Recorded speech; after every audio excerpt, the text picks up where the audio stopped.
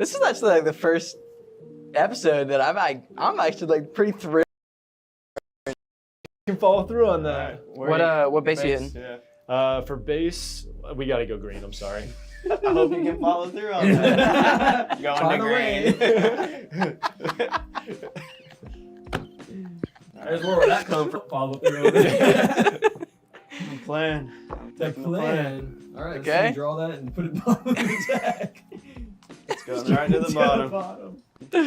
Interesting. No, Charu? That little Save blind him. guy? Gotta save him. Okay. And then it's coming all the way back around to me. Yep. So I'll tap Tarkin, pay 1, and give an experience token to Ozzel. Nice. Juicy Ozzel. Yep. And then it goes And then back I pass. to- That's it? Who passed? Yeah, you we're all passed. done. That's- Yeah. All done too. This is nice. Oh, baby. The hand is juiced. Y'all ready? Right, you initiative out? You got the initiative, huh? I do. Oh, not like that. Definitely liked it better when you had the initiative. Dude, we ball. I just revealed Zeb. I got a lot of choices here. But I think if I played Dodonna, I could shield him. And that's gonna make him really hard to deal with. We ball. General Dodonna. General. Plus And they're 1. all the rebels. Rebellion. Can I get a woo-woo for my rebels? Dude, Dodonna and I go way back. Don't you worry. Hit it. Do something, please. Try it. Dude, all of them I got a +1/+1 now. All of them get a All plus your one. cards get a +1/+1 basically because they're all rebels. Yeah. We gotta do something about that, y'all. I know. You got something? Dodonna is definitely beefing up a lot of units over there, but I'm gonna sit back and let these guys deal with it. Why are you faking like I'm a big deal, brother? That's really. Look at this guy right here. You should tap it, by the way, Oh. because we get to ready up a unit. That's if you can ready up that Dodonna. But I think what I'm gonna do here is get a little cheeky. I'm gonna tap resource 1 or exhaust 1. Play snapshot reflexes right on top of the Jabba. Wow. Jabba's got them snapshot reflexes. He's swinging. Ooka! Straight to. Let's go. How ease, brother. He can't. Should I do 3 to the Kill. Dodonna or kill the chopper? He can't kill the Chop. chopper because he's a I rebel, can't- right? can't He's a kill the Oswald. chopper. Oh, I So gotta hit it's a that lot. Dodonna. That the donut. Can any of y'all take out the Dodonna on this turn? If not, we're I don't know actually. I want to, but I don't know if I can. okay. Well, you know what? I think I can. You think you can? Yeah. Alright. I'm swinging 3 on the wind plate effective snapshot reflexes. I'm gonna swing 3 with my Jabba right into that Dodonna and take 4 back. Dude. Ooga booga. Dude, get that nasty little slug off my guys. Y'all are haters. Y'all are some haters. And he wants to get that ready up from Ozil over I here. sure do. He sure does. Hey, I'm trying to help us out here. Okay, look at this field. Look at that. 4 rebels all buffed. There's nothing scarier than that right now. Hera didn't come Yeah. to lose. The rebellion is strong. Well, Where did this Akbar come from? I had to discard a card from From the Solo. resource. Yeah. That would have been a nutty card to play right now. Yep. I thought about that one. You thought about But my hand's a little too juicy right now. Yeah. Okay. Big green's a sneaker. let's do the tap. Ready? Ready up. Everyone ready Spin up. 5, and let's drop Gideon. Are you readying him up? Oh, ready. All right, now I'm going to ready a unit off your... Right, can you read Yep, all you, of can, them? you can ready it, he can ready it. Only one that doesn't get to be a part of the party Yep. is green over Cool. here. We're readying up the Jabba again. There goes my Jabba, ready right again. Wow, Gideon. Oh my god. Yep, he's about to get juice. He's about to get juice. Y'all are wasting all your resources into my Dodonna, dude. Look at that juicer. Jana. When you get quiet, bro, it gets He scary. does. He's got something to do. This is scarier. I just want y'all to know this. And if you hit me, that does that. This does that. I got 3 to orange. Ooh, straight to the face. Ooh, dude, You said you could do I something. can. Wow. I can. We're screwed. I have to. Congrats, Hera. I have to make sure my Chewie can ready up first, just in case anyone tries to attack Yes. me. Yes. I'm gonna Luke Skywalker That's true the to them. Dodonna. You be more careful. Oh my goodness. Dude. I don't know if I can help you out with that one. Dude. I don't have a ping this turn. Jeez, the freaking wheeze. Oh, dude, am I really gonna waste my whole Java on this guy? Yes, sir. Yes, sir. If you waste your Jabba, I'll take him out. You That's a promised me promise. last turn and That's then a do promise. anything. I still am keeping my promise. I just had to make sure my Trust choice. him. Trust him. He's good for his money, man. He has True and Han this turn. Trust him, Just baby. a heads up. Just true. No, you have. Oh, you have only 5. If I get tricky, I can get Han out. If I get tricky. All right, I guess. Faith's in you. Okay. Let's swing. Ooka dooka! Body slam on top of the donut, top of the hut. I choose you! And now I got 8 on my job. I got 8 on my job, but he has 9 because of snapshot reflexes. Dude, what is this? Hoodies that you got here. Wait, no one's dying. Oh, did he not? Where did he No. swing it? No, Dodonna, but I have a Oh, shield. the shield. The Yeah. shield, dude. The freaking shield keeping him alive. Yep, I had to do it. All right. Gideon could kind of do some things Gideon here, can brother. do some action. Take out the Dodonna for me, so I don't have to. I'd rather knock out the Chopper. chopper. Yeah, I'd rather knock out the chopper. What? All right, Chopper's Take getting 1 out. damage. It's not good. I know Jake's got this Dodonna handled over here. I do. Not this turn. Not this turn. Yeah, buddy. I like to hear that, Not buddy. this turn, but I do got it. I like These to hear are false promises over here. that. I like to hear that. Selling us on People hate it hope. when you win, man. People hate it when you win. I gotta tell you. Dude, Jake's field is nasty, and he has Spy Field, and he has Chewbacca, and he has Restore, guys. This is Why are you true. looking at Yeah. me right now? Because if we don't handle you now, you're gonna spiral out of control. I know what you're talking about. I'll just deploy true. Nice. Liar. I'm chilling. I'm not lying. I told you. I'll get him. All right, what's Justin's next move? Florida Orange. I just. Yo! Florida Orange. I have to. Whoa. I have to just teach Orange a lesson. We're breaking double digits, baby! Already. Let's go! You're not winning this game, guy. winning. You got resources though, and you have Boba Fett and IG-88. This is true. But this guy's not tapped out.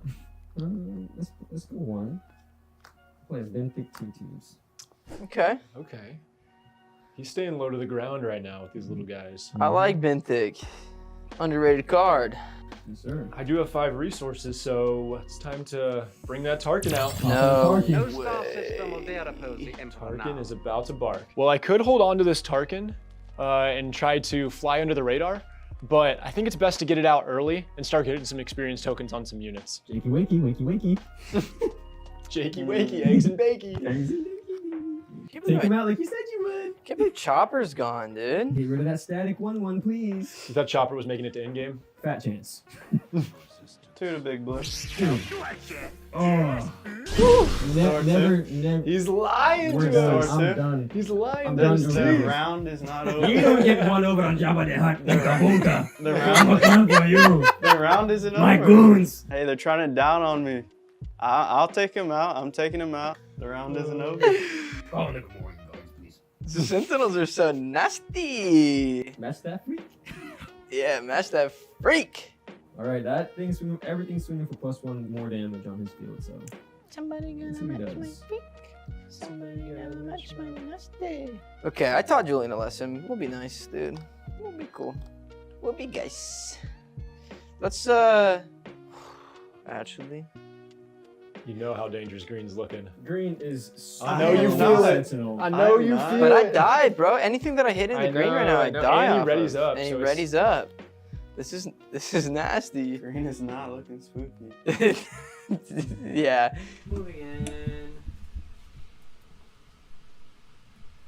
Welcome back, everybody. We are here with another guest segment. It is about to be round 4 of the Swiss stage at the Portland Planetary Qualifier. And we did have a little bit of a glitch out on the stream. It froze for a second, so we had to pull up that link and get it back online. But we're back here. I am joined by, of course, Late Night Gaming's Loopy, and we've got Tower number 9 on the call. Tower number 9, how's it going? Hey, it's going great. Thanks for having me on the stream. Yeah, for those of you that don't know, Tower Number 9 is one of the nicest guys in the Star Wars Unlimited community. He's got a channel, and he's been busting his tail doing commentary of these planetaries. So shout out to you, my friend. Yeah, I've done, I think I've done I think I've cast 3 PQs, and I'm actually playing in a PQ this weekend, and then I think I'm going to cast another one next weekend if all goes well. So it's been a lot of casting, and it's been a lot of fun. All right, so tell us about the planetaries that you're commentating.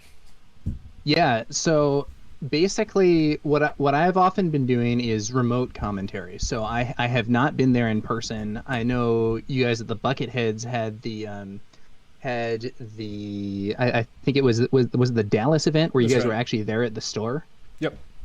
Yeah. So that's like super cool. That's when you can do the full production. But usually what I've been doing is I've had a video feed of one of the top tables, and I've been doing commentary usually with a co-caster on the thing and trying to do kind of a mixture of just like play-by-play, explaining what's going on, and then discussing some of the tactics, some of the places where the decks fall in the meta, some of the decisions the players might be making, and so on.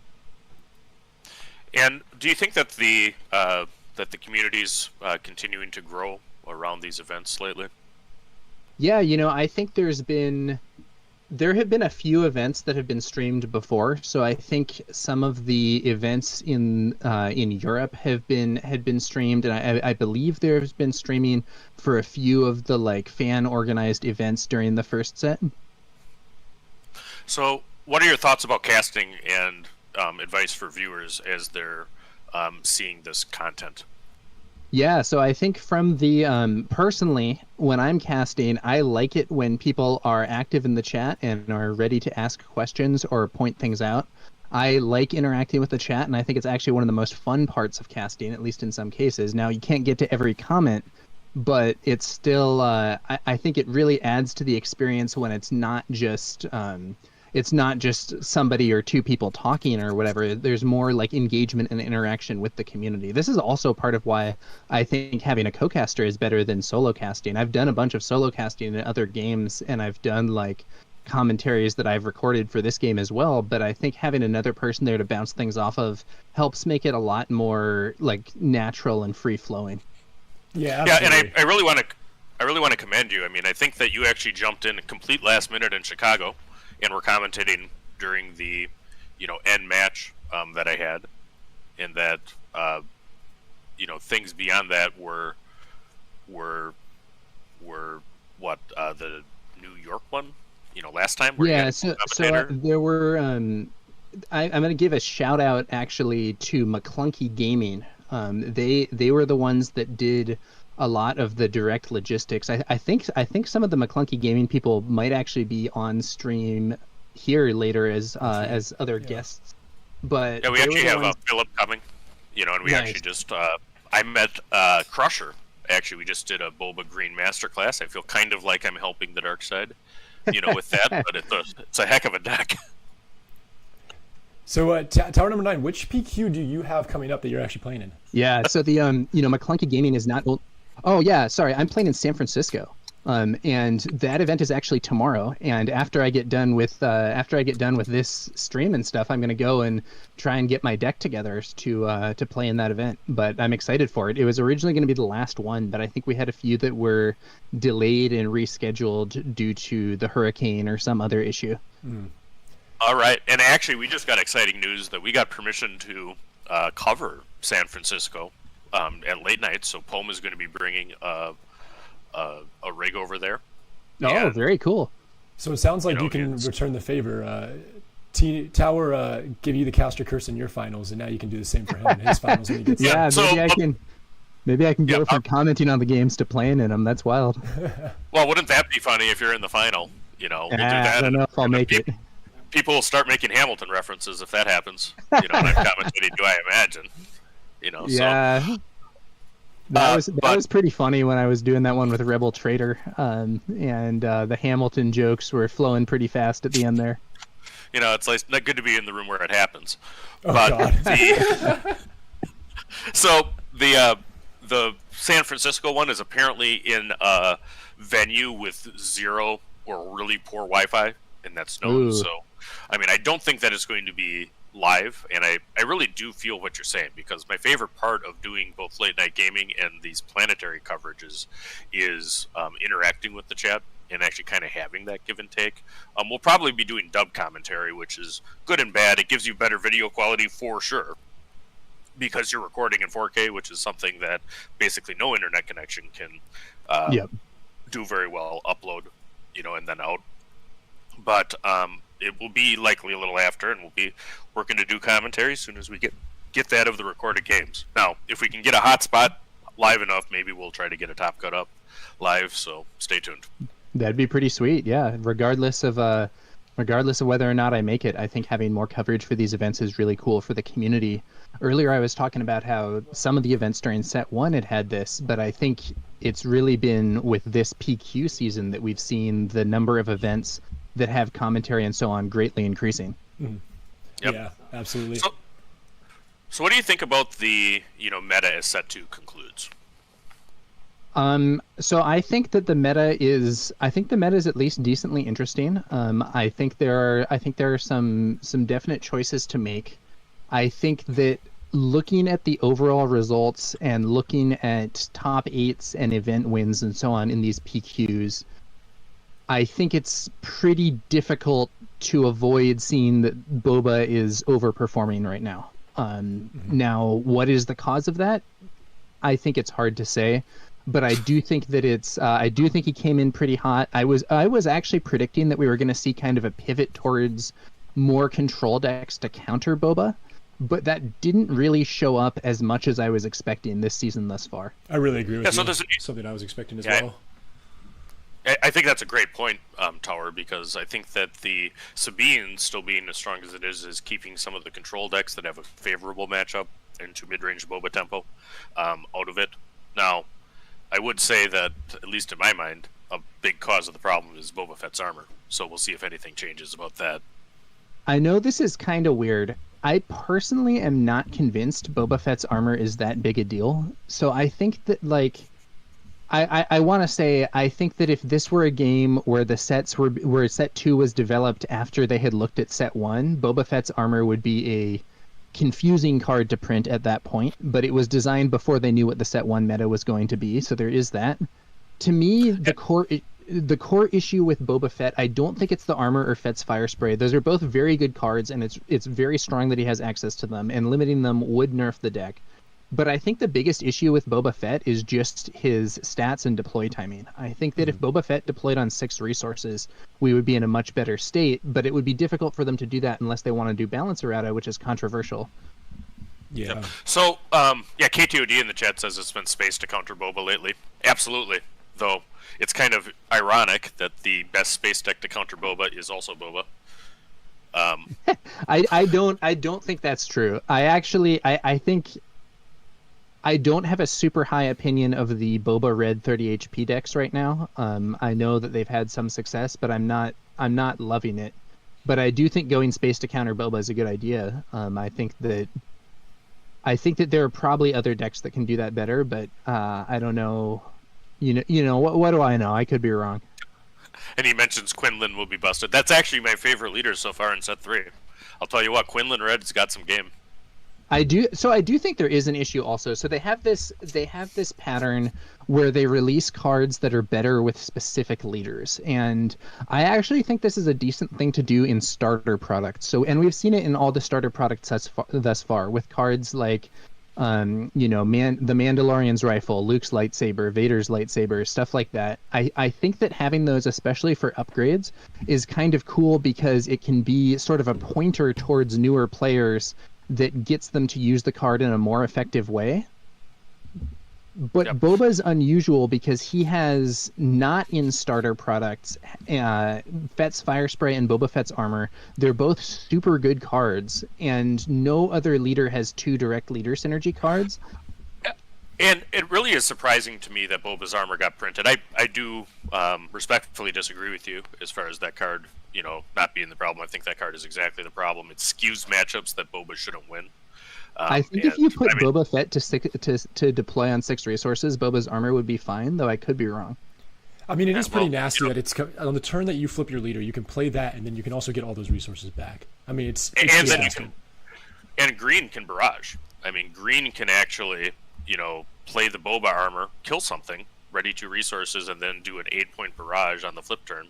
I mean, no board state's going to do that. I mean, I think you have lots of people innovating to deal with the problem. I mean, you have some Boba red decks, which did win 2 PQs today, by the way. Yeah. I don't think they're a total joke. I don't love the deck, but I don't think it's unplayable by any means. Do you think there's anything else then that's an option to counter Boba, if not the Boba red? We were talking about space decks. So I don't know if there's other space decks that are on your mind or not. I think that you can run a more space-oriented Sabine build. I think that actually a lot of the Sabine builds had been moving in a direction that made them more vulnerable to Boba. So in particular, I think that with set 2, a lot of the Sabine green builds stopped running Alliance X-Wing and stopped running as much space presence in general and went to the ground more. And against Boba green, that's really not what you want to do. I think if anything, you want to have more space beyond just the Alliance X-Wing for those builds. But the emphasis, I think, hasn't been super optimal. I see in chat there, Julian Guerrero says Sabine Yellow, shout out Rebel Resource.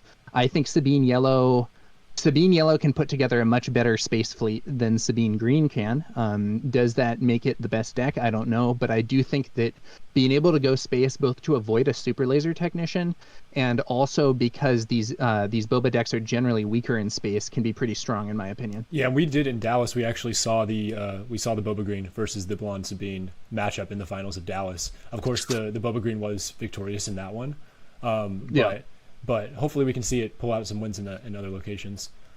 There was a chat question earlier for you from Ryan who asked, "What is the deck that you're playing in your PQ?" I'm not sure I should say, but yeah, what the heck? Keep it close to your chest. So I currently think it is most likely that I will actually be playing Sabine Yellow myself. It's kind of my own take on it. It's a little different than some of the other builds. There we go. But that is what I arrived at in testing. But it was interesting because I was thinking about some very different builds. The other one that I was most considering would actually be Iden Double Blue, which is kind of the opposite approach. That's a very control-oriented deck. All brakes, no gas. All right, we have the players for the next round. Yes, we do. Seated here.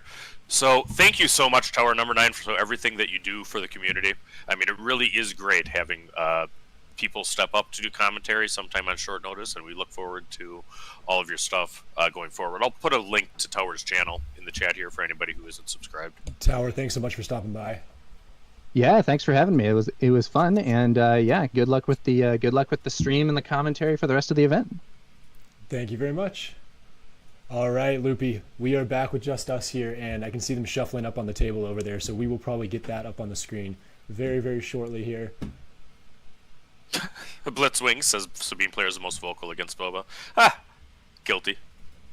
But I'm a Vader player too. Yeah. So I don't know if you have it up on your screen already. Do you see the matchup that we're looking at going into this round 4?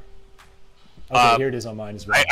I see it on there. It's a Boba yellow on one side, so our Fett free streak has ended. We'll see what actually is playing against the solid Agro Tempo deck. If you look at the standings here, I mean, I would note that I think that we have a Gar Saxon 3-0 with Nicholas Nelson is actually running. He confirmed he's running Gar Yellow. He actually top cut that in Seattle. So that was cool. By the way, and we have call out for stream. Jasper on the Boba Yellow is they them. Please get their pronouns right. There we Gotcha. go. Yep. Thank you. So, Thank you. we have Jasper on Boba Yellow, and then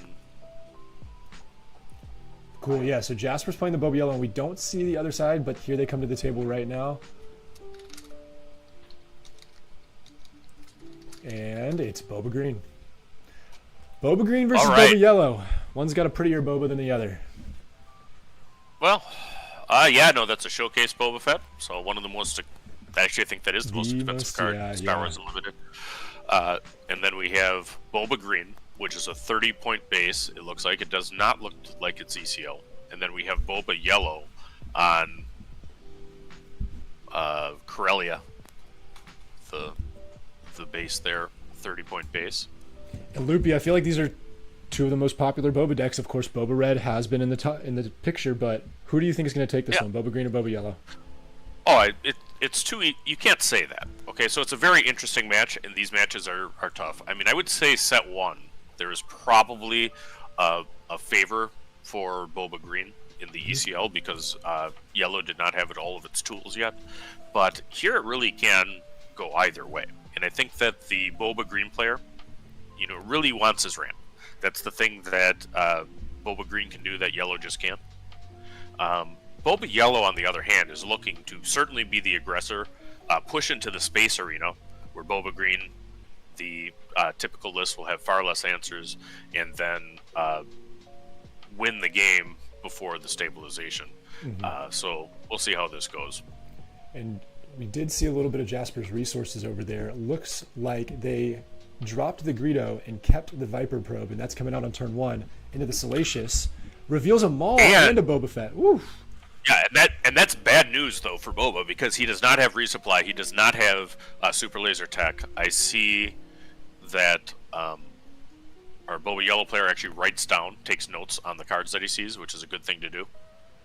Yeah, definitely. Rufus McDucis, my teammate, says Boba is favorite in this matchup. Well, you're not wrong, buddy. Yeah, that's a pretty solid guess if I had to say so myself. I do predict that Boba will win this match. Yeah, I am in agreement there. 100% in agreement. And okay. It looks like the first swing to base, or the second swing to base, actually. Yep, is Viper Probe hitting for 3. We get a Toro into the ground arena as well for Boba Yellow. So this is a very good start for, is it Kyle on Boba Yellow? That is, no, so Kyle's on Boba Green, actually. Jasper's on Boba Yellow. Yep, so Jasper's liking, this beginning. Notably, Boba Green did not ramp so that he gets his flip turn. At least he may still get his flip turn, but he's going to have to resupply to do it, probably. Though he does have Crom, I suppose that actually a super laser tech gets him there too. But he does not. He actually, what is that? Hot Shot Blaster on Boba Fett. So he clears Toro with a Hot Shot Blaster. Yeah, and takes out that Toro very easily, especially when it came in exhausted this round. Yep. So I think that it's a given at this point that Boba Green will flip at the same turn as Boba Yellow, which is there. The Viper Probe droid does 3 more damage to base for a total of 6.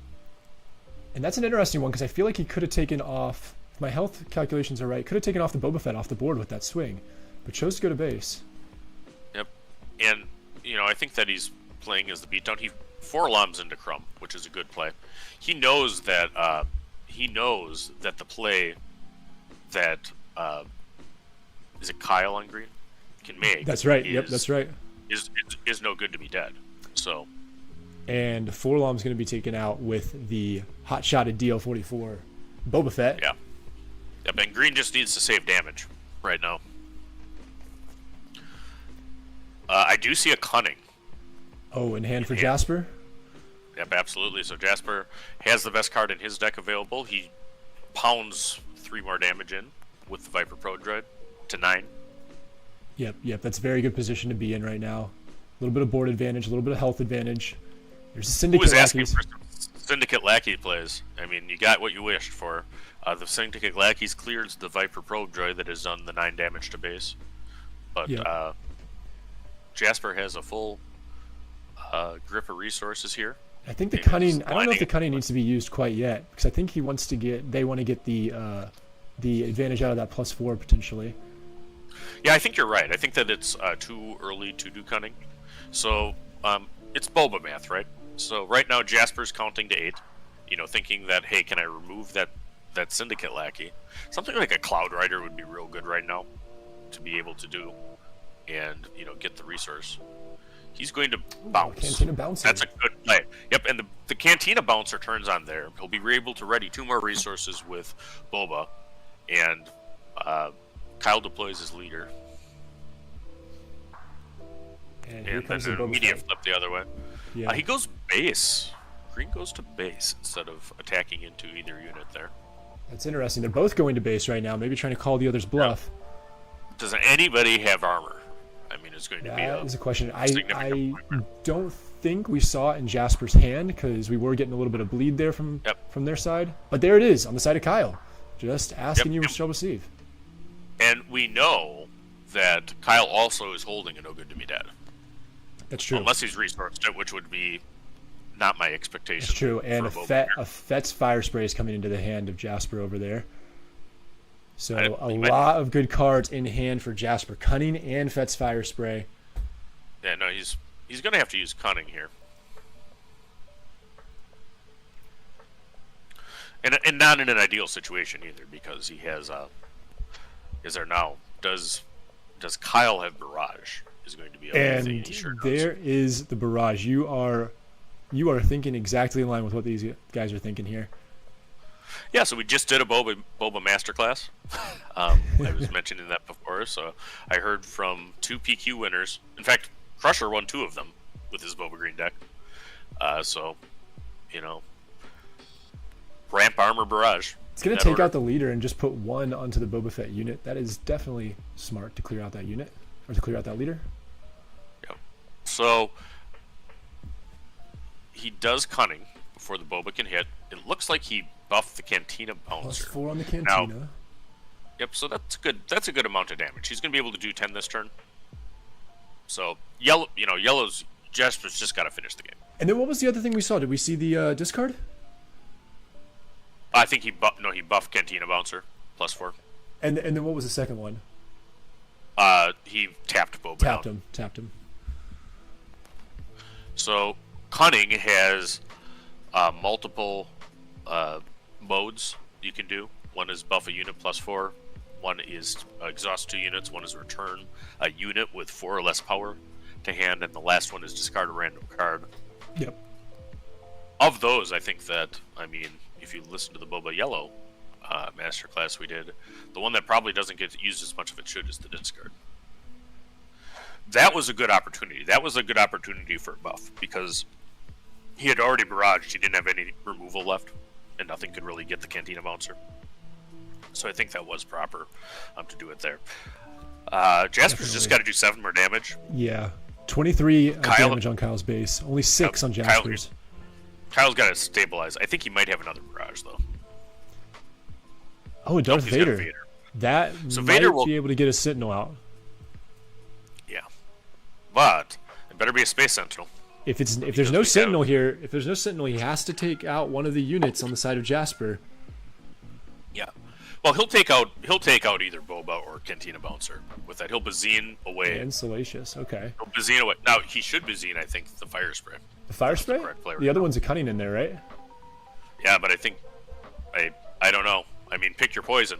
And this is actually a tough decision here, because do you take the Cunning there, or do you take the Fire Spray, or do you scoop? Yeah. Well, I think the Cunning +4 on either of these units would be lethal. Yes. But as would the Fire Spray. And, he has to do that because he has an wide open space arena. So it's going to be there. Swinging. Mention the possibility of scoop because I don't know that anything saves Kyle. He just should jam Fire Spray and win. He's at 25 damage on base. Well, there is full resources up on the side of Jasper, which is going to bode very well for them. This is going to clear a unit for sure because otherwise it's going straight to base. But Jasper's just going to play his Fire Spray. So, I don't know. Yep. He can't do anything. There it is. Tapped out. There it is. Yep. So, great game by Boba Yellow. So, Jasper really piloted well. Throughout he used Cunning in an appropriate way. He drew 2 of them. That's always a good thing to do. And we'll see as they go into the next round what they do. Sideboarding wise, I think that Boba Green, looks for some space answers. Oh, they're still going. Maybe I'm a little surprised. Oh, because No Good to Me Dead came out on the table, so Fet's Fire Spray is exhausted for this round here. So that is going to stall it a little bit. There it is. Ooh. Pulls out an overwhelming barrage with a discard from the Cunning. Okay. What a huge pull, because that would have cleared a space. Yep. My goodness, that was luck of the draw right there. Yep, if you can draw all 3 of them, that's even better. Better still. Really, really, really happy on the side of Jasper after that pull. And Bazine's the only one that's still up on the side of Kyle. That's not going to be a ton of damage getting on Jasper's base after the end of this round, so it's still going to be a huge gap between the two. He plays Ototoro. Yeah, that barrage that is in the discard pile is exactly what he needs right now. Yeah, absolutely. Maul hitting the board is pretty solid. That can take care of the Toro.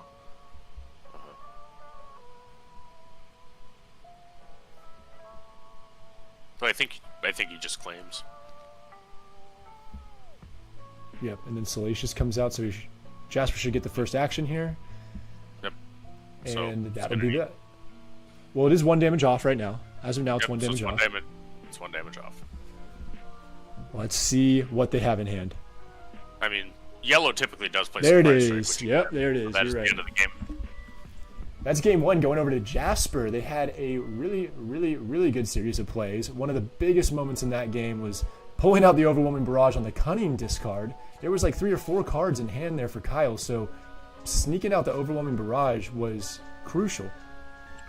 Yeah, we were just talking about that. I think that the Cunning play of discard is one of the best modes on that card, in that you attack the hand. If there's ever just one card in the hand, that's highly likely to be the right play that you should do. So unless you have an absolute sure thing on the buff, look to the discard mode. Both players are clearly well familiar with their decks. They're sideboarding in a hurry. And Jasper has to feel good, going into the second game with a 1-0 lead. This is round 4 of the Portland Planetary Qualifier. Yeah, it is round 4. Kyle is probably looking to beef up some space presence against the Boba Yellow. So, yeah, a little bit of space side on here. That might do it. It was definitely the answer in that last game if you don't have the Overwhelming Barrage, was having a space unit in hand. Kyle took care of the ground though that side, that game for sure. Keeping the Boba Fett leader off, Boba Yellow leader off the board. A lot of units by the end of the game. Yeah, and he was representing all kinds of damage that could have won. He just needed to beat the tempo. Now, I do think that it was all 3 Cunnings drawn. So. Yeah, all 3. Yeah, I think we did see all 3. That doesn't always happen. No, absolutely not. Yeah, especially when you only see 2 OBs and one of them gets pulled out. So only 9 damage at the end of that last match. There was really not a ton of base pressure at all on the side of Kyle's Boba Green. What are you hoping to see, other than some sideboarding options? What are you hoping to see from a playstyle? Same game plan or switch it up a little bit? Yeah, I think that Boba Green probably hard mulls for ramp. So. That's really what try to was be the missing. first one. Yep. Be the first one to flip. Yeah, because he wants to deploy Boba before the other one happens. Mm-hmm. Because yellow can't do that. So, that was tough. Now, yellow, if the ramp is a super laser tech, has the ability to waylay, which is a very strong play. I see a Bazine and a resupply in Boba Green's hands. So, read them and weep. Yeah, that resupply hopefully is hanging in the hand for turn 2 and going straight into the resource pile for an early flip. Yeah, so, and this is where the initiative matters too. If Boba Yellow had initiative, that resupply would be vulnerable to a Bodhi Rook. But Boba Green has initiative, so probably can get it down. Yeah, definitely should be able to get it down safely. And there we see some cuttings in there. We see some surprise strikes in the hand of Jasper. That's a lot of events, though. There's a lot of events. A lot of Crafty events. Smuggler looks like it could go down in there. Looks like a Crafty Smuggler and 2 Cunning. And a Surprise Strike. Yeah. And a Waylay. He might have to roll the Surprise Strike here in order to keep right. Waylay. Good call. Playing against a Super Laser Tech, possibly. The Crafty Smuggler's real good there because the Cloud Rider is Boba Green's play. Yeah, that Crafty's coming in nice and safely with the shield going into the next turn. So he puts down, I think he puts down Waylay. I see a Toro in Jasper's hand, and a Mercenary Gunship. We know Boba Green has a resupply in hand. That was a risky move. That could have been a Bodhi Rook and take his resupply, but it is not in this case. Yeah, just a Toro coming out, and there goes the resupply into the resource pile. And Crafty Smuggler, of course, is the one looking to trade between the Cloud Rider. It's got the shield, so it's protected. Greedo's coming onto the board. And Jasper just drew Boba's armor. Okay, we saw Boba's armor actually on the side of Kyle last time. This time around, Jasper's got it in hand. Another great draw from Jasper. Yeah, but Kyle's going to get a turn. Now, he has no presence. When you cast resupply, you have the ramp automatically. Possible to stop, but except by ripping the card. But then, on the other hand, you have nothing on your board for that turn. Kyle goes in with the Syndicate Lackeys, ambushes the Toro, taking it off the board. And now... Yep, Syndicate. Yep. Syndicate is really in a good spot right now with its 5 attack ambush line. And Jasper's kind of got eyes on the base now. Probably not swinging the Crafty into there, but going to exhaust it. Exhausting the Boba Fett leader as soon as it comes to the board, and a +4 going on the Crafty Smuggler. That's going to be a big swing to base. Yep, and he goes base. He doesn't actually attack the Boba Fett leader. Courageous. Boba Yellow going with the aggro strategy. Yeah, it worked last game, Plenty of damage down before the Boba Green was able to respond, but we were looking for the resupply, and we got it. He knows that he has armor in hand, so he can buff his Boba, which is going to flip this turn. He has to barrage. Loses his board. Yeah. Does not hit a Greedo flip. A Greedo flip there would have been huge for Jasper. He instead discards a 4-lump. Yeah, that would have taken the Syndicate off the board, huh? Yeah. All right, let's see what the answer is to that. Definitely has the Boba Fett's armor in hand and is really looking to flip out Boba Fett and put down the armor, I'm sure. But do you really want to do that into a board that's ready to attack? Yeah, so, and now Boba and the Syndicate Lackey are guarding the flip. And he's just going to take the hit here, I think. If I'm not mistaken, the Overwhelming Barrage is still on Boba Fett leader on the side of Yep, Kyle, so right? he's going to take 6. He's going to take 6. Yeah, it's going to be brutal. If he chooses to attack the leader, which I imagine is going to be the case. Yeah, I agree. And probably swinging Syndicate Lackeys in as well to clear it off. So I'm interested in believing he'll even cast the armor here. So he's got options. So he has 3 available. I don't recall. We have seen actually Kyle play a Cloud Rider early, which is a risk if you do anything other than attack right now. I like that play. Just saying, you know what? You put a ton of damage down on my Boba Fett. If I do anything with it, you're going to kill it anyways. So let's just take both our leaders off the board. Right. So instead, he's going to run with a Toro line. And we will not stop seeing Boba Fett's in this game. That's for sure. As the Boba Fett legendary unit is on the field now and is the only thing left. Yeah, Season 2. Planetary drinking game. Take a drink every time somebody says Boba Fett. It's happening a lot. Absolutely. Yeah, Justin would start screaming Boba, Boba, Boba, Boba, Boba.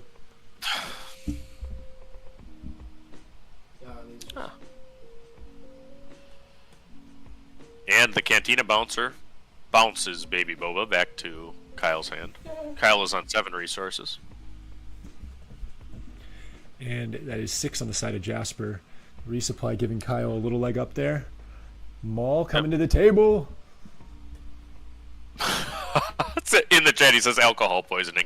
You're probably right, JD Chavez. Yeah. You're probably right. But both of these decks allow for a great deal of skill expression. There really is quite a bit going on with the piloting here. We play Zuckuss from hand. Zuckuss is down. We did see the 4-lum, one of the 4-lums, get flipped out by the Greedo discard attempt. So I see DZ in the chat, who was top 4 in Chicago on Boba Yellow. He says this is a wrap. I think that sadly you're right, my friend. Ooh, a lot of confidence in the Boba Yellow. old school. No, that was not a comp. I think he's actually saying the other way around, that green will get this. Oh. But he does have a lot of competence in Boba Yellow, and Boba Yellow will have a game 3 even if this one does not go his way. Yeah, we will be getting our first game 3 of the day if this does not go the way of Jasper. And that would be pretty exciting. That's a good point. And who doesn't like a game 3? Oh, we love a game 3, baby. We love a game 3. We love a game 3. Sure. So, and shout out to Alex over at Guardian Games, for doing such a good job being our man on the ground, telling us where the players are in matchups. I know they're working on the deck list for us. The cunning comes down and stalls a little bit. It does. For Jasper. It is good enough to stop things for now. That hurts. That's going to rip the cunning right out of his hand. The second one. Yeah. I expect. And one going back into hand is just a crafty smuggler that Jasper is picking up out of their deck. Now let's see, it's 14 damage on the side of Jasper's base and 9 damage on Kyle's. This is not the same thing we were seeing in game 1 at all. Jasper had the very big lead going into this phase. Yep. And, Jasper's going to get a hit here. He's got a Zuckuss. He's actually scooped the game. Okay, so I was going to say, I don't think that there's any way that Jasper realistically gets back in that game to the point that he can win, so might as well save your efforts and save your bullets for game 3. Yeah, absolutely. We got about 30 minutes going into this game 3, so plenty of time for these two to duke it out all the way both through. Players, yep, they've clearly got reps. You can tell from their confidence on how they're doing it, the sideboarding and everything through that they actually really know these decks inside and out. They're kind of chatting through, talking about that game 2. Boy, did that ramp make a difference. That's my takeaway. Yeah, absolutely. We were talking about what does Kyle look for from a gameplay perspective, and the resupply was exactly what you mentioned. Wanted to flip before Jasper's Boba Yellow, so it worked out in that game and got Kyle a huge advantage. And Loopy, we're getting our first game 3 of the day here. Here we go. Let's go. So we have a Boba Yellow aggro tempo deck against a Boba green ramp tempo deck mid-range. They're going into a decisive game 3. Jasper really did a great job clearing the board and keeping a lot of threats down to get through and do 30 damage in game 1. Mm-hmm. In game 2, really Kyle ran away with the ramp into barrage. Yeah. And being able to go and when you have your Boba flip first, it really is tough to then flip into a barrage Boba and just take that 6 damage hit. Yeah, and we have the most 100% accurate pick'ems guessers here in the chat. They have gotten it right 100% of the time that Boba is winning these games, and the same they expect is going to happen in game 3. Yep. And I appreciate Jasper, kind of a pro move for anybody playing on a feature table, tipping his cards a little bit so that the commentators can see. We appreciate you, Jasper. Super nice on the side of Jasper, really helping us out. Yep. So if you got that opportunity and you have the camera above you, folks, don't let the opponents see, but you can let everybody at home do that. And so you think that's intentional, huh? On the side of Jasper, they're thinking about us. It may be, it may be not, but I do it. Yep, perfect. All right, and resources are down on the side of Kyle. Still waiting on Jasper to make their decision. I am really interested to see if Kyle is going to be able to get another resupply down on turn 2, because that might just send it down the path of game 2, which went in Kyle's favor. Yep, and really, though, Kyle took a risky line on that second turn of the game. He attacked with the Cloud Rider for 3 damage before casting his resupply. So had there been a Bodhi Rook in Jasper's hand, that actually would have probably, ripped his ramp and made him a very sad Boba. Yeah, absolutely. I wonder, have we seen the Bodhi Rook in hand or come out onto the table on Jasper's side? I want to say Jasper's hand is fire. I think he's got 2 Cunnings, a Viper Probe Droid. This is the same turn 1 play that Jasper was successful with in game 1. Not that the Viper Probe Droid is that significant. He has Resupply Barrage, a Black Sun Starfighter. He did bring in the space. the Black Sun. Yeah. Probably from the sideboard, but that card is really, really good against Boba Yellow. Yeah, and we did see some very, very scary cards there. The Overwhelming Barrage. Or at least real and the necessary. I think Black Sun Starfighter is kind of like vegetables. I mean, it never really feels great, but you lose games when you don't have that Space Sentinel that your Vader can pull. Yeah, I agree with that. It's one of those things that could definitely stop up a game-winning play from Jasper. Well, let's see. Greedo is coming down. Greedo is ready. First, Okay, so Jasper right off the bat, goes swinging a base. 3 to base. I think Greedo is going to also swing to base. Look We'll see at if we them see him with trade. Monkey. I mean, surprising no one, Kyle resupplies, which is exactly there, and then go into the next turn of the game. He does have Cunning. This is going to be Boba's flip turn. Yes, this is Boba's flip on the side of Kyle's Boba Green. Cunning is in the hand of Jasper, so an answer for that if it does come out before the Cunning is played. Can't exhaust it. Yep. And that's right, if everybody is reading the chat, there is a giveaway happening at the end of this round. We are in Game 3 here of Round 4. And at the end of this, we're doing a big giveaway for everybody in the chat. Yeah, 6 packs of Twilight of the Republic. Late Night Token. All sorts of good stuff. Potentially a deck box and some Shadows of the Galaxy packs. Yeah. Spark So, packs, actually, is what we've got on hand Spark packs. here in Dallas. Well, Spark packs are pretty good. Spark packs are the ones you want. Yeah, we were buying those Spark packs for giveaways specifically because they were hard to find for a little while. Hopefully that's not a problem for too long. You can't pull a Boba showcase out of a Shadows pack. So true. That is 100% true. Well, actually, that's not 100% true. Because you could get a white Boba. That's right. It surprises me that Boba's armor from set 2 is not a heroism card. I mean, that really feels like what it was supposed to be. Boba Fett is his name for set 2. Boba Fett. It feels like that was supposed to be his, signature item. And there's the exhaust from the Cunning. Ooh, and that is a big Cunning. It is tapping down 2 and bouncing the Black Sun back to hand. Yep, that's and now his Boba is going to be able to, swing into a likely empty field, but he's getting the armor ripped away. So short of actually replacing with Bazine, I mean, I don't think there's any question what he takes here, right? Yeah, pulls out the armor. 100%. There's a flip, but not as threatening when there's not a Boba Fett's armor to come down with it. So he did get a 7th Fleet Defender, which is pretty good. Boba attacked. Who did Boba attack?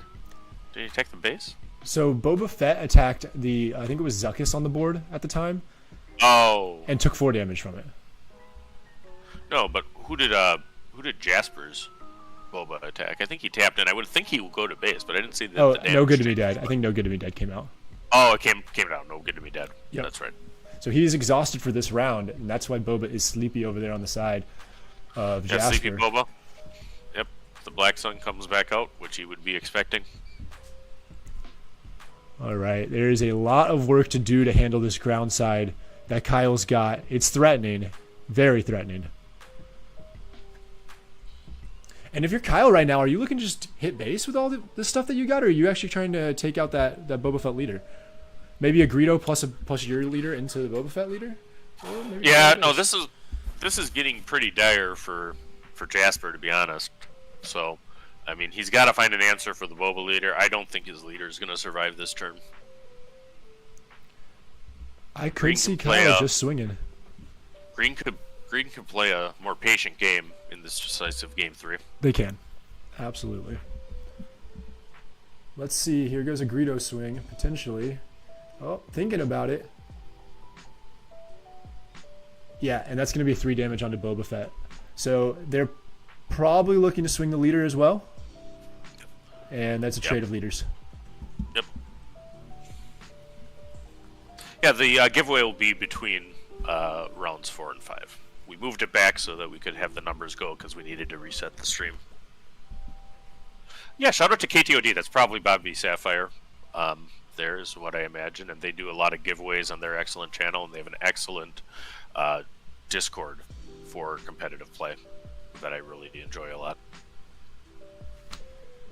Yeah, it's so good to see everybody in these chats. So many recognizable names, and Yep. everybody just chatting along with us. It is a huge help. It keeps us energized throughout the day. Like Tower was mentioning in our last guest segment that we had in between these, there's nothing more exciting for the casters than having some viewers that are interacting with the chat and the stream, because it really, really makes our day a lot more enjoyable.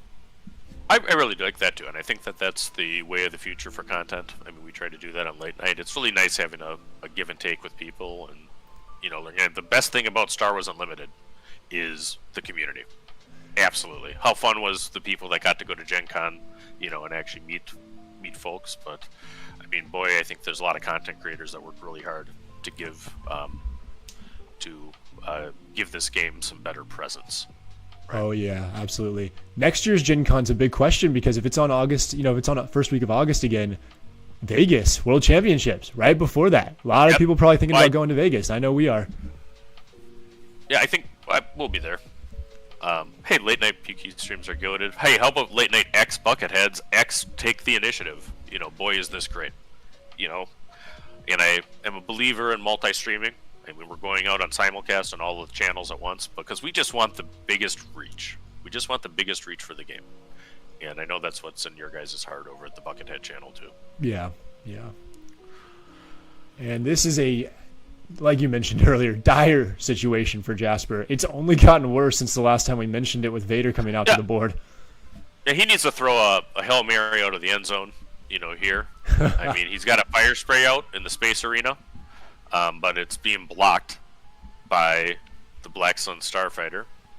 And he's looking at a Darth Vader on the ground, as well as a Bazine Natal. As you know, when you attack with Bazine for one, you need to say Bazinga. So anybody not doing that, go ahead. Little Big Bang Theory action. That's right. Bazinga. This is the new Big Bang spinoff right here. It's SWU, baby. That's right. We got Sheldon coming down, as the next huge unit for Boba Green. Yeah. I tell you what, though. I mean, the set 3 cards are interesting. Both of these decks will be around in set 3. I mean, there are 2 of them. Is a great card for Boba Green, I think. And we got, some really spicy double yellow stuff as well. And thematically, it's Boba Fett's set, right? It's Jango Fett's set. So it may have the best. That might have the best, Twin Sun cards ever in Jar Jar Binks. Oh, it's gonna be so much fun, dude. We cannot wait to play Jar Jar and have him run around and smack people randomly. Brother, bring your RNG app. Oh, we are already prepping like some sort of funny digital RNG animation, so we just see Jar Jar run around the base and smack somebody. All right, so we're gonna focus up here. We got Boba Green with 14 damage on base, piloted by Kyle. Looking at Jasper's Boba Yellow with 10 damage on base. The Fire Spray trades into the Black Sun. Bosk getting the board. First time we've seen Bosk this game. Yeah, and Bosk is just a dominating card for Boba Green. Beast. A lot of Fett's Fire Sprays on the side of Jasper. We did know they had 2 in their hand earlier when the Boba Fett's armor was ripped out. And that one he cannot stop. Well, he can. He no good speed-deaded and then gets a boss ping on top of it. And now it's going to be McClunky of Bazine the rest to finish it damage, off. Yep. And folks, if you're wondering why Boba Green is good, this is why Boba Green is good right now. And then he pulls there to rip. I think he should not actually take a card with Bazine right there. He shouldn't, but he might. He decides to take the surprise strike. So you think that there's more juice in the deck than there was in the hand there, so that's why you're saying don't even pull a card out. Yeah, we do not make them re-sleeve. These guys just happen to have the same purple sleeves, so that's cool. But we do have actually Justin and Leo, some ace people on the camera settings that really have done a good job with getting rid of the glare here. And the other thing is, let's not forget about my boy RT with the bed sheets. The bed sheets, baby. The lighting. The bed sheets. The lightings have been blocked by bed sheets is actually what's going on in Seattle. So. Portland, yeah. Portland. Yeah, Seattle's last week. At some point, the PQs. I did about 15 hours of commentary, so it's kind of cool working with some people and getting some breaks today. But yeah, no, I ended on Seattle last weekend. And since we last checked in on the base damage, Kyle has been able to work a few more points of damage into Jasper's base, and not the other way around. Kyle's been sitting at 14 damage on his base for a little while now, at least a full round. And he plays out a Toro into a dominant ground arena of Vader and Bosk. Oh, Bazinga, right there. Bazinga. Attacks for 1, 2. The attack goes Bazinga. There we go. Hopefully that will catch on across the country. That's what you do. Yeah, it's going to take the nation by storm, the world by storm. Yep. Forlom's going to clear Darth Vader unit right now, save some damage. Definitely worth it. He's... Bosk? Attack? Zine went back to hand. He McClunkied. McClunkied it. Okay.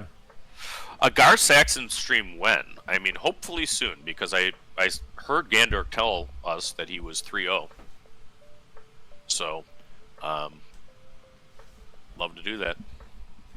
It'd be sweet to see that, to see an undefeated Gar Saxon on the stream table here today.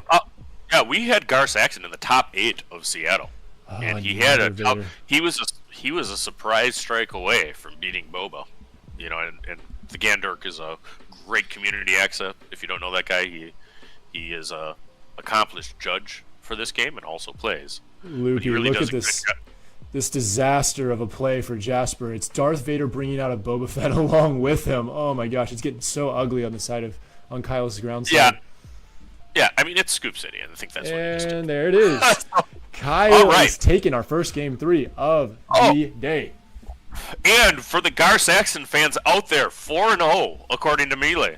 So Nicholas Melk and the Gandork, you know, taking down Portland with big, sexy Gar Saxon. Let's go. We got an update on the Gar, 4-0.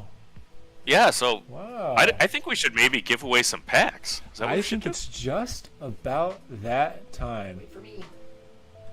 So just 1 second over here as we get some things figured out for the giveaway process.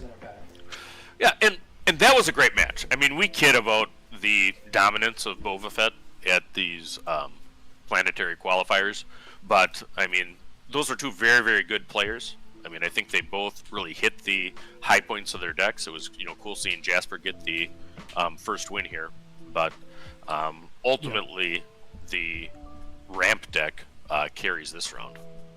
Yeah, it was a great reverse sweep from Kyle, being able to play exactly to the line that he wanted to play in with the turn 2 resupply, getting an early flip on Boba Fett, being able to pull out Boba Fett's armor from Jasper to not let them do it.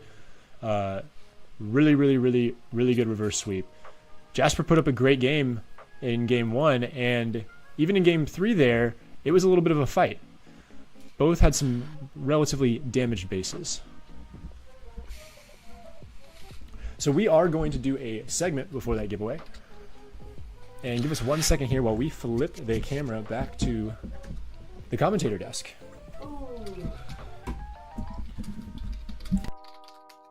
All right.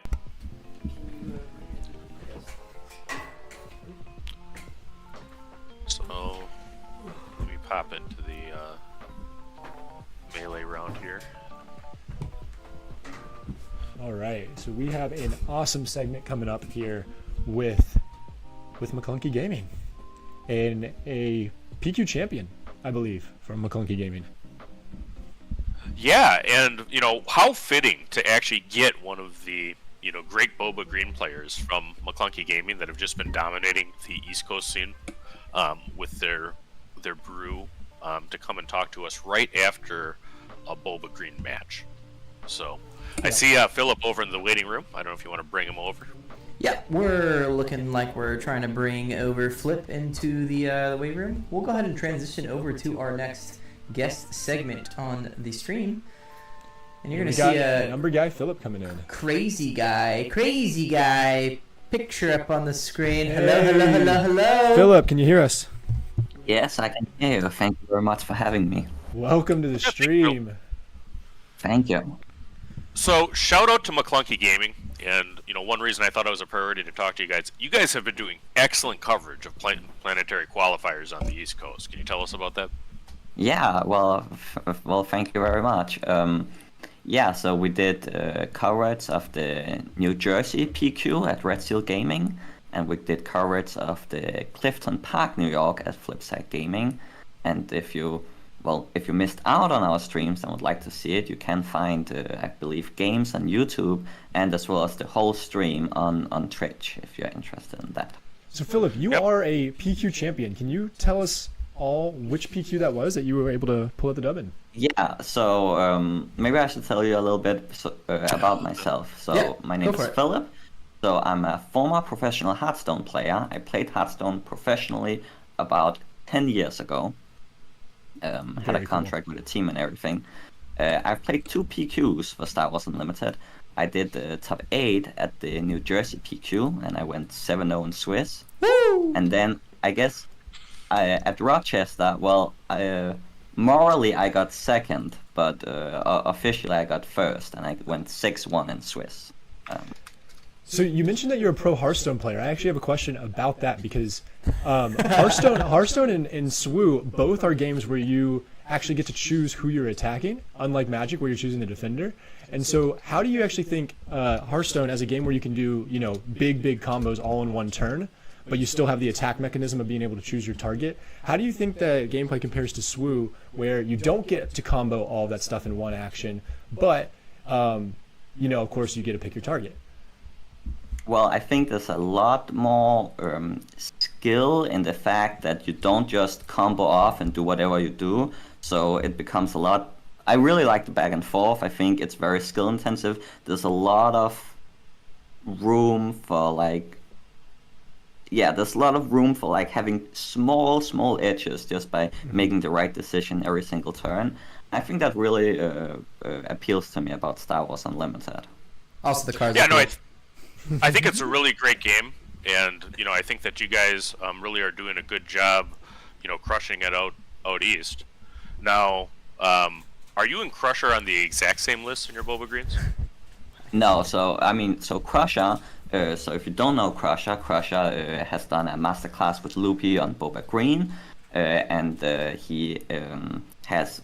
believe he's the only person to win 2 PQs back to back. Wow. So he won both New Jersey and Rochester, which is why I say that, I do have a day 2 bye because I took second at Rochester. We're both some of the highest seeded players going out of Swiss.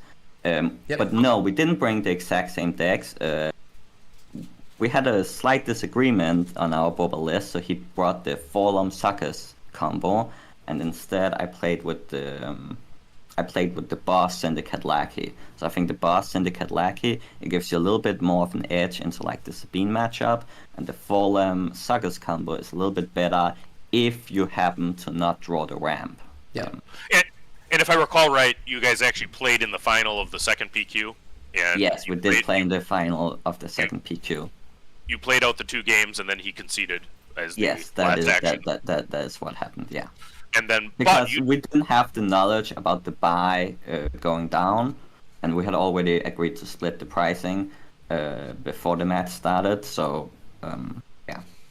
Yeah, but you did get him in Swiss. He told me a couple. I did get him. Yeah. So Austin only dropped 2 games in Swiss through both PQs, and they were both to me. So yeah, Boba Green, folks, fair and balanced. So we're getting comments in the chat. Can you tell us about Titan's breakfast regimen? Because it looks like he's OBing and armoring better than anyone else in the game. Yeah.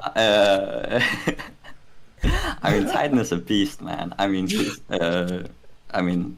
think some of the K2D guys also commented on it. So shout out to Titan. I think he's actually at a Girl Scout camp, with his family. So he's promised to bring her along some SWU decks. The brownies are getting a Star Wars Unlimited patch, this year. But where can folks find McClunky Gaming? You can find us on YouTube as well on Twitch TV. So all our streams has been on Twitch TV, and then we have uploaded the separate games to our YouTube channel. And if you are like what you see and you want to know about our future events, you should also get into our public Discord, open to everybody. Nice. And I am actually a member of the McClunky Discord. I actually will see if I can actually put some links here in the chat for everybody. Thank you guys for coming along. But I mean, I think it's awesome to see the growth of coverage. I mean, I was tracking a lot of the people that were getting up streams, and I kind of had an idea, and I was kind of disappointed that there was only going to be, I thought, like 2 streams or so of each PQ, and all of a sudden McClunky comes out of the blue and, you know, pops up. So that's awesome. Hey, I have a question real quick for you, Philip. I wanted to ask kind of what is the goal going forward with McClunky? I mean, you guys coming out, I've talked to Titan just a little bit personally, but I feel like I want to hear kind of where McClunky is trying to go as far as like future tense, especially within Star Wars Unlimited. Are you guys a competitive team that is trying to stay at the top end of competitive? Are you not only trying to do that plus coverage? Like what is a resource that why should people be coming to check you guys out? Yeah, so we have 2 goals. Well, first of all, our goal is that on the 27th of July, one of us can call ourselves the Galactic Champion in Vegas, right? Nice. That's the one goal. And then we have another goal, which is just to bring high-quality competitive coverage to as many people as possible. Love that. Right? So we are based out on Long Island. So if there's any, 1Ks, 2Ks, 5Ks nearby, then we definitely try to reach out, see if we can stream them. But I mean, we are also just going to be present at big competitive tournaments. Like we're all gonna be at, some of us are gonna be at the Star City Games in Columbus, for example. Love that. Dude, well, I can't thank you enough for hopping on and doing a guest segment with us. We're going to start moving along into our stream day. We have a crazy giveaway to do for everyone in chat, so I just want to prep us for that. But, Philip, thank you so much for hopping on. We really can't appreciate it enough. And I can't wait to kind of continue to talk to you guys more. But I'm going to have Leo push us into the commentating desk, and let's get this giveaway rolling as we get set into our next game. Thanks so much, Philip. Yeah, thanks, Philip, and I'm really excited to see what's in the future for McClunky Gaming. And cheers to you guys for taking. It's not an insubstantial effort to put one of these streams out there, so everybody subscribe to them. I dumped the Twitch and the YouTube in the chat, and I'll give a Discord link if I'm able to do that from their server too. Why not? Let's do it. Alrighty, Phil. We'll see you later. Thanks for stopping by. All right, guys. Look, it's the time you've all been waiting for. Oh, yeah. Oh, yeah. All right, guys. We're going to be doing a fun giveaway. This is what you need to do to enter. This is important, all right? This is our call to action to you. We want to thank you guys so much for sticking through the stream with us today. We have a lot more streaming going on throughout the day, and we have a lot of stuff that we're going to be giving away throughout the rest of the day. We're going to ramp up leading into the day. So if you want a chance to win, we're doing 5 packs of Twilight of the Republic right here, right now. 5 packs for this giveaway. 5 packs. We're going to throw in a couple of Spark of the Rebellion packs. Whoa, those are kind of hard to get. Yeah. Oh, my God. Those aren't on shelves. We're going to throw in... I keep hearing people needing... I keep hearing people need initiative tokens. We got a late night gaming initiative token. Kind of looks like a poker chip. But it is what it is. And... we'll be throwing in a deck crate for Star Wars Unlimited. Yep. It'll be a couple of Star Wars goodies, maybe a couple little extra goodies that we'll put in there. It's all free. All you need to do right now is make sure you're subscribed to Late Night Gaming. Make sure you're subscribed to the Bucketheads. And I just want to see a bunch of W's in the chat. Throw out W's in the chat. I just want to see a bunch of W's. As many W's in the chat as possible. Let's go. Spam it up. You are subscribed to both channels. And we're going to just click through someone random here, and we'll make sure you get your information through Discord. So if you are selected and you are not subscribed, of course, you will not be able to claim that prize. So, of course, go subscribe, and then come back to this chat and spam the W's. I need W's. I have one W in chat right now. It doesn't matter which stream that you're seeing this from. It is all connected to our restream here. So we are seeing all these chats coming in. We're seeing the W's coming in. Keep spamming W's. Don't just do one. W's. Because we're going to pick a random person here in a second as we see these coming in. If you want to win, don't just send one because your name will get passed up very, very quickly. But we will keep an eye on it, and we're going to pick one here randomly. We see the W's coming in. And I think what I really want to do, Loopy, what do you think about this? Leo, should be the person who's gonna make this random generation happen. Oh, that's definitely, let's assign that responsibility to Leo, Yeah. who has done an excellent job. Cheers to Leo for figuring out all of the technical issues. There's just many W's in the chat. Holy Many cow. W's in the chat. Make sure you guys are subscribed. After we choose a winner, please reach out to us. We'll be the one that's shipping out the giveaway. Go to the Bucketheads Discord. It's in the description of the video. And I think Leo. Leo has picked a winner over here. We got a winner. All He's right, feeling ready? confident. Ready? Little drum roll. Star Killer! So there's packs going out to Idaho, I imagine, because I saw him earlier say that he plays locally with Gandork. So Let's go. Star Killer! The Bucketheads and Late Night Gaming can reach even into Idaho. So Folks. Star Killer, if you are listening, We can claim reach your anywhere in prize. the world except Minnesota. That's the only place we can't reach for some reason. Star Killer, claim your prize. All you got to do is just join bucketheads.gg. That'll redirect you to our Discord where you can DM any of us. You'll see our names in there. We chat a bunch. So join Buckethead. Go to bucketheads.gg, and that'll redirect you right into our Discord where you can DM us. Loopy's also in there, so you can DM him as well. And we will make sure to get those packs and those goodies over to you. Yep. That is not the only giveaway that we're doing today. Oh, there is no, more buddy, to pal. come. That is only the first of the three. So Yep. Yep. We're doing we have another a lot of giveaway. exciting stuff. I think the goal is to do another giveaway around the end of round 7, going into the top cut, and then we're gonna do a massive giveaway. And when I say massive, guys, we're pretty much doubling the size of the giveaway going into the final round of the game. We want to make sure that we get as many people into this stream as possible. We're gonna continue to do giveaways. We love y'all so much, and we can't thank y'all enough for having so much fun with us. We're ramping, bro. We're ramping. The swamp is coming out. The W's are still coming. All right, guys. The W's are still coming. You can stop the W's at this point. That is a sufficient number of W's. Wait. And cheers to Star Killer, who I think is a reference to. It's a reference to that video game, right? There was a Star Killer, like Sith Apprentice. I forget what the name of that one was. Played by Sam Witwer. It's actually that's literally actually me. The story's about me actually. Is it? A lot of people don't know that. So actually, Star Killer was secretly Hera Syndulla. Who knew? Yeah, dude. There's a lot of backstory here. I actually am a part of a lot of Star Wars lore here. Webbington puts L in the chat. You're funny. Guys, if you want, please, Loopy, I gotta go trick-or-treating, but if anyone from out of the U.S. wins giveaway, I'll cover shipping, just hit me up in the Discord. That's amazing from KTOD. We absolutely appreciate you guys. Wow. That's amazing. We appreciate it. We're gonna be taking care of that. Star Killer, you won. You don't have to do any more W's. Actually, guys, continue the W's. Just put Star Killer behind it. Star Killer dub. Star Killer dub. Let's put a lot of love behind Star Killer. So W, Star Killer, please. Yeah. The fact that there's still W, I'm happy with that. That's good. That's good commentary from our chat here. Just a bunch of W's. Yeah, so that's what's happening right now. So what do you guys think about the next match? I mean, can we pop up? We should actually pop up Melee, see who's all 4-0. I mean, we're getting to the point that we know some things about what's going on. We do know some things. We can actually go to our random guest segment, or round 4. It's not updated yet. We're gonna hit a refresh on the Melee. It's not updated yet, so we are still waiting. Yep. So is round 4 totally in? So. By the way, guys, I'll have Leo type this in chat, but my hot ass pancake take earlier at the beginning of the stream is going to be debated right after this round with Thork Live. The French Monsois is going to debate me about why I think Boba is good.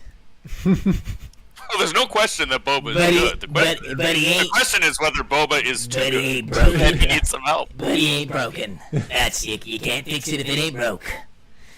So that's we'll kind of get into that. We are waiting for the next round. Loopy, do you wanna?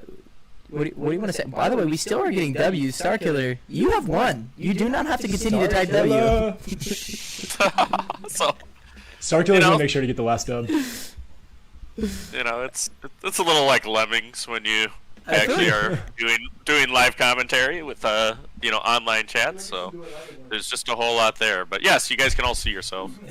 Leo's over here itching to pick another person. The W's just keep coming, and he's. Somebody hold him back. Somebody hold him back. We're gonna need some more. Yeah, I know. I'm grabbing him. That's so funny, actually. But everyone just keeps doing W. We appreciate you guys so much. Make sure you guys are sharing the stream. Here's another call to action to you guys. We really want to continue to show really great live coverage for the game.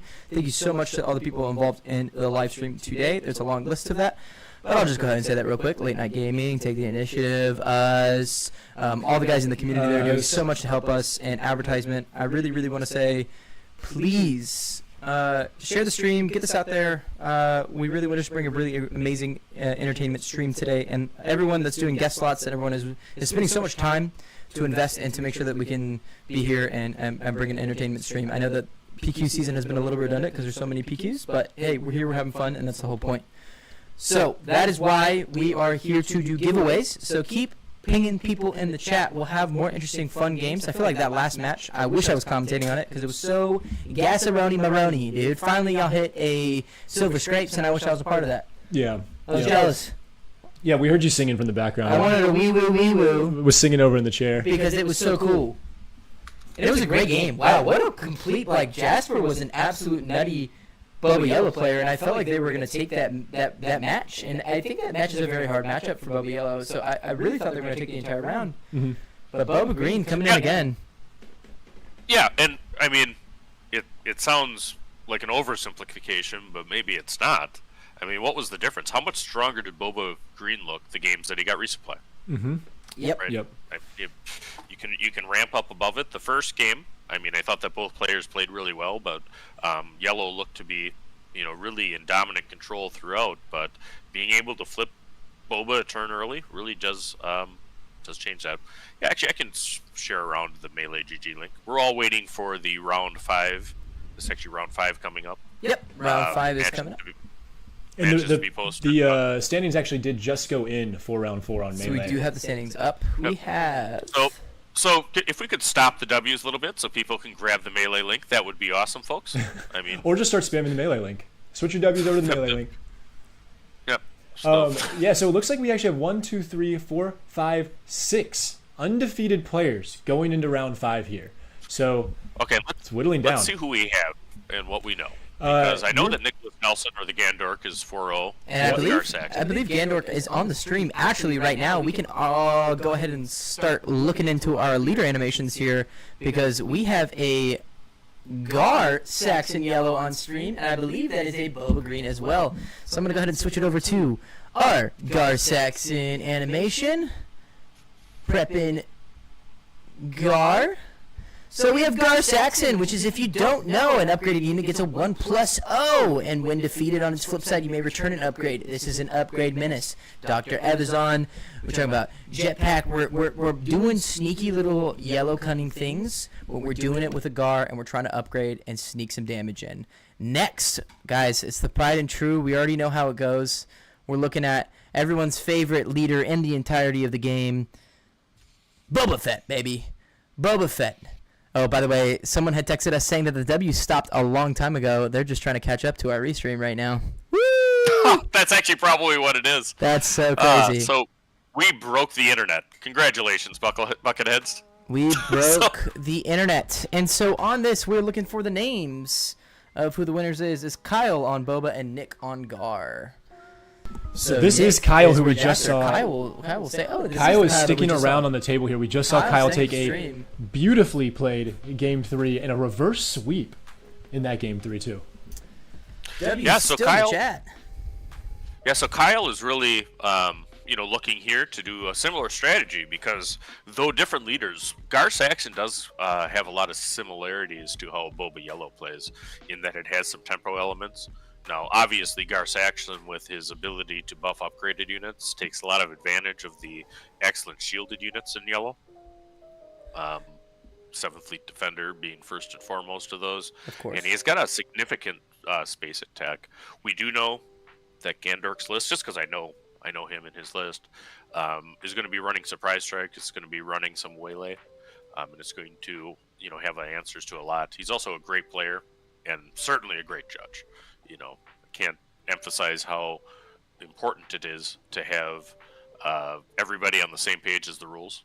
Yep. So, I mean, that's Now, that's something that definitely happens from him. Loop, give me a run through here. If you know Gandork's deck, what are some of the things that we're looking for on the top end, and specific in the counter to this Boba? Are we looking at a top end? Are we looking at trying to just ramp up the speed in the early game to do something? And then look at that. There's a Dr. Avazon, just as much as I said. Yeah. So actually, I think that the Gar Saxon list is very low to the ground. It is much more of an aggro, type deck. Yep. And it is trying to push a lot of damage first. It certainly is the aggression.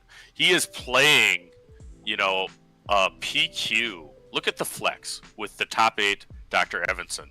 He's won it in 12 systems, and Portland, Oregon is one of them. Yes, sir. And he shows what? He shows a jetpack, a power of the dark side, and a no good to me dead. Yep.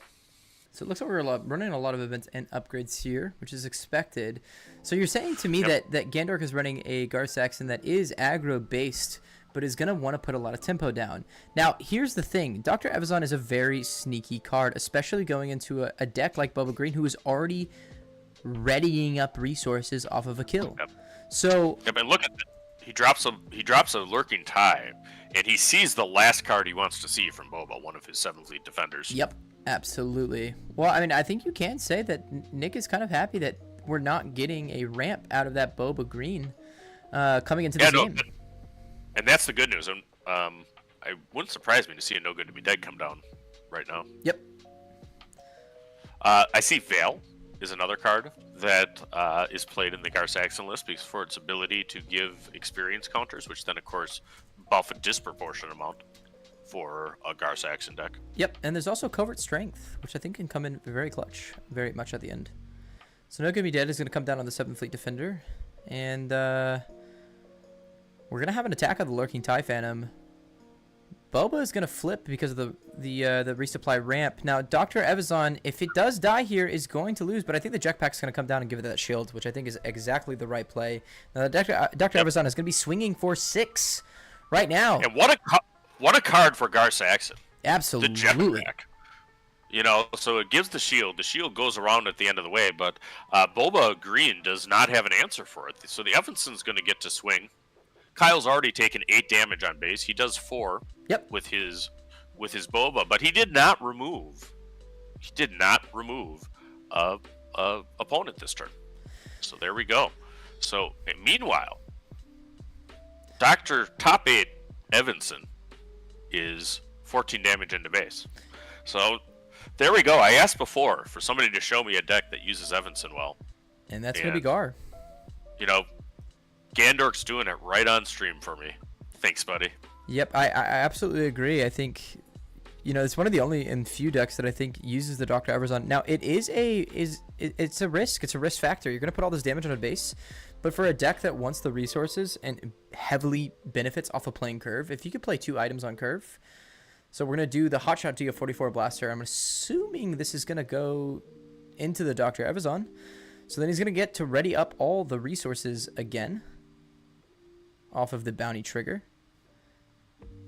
And for me, killing the Dr. Evazon on curve, imagine playing a Maul into it and then readying up all the resources again, is kind of where I was expecting to see from that. But I think you just can't accept 7 damage to your base over and over. So I think you're just going to have to kind of take it as it is. Or 6 damage. Yep. And Boba has armor. This is a matchup that Gandork will have seen a lot. Yep. I mean, he's been running this quite a bit, and he does get a 7 Fleet Defender into the space arena. Yep. Which is going to be swinging for version of it. 4. Now, Val is a card that we don't see very often, and I think that's a card that we should kind of highlight here. It has a weird, interesting bounty text, and I think what's really interesting is also seeing it in such a later stage in the game as a 2-drop. It's a 2/4, so it does have a bunch of toughness, which is a really difficult unit to deal with at the beginning of the game. But when you're playing at the 5-6 resource range, I think it's a very risky play. I think it's a risky unit to play because the bounties deal 3 damage to a unit. Yeah, so, I mean, I think actually, I'll look at the board state, though. You have the bounty deal 3 damage, so that actually can't actually hurt the Lurking Tie, which is now dead from the 7th Fleet. 100%. But it wouldn't be able to hit that, or it could go bounce off the shield of the 7th Fleet. So the when defeated, though, Gandorf we get, which gives 2 experience. So I think Boba basically can't kill that unit. He doesn't want to have a 7th Fleet defender hitting for 6 every turn. That's what will happen if he kills Val. So he's gonna actually Val sack the Val himself. Is going to kill, and that's exactly what we talked about. Now That's with exactly what we talked about. With full resources though on Kyle, you got to imagine that we're kind of scared of an overwhelming barrage or something coming out here that's going to immediately zap that 7th Fleet defender. Yeah, you gotta make him have it though. I mean, you can play scared, 7 days a week. I mean, there's a fire spray right now. The 7th Fleet could actually kill the fire spray attacking for 6. Absolutely. I don't know that will be the line of play that he takes. Yeah, I don't know. I think you're in Gandorf's shoes here. You're gonna try to put the race to the base, maybe not try to control the deck here. The top end is gonna be a lot scarier than yours. And at the end of the day, you're not looking to run yourself into a reinforcement walker while you're only having 15 damage on the opponent's base. Yeah, I think that's a good point, and I think that's exactly what he does. He's got to play to his strategy, and you're exactly right that the ability there. Gar's gonna come out. Yep. So Gar's gonna come out, which we're gonna assume is gonna take take the jetpack from the discard pile when he is having the chance, because I think that's the only upgrade that is available in the discard pile. I think there's like we've talked about all day, and especially within this PQ season, it's a bunch of. Oh, there's the trade. Boba clears Bar. Actually, Boba does not die. Armor's totally fair and balanced. Boba does not die, killing the recently deployed Gar Saxon. 7th Fleet is going to come down, so it's going to be a 4-2 hitting unit with a shield. Like I said, I think you got to imagine if you're in Gandorf's shoes here, you're trying to put the pressure to the roof, the ceiling. You are trying to put the pressure to the roof. You're trying to make this Boba chase you, and I think if you can continue to kind of play this cat and mouse game with these shielded units, it's going to be very difficult for Boba to deal with, even with overwhelming barrage, because you're going to have to ping off that shield first. Yep, no, I think you're right. I actually just got an image of Gandorf's list, so I'll pop that into the Discord channel between us. Yeah, would love to see that. Show people the big Saxy. Big Saxy. So the 7th Fleet's going to sack itself to get rid of that shield, which makes me imagine that there's got to be either a Fetz Fire Spray, a McClunky, or even an Overwhelming Barrage ready and prepped. Now, I don't think that Kyle's going to use that Overwhelming Barrage just for that 7th Fleet, but I also don't think you're willing to take too much damage onto your base, because, one Surprise Strike is going to put, Kyle within one hit lethal, so 1 point lethal. So I think we need to, maybe he's got to play full control here and waste something that he doesn't want to waste just to make sure that he doesn't take too much damage on a base. Yeah. So that's 3 to base. Now they're kind of everyone's kind of stalling out their turns here, trying to see what each person's going to play. He really does not want to waste some of these big resources. If we had a look into his hand, he's going to bounce the crumb back, put the damage onto Boba, but just takes no damage. And Boba's swinging for 8 right now. So whatever Kyle's has in plan here, he's going to drop 3 resources for the 7th Fleet. Do we feel like it's going to leave 5 resources up? I mean, you got to imagine that's leading into an overwhelming barrage. Yeah, no, he hasn't shown one yet this game. He's got to have it. But, I mean, I think that actually Gandorf's taking some good lines here, Nick. Yep. Because he's not making it so the barrage feels real good. I mean, he's got to see it coming, so all he has out is a 7th Fleet. And I believe Nick called pass, and Kyle took the initiative there. I think it was the right case. You ended up controlling here. Even swinging the 8 there is not worth it. So the Salatia's going to come down. He's going to drop him down 1 health, and now that looks like 25. Did I mistake the health there? Because that looks like 25 damage on a base. Yeah, so we have another dock coming down. Yeah, I see 25 damage on Boba's base showing. That's what's marked. He's going to give Doc a shield. So he's just trying to get him to survive a round. So if he can get through with that Evanson still in play this round. There's a jetpack onto Evanson. It's a double shield. McClunky is good. Yep, so he's got to find another way to do a damage before he can be killed. But again, these shielded. Can Kyle remove this Dr. Evanson? with 2 shields. I mean, So one of the shields is gone. I mean, Boba Fett obviously has all kinds of damage to do it, but I don't know that he can. He's got an overwhelming barrage to ping off the shield and then swing into the unit. W's still in the chat from Bran. This is true. Does he still? I don't think he has barrage in hand. I do not think he has barrage in hand. I actually have a little bit of an ability to see through the direct video a little bit farther out there, but I do not think that Kyle actually has it.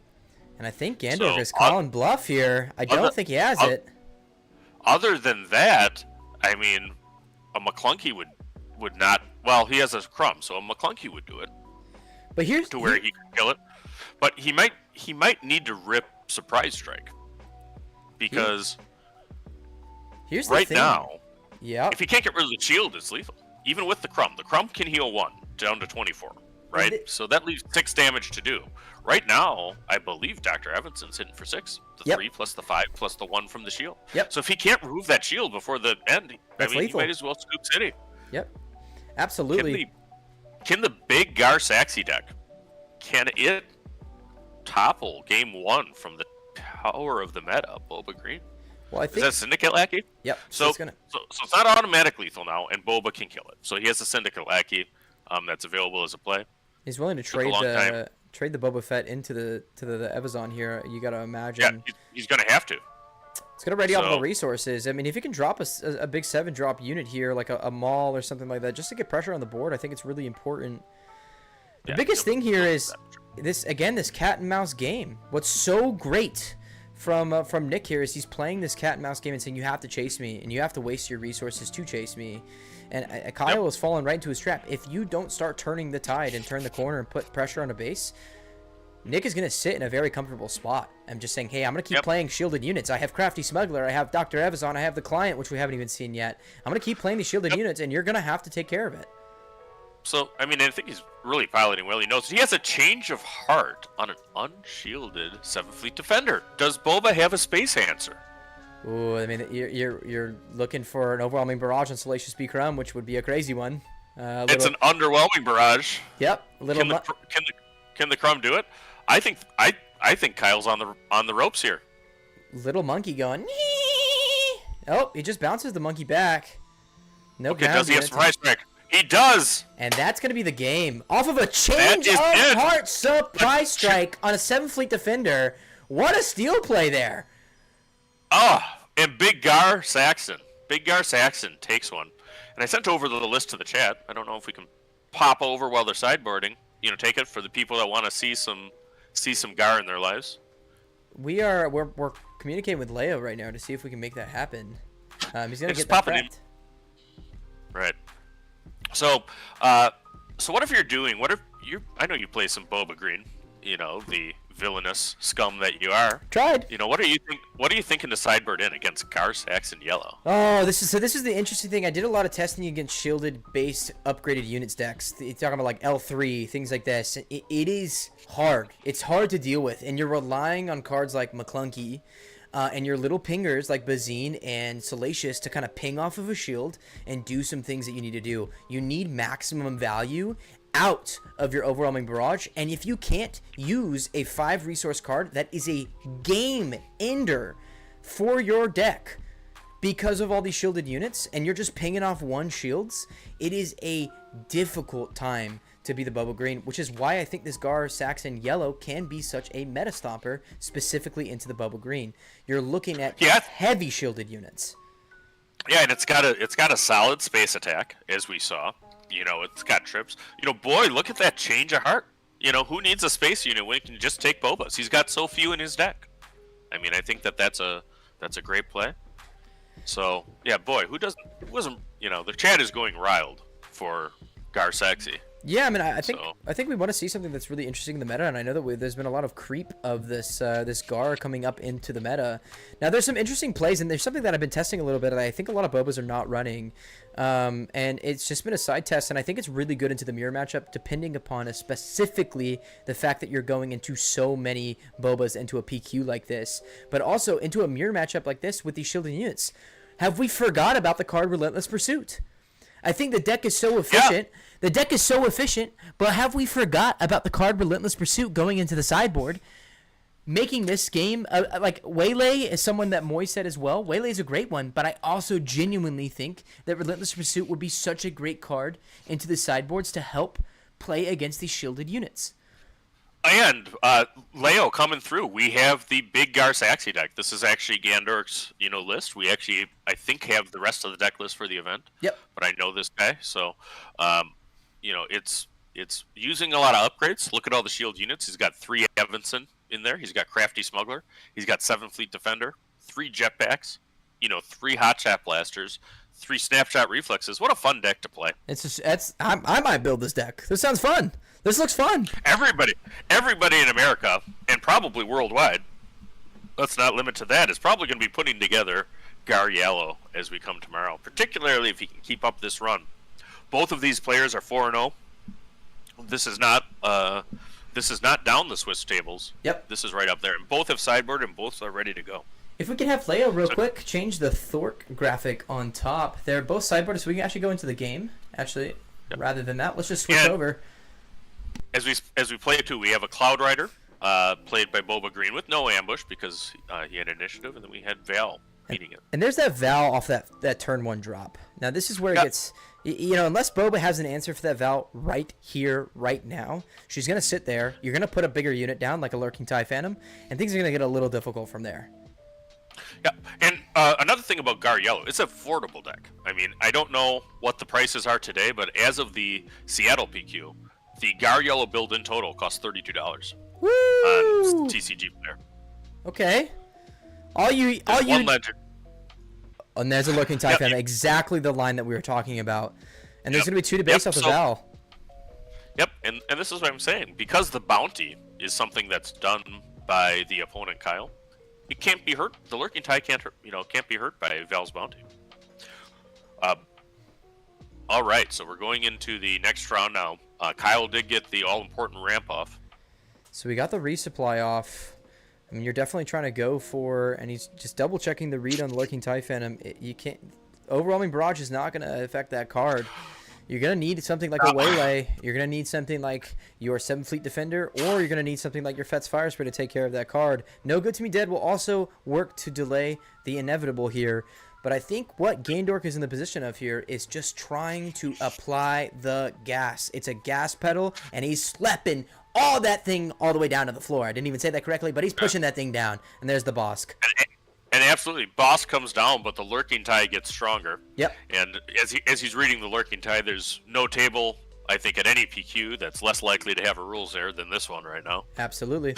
And I think that's a judge call right then and there. Yeah, it's not, he's explaining how it goes, but it is correct. It is correct that the Veil Bounty cannot hurt the Lurking TIE. So now Phantom is swinging for 6 and 7 because of the upgraded unit, and then it's going to get double boosted.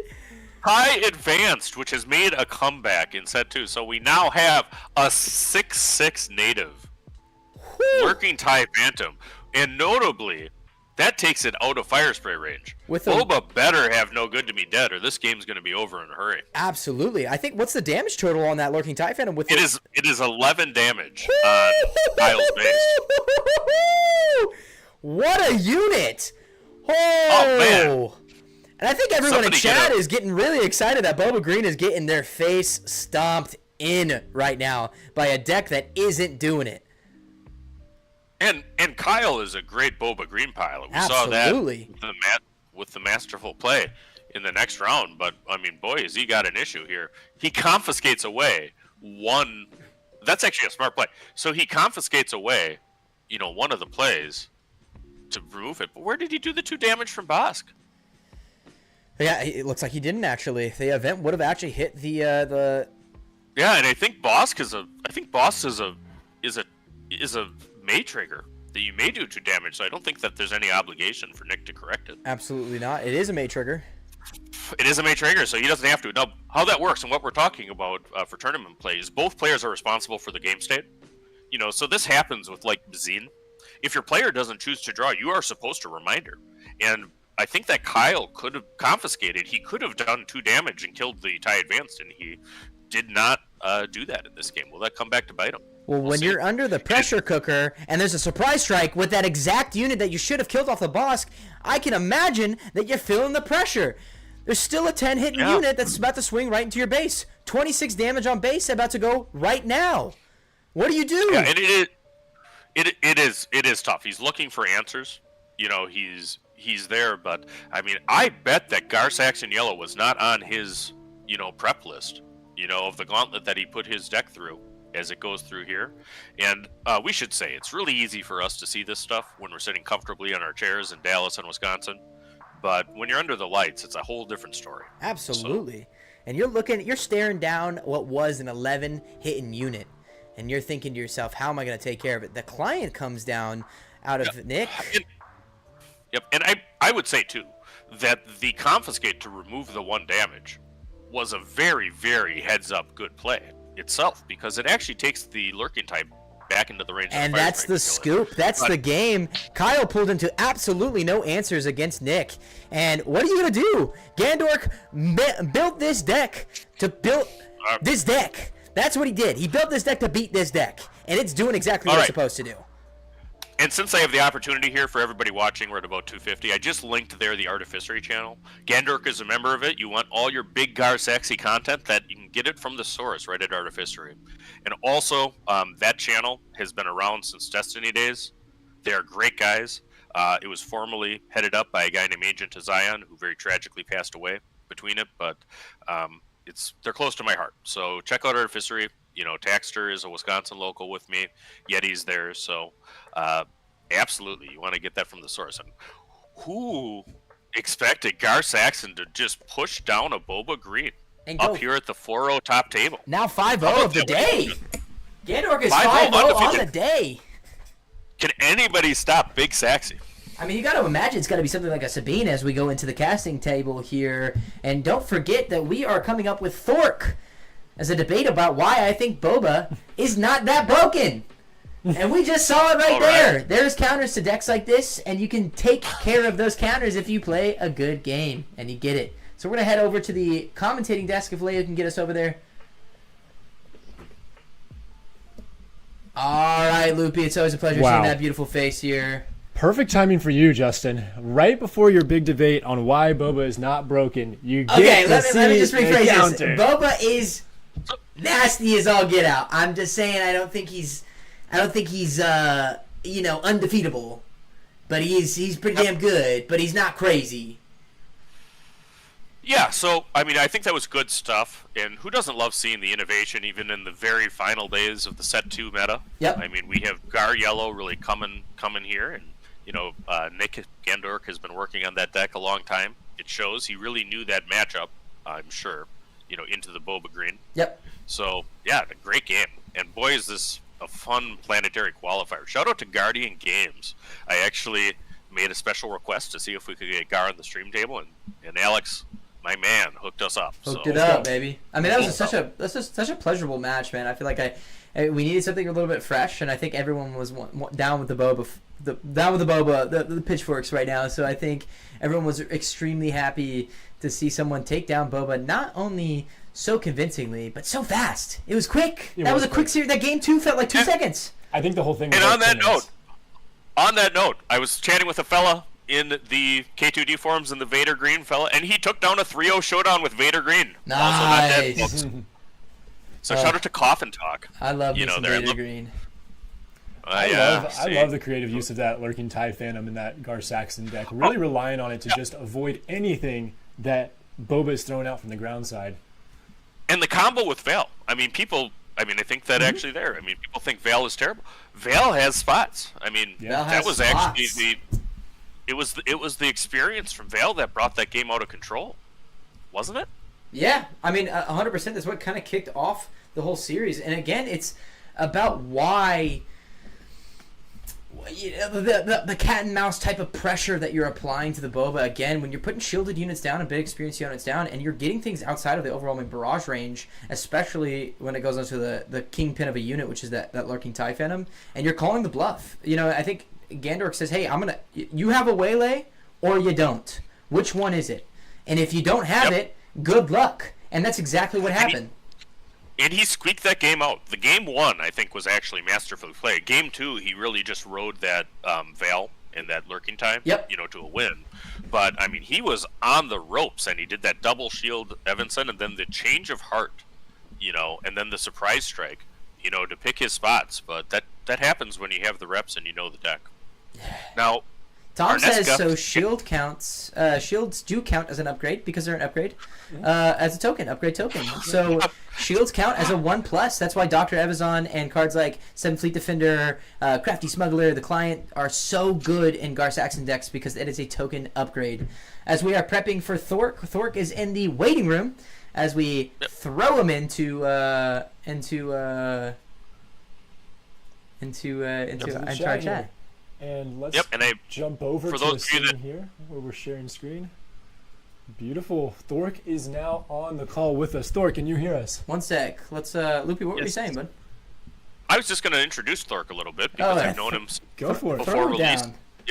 He's done a great job, and he's actually somebody that I tested with before actually the game even released, and he is, I think, at this point, the highest English language content creator in Europe. So thanks for joining us, buddy. Hey guys, how's it going? It's going very good. What's up, man? Real quick before we debate hardcore to the hardest extent, I do think it's really important that we shout out what you guys are doing. You and Yona are doing tomorrow, right? I believe it's tomorrow, right? Yes. Tomorrow me and Jonah, we're gonna be casting the Switzerland tournament. So the Switzerland scene is awakening, and they're trying to get some momentum and organize some pretty cool tournaments. They have some pretty good prizes. Amazing.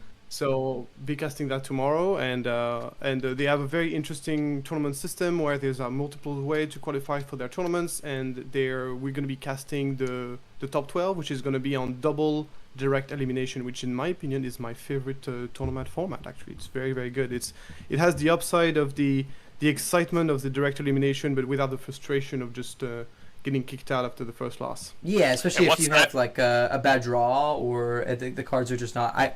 Something that's, not to cut you off there, Loopy, I do apologize. I think one of the things that like I see here is this is one of the first. I'm not going to say it is the first, but it is one of the first multi-day tournament events for Star Wars Unlimited. And as the game grows in its maturity, I'm actually really excited to see more of that, more multi-day events through this game. Yeah, really cool format, for sure. In Europe, we're doing loads of multi-day formats because the tournaments are really big, as you know, so it's hard to get all the rounds in one day. Yeah, that makes a lot of sense. Loopy, what are you getting? I was going to say, what do you guys see in the prize pool there from that Two Moons tournament? Ooh. So they have the full set of the promo cards, like the expensive ones, the black cards. I forgot the name. Anyway, the like dark side box or black box convention. Yeah, exactly. The exclusive the promo exclusive promos, the like Vader, like the box that you have to buy $100 to get it, and you have to go on a queuing list to get one. Like it's super hard to get. Yep. You get like all the Sith stored in there, in special black art, which is really cool. Those cards are beautiful, and that's a great prize. Pretty unique. Yep. Yeah, it's pretty cool. How cool would it be if Fantasy Flight is listening to see like this kind of stuff as the PQ prizing, at the top tables? I think that would be a good start. That would be a good start. I don't fly tickets, bro. I live in Europe. Well, you're talking to the people that fly people out, so I mean, I don't know. Are you flying me to Worlds? We are on a You gotta play some Twin Suns, brother, before we fly to Worlds. You gotta play some Twin Suns. I mean, I'll play all Twin Suns in the world if you fly me to the world. You gotta get down and dirty in the swamp. You gotta dress up like Watto on the show for us to get you to Worlds. Absolutely. I do anything. I do anything. I love it. I won't say anything else, but you know what I mean. I sincerely hope you made Ryan dress as Watto, because if you did that, that will make my life complete. But I'll dress as Jabba the Hutt. I'll just eat all the McDonald's. I'll take 100 pounds and I'll dress as McDonald's. Yeah. Prosthetic on him. So before we settle this Boba thing, tell us quick about your channel, Thork. Yeah, please. Yeah. So my channel is focused on competitive play. I also have like a game designer background, so I talked about the game from both like kind of a game design standpoint and from a competitive standpoint. I follow competitive all over the world. Like I cover tournaments, I do card analysis, deck techs. I'm a big on deck building. I love building decks, but I like to build powerful decks. So I show my designs and I share it with people and have fun. I used to do coaching. I don't do it anymore because it was too time consuming and I just did too many things. So I don't do that as much anymore. But yeah, that's what I do. That's awesome. Yeah. All right. So check out Thor's Hot Takes. I actually linked it in the channel. Anybody not subscribed, hit him up. Yeah, absolutely. We're a big fan of the show over here in Dallas, and a lot of the guys talk about you all the time. So it's a really big pleasure to have you on for guest streaming. So let's talk about this Boba ordeal. All right, guy. Let's talk. Let's see what you have to say about this. I want your honest truth. And I've actually moderated some political debates, so I'll help a little bit with this. So let's just pop it up to you first, Thork, and then we'll get you a response, Justin. But is Boba fair and balanced?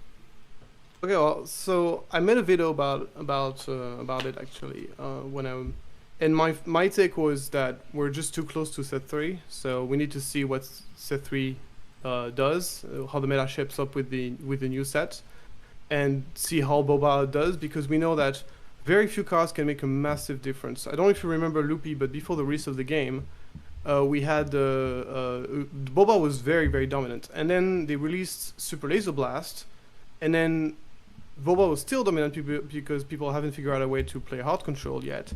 And then when hard control kicked in, this is where the meta got really balanced, because we had this real balance, as you were talking earlier, with control beating mid range and control beating mid range beating aggro and all that stuff. That was really good. What happened in set 2 was that Boba got a lot of tools. Boba Yellow and Boba Green got a lot of tools to fight control. So now if a Boba player wants to beat control, he can do it. All he has to do is dedicate a lot of sideboard cards to it, and he can do this, and the deck is so incredibly solid that he can do that without sacrificing his other matchup most of the time. So, and that's actually, in my opinion, the right thing to do, is to just have to sideboard, to dedicate like 7 sideboard cards to control. And what happens then is, and I've done extensive playtesting on this with some of the best players in Europe, where we basically placed the matchup, and what happened was that post-board, Boss Control, which in my opinion is the best hard control deck in the game right now, was destroying Boba in post-board. But then after sideboard, the matchup flipped completely, which is very impressive. So we're talking about some of the cards. A lot of people talk about Buffett's armor, but in my opinion, Buffett's armor, it helps for the fair matchups, but it doesn't really help against hard control. What really helps in hard control is Bazine, TIE Phantoms, and Palpatine's Baton specifically. And so Palpatine's Baton is incredible because it gives you extra copies of Relentless in your deck, so now you can play like 3 Relentless plus 2 Palpatine's Baton. That's like 5 Relentless. Yep. Hard control cannot fight that. And it's not that many sideboard cards, which is kind of crazy.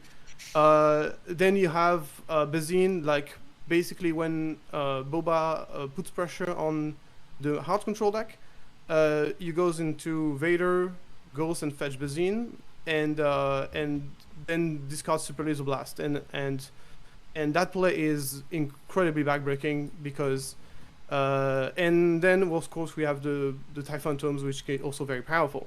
So you got all those different ways to win the game, and this is just so many angles of attack that Boba can win that makes the matchup incredibly difficult, because control, fundamentally what control is trying to do is trying to identify how you're supposed to win the game, and then he's going to try to shut down that way for you to win the game.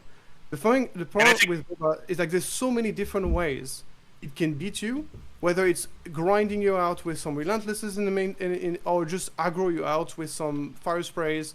It's so incredible to navigate through all those different win conditions. Sorry, you can speak later. I was just. No, I think that's actually excellent analysis there. I'd put McClunky as another important card as to Bosk, because really, actually, that can be backbreaking too. But let's have the reply from Justin. So, I mean, that was a difficult thesis to follow too. I just want to finish my point. So basically, Sorry, I'm very thorough. That's my channel. I do 45-minute videos. I cannot speak less than 15 minutes at once. I'm joking. Anyway, so what I was saying is that what happens in set 2 is that hard control does no longer counter Boba, and when that happens, it breaks the wheel. It kind of like breaks the entire balance of the game because it all relies on this. Sorry, I'm done. Yeah, and I think that the other thing that's going on is you had the rise of Sabine, and Sabine ECL being so strong, because that is an excellent deck. I know you had that as your early best deck of set 2. I remember a video of that when we were just starting out, but the fact that Sabine is so strong into like the greedier ramp decks like Palp and Vader really opened some things for Boba. But Justin, we'll give you a response then to the barrage of thoughtful analysis. Julian, our one of our Bucketheads is like, Justin, you're so cooked. Look, this is my truthful and honest analysis of Boba. He is a very, very, very good leader. We all see it as it is, as suit. I do think I 100% agree with you as far as where the reach of Boba Fett could be is so good into the hard control decks as it is, and if you could sideboard in Palp's Return, like you said, and I even made in my Boba deck the change from Devastator to Relentless. Like I just didn't see Devastator as a useful card, especially in a meta that's so easy to take down massive units like that if you're in blue. So to me, it didn't make sense, and I felt like Relentless was just a way better tempo play, and you're putting so much base pressure. Now here's my indifferent. I think the Kiera matchup is a quite difficult matchup, especially against a very good Kiera matchup. And I think that the mix of this all is the difference in units. So I think a hard control deck, which is very truth like a Bosk Blue, which is a very, very unreal deck, but is running a low count of units, is also a very easy deck for you to skirt tempo if you know how to play the tempo correctly, and a cunning deck at the end of the day. Like whether you're cunning green, cunning yellow, like you just have to skirt tempo. And even doing that in green is a lot easier with units. So it's like when I had my main deck is a Vader green, and I play that a lot. I've played that since set 1. I love that deck. But I hard stomp Bosk Blues in the deck just because of the way that I built the deck around running cards as tempo. It's like a tempo deck. So to me, I think using Boba Green into a deck that isn't running heavy units and is just running straight removal, you have the options like Vader. Vader's such a powerful card into removal because you could just go wide and then you bring out Bazine and take care of Super Laser Blast. The tools are there. To me, where I see a difference is a deck that runs units plus heavy end on top of control. So like a Kiera, a very good Kiera is a very hard deck for the Boba to deal with. But the problem is that Kieras can't ultra survive in the meta because it's very difficult to deal with Sabine in that sense, unless you build your deck around Sabine, and then at the end of the day, you're losing all the point of the Kiera matchup that wins against other matchups. So I think there's a weird balance in the game that exists that's very good. Now, is that to me to say that, like, I think Boba tools are insane. Like, I also think Fett's Fire Spray coming out on curve, so, 5 to 6, and it's a wind plate on ready. Like, that these types of tools that Boba gets are unreal. There's no question about it. But to me, I think a real big spec is to look at the other side of the table, which is like the most thriving, like it's still a thriving leader going into set 3. Like, I mean, people are building, I have Ryan talking to Rebel Resource all the time, talking about how, like, looking at all set 3 leaders, set 2 leaders, set 1 leaders, Sabine is still a monster aggro leader going into set 3. And the idea of putting Sabine Green up against the table, yes, is Boba, but like Boba Green and the craft of the way it is supposed to beat that aggro matchup because it's a mid-range matchup that has top end. But the Sabine Green that can still pull out games against the Boba, I also still think that Sabine Green being able to reach so far into any form of hard control, like, I mean, you're talking about like any form of hard control, Sabine Green just hard stumps usually, unless you build your deck around Sabine Green. I think a big issue is Boba Fett armor is ass into hard control. I completely agree. It's not that. That's the problem. I mean, Boba Fett's armor makes the mid-range matchup so much easier for you to deal with. But can we talk one point at a time because it's going to be wild. Yeah. All right. So actually, you made a point saying. So first of all, the first point. So just to break down, because otherwise I have to repeat. Because now you're talking to a different subject with Sabine. I'm just going to come back to the argument you made about Kiera, and I thank you for your honesty because I think you said it very right. You're very right saying Kiera can beat Boba if it builds against it. But as you very well pointed out, Kira cannot simultaneously have a good matchup versus Sabine and Boba at the same time. Yep. He needs to kind of choose which matchup he wants to be good against, and that's a problem because, as I said, the wheel is broken from that point. So that was your first point. So, then you said Sabine is also a problem. I think one of the major difference between Sabine and Boba is that Sabine, if you want to counter it, you can counter it. Boba is not as true. Boba really, there's no really specific cards. When you think about what are the good sideboard cards against Boba, you're gonna mention things like make an opening, stuff like this, stuff that are really against very specific things. They're not really like great counters. There's no hard counters to Boba. While there's a lot of things that do very well against Sabine. There's a lot of decks that do very well against Sabine, notably the mid-range. They will, if Boba gets banned, there's going to be a whole new range of mid-range decks that will appeal, that will have good matchup against Sabine. Cat Bane is a good example for this. I also think that what you say about hard control struggling against Sabine, I don't think that's true at all. I think the reason why Bosk control is so good is because it's a hard control deck that can beat Sabine fairly well. Obviously, we are agreeing on this. Sabine is an amazing deck. It's a deck that can beat anything if it has the right draws. But on terms of grand numbers, you're going to be running like 10 games. Bosk versus Sabine. I can guarantee you that Bosk, the ability for Bosk to heal 10 to 15 HP in one round, and I think it's funny because Loopy is here. We actually played a game, Bosk against Sabine on that, and I could show this on screen. But yeah, it's a deck that is incredible. That's really strong in speed. Obviously. All right, so I'm going to cut you off there, Thork. We got to give Justin the last word in the debate, and then we're going to do a poll as to who won on the late night. That second. So Justin, give us the last word, and leave my girl Sabine out of it.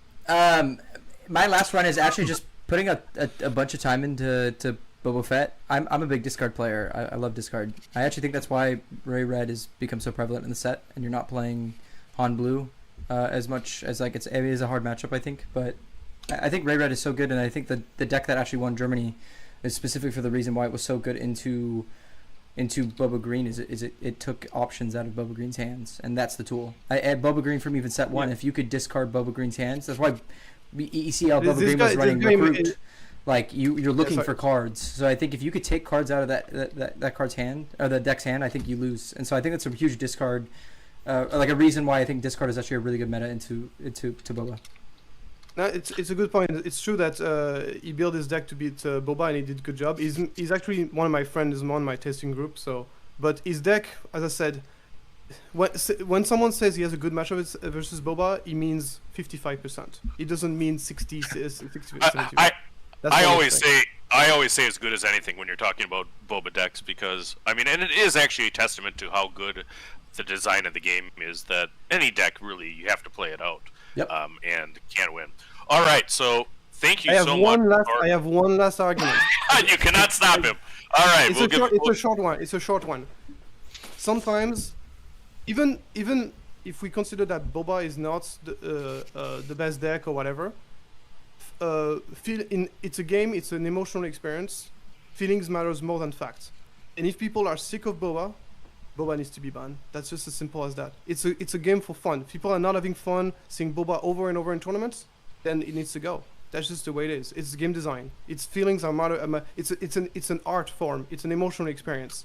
But emotion matters more than facts. Yeah, I could totally see where your point is. I really agree with that. I'm not even like a Boba fucking lover. For me, it's just I think there's a part of this game that is a little bit balanced, and I could see where the hate comes through, but I also could see 100% what you just exactly said. I think it is an art form. At the end of the day, the game is supposed to be for fun. People are supposed to love what they're playing. So those are our contestants, folks. I just put up a poll on the Late Night Discord in general chat. Oh, Lord. Pop up there as to who won the poll. The poll will be open for another 58 minutes. Oh, Lord. And tell us what you think about it. So thanks so much, Thork, for coming on. You're cooking! You're cooking! The community. Thork, thanks so much for coming. Yeah, we're looking forward to see what's on Thork's hot takes for set 3. Can't wait to see it, man. Right, Thank you so much. See you later. Thank you so much, guys, and you guys are doing a great job. This is a lot of fun to watch. Thanks so much, Thork. See you later. Yep, okay. Bye. All right, so we did just drop Thork out of the call. It's just us left here. So before we get into the next round, it doesn't look like they're shuffling up quite yet. So we can probably run a quick commercial break while we go grab some water, stretch our legs, and come back for round 6, I think. Yeah, absolutely. Loopy, real quick, last statement before commercial break.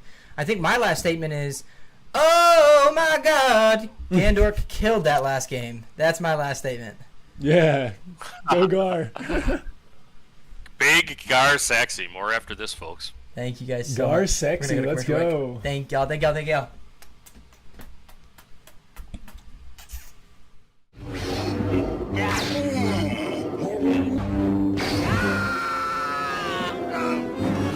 There is no escape. Don't make me destroy you. Join me. And we can play together in the same deck in Twin Suns. Come to the dark side and change your aspect color to villainy. I'll never join you! If you only knew the power of the dark side. Obi-Wan never told you what happened to the Bucketheads. He told me you killed him. No. I am their biggest fan. Come with me and watch Open Fire Season 2 together.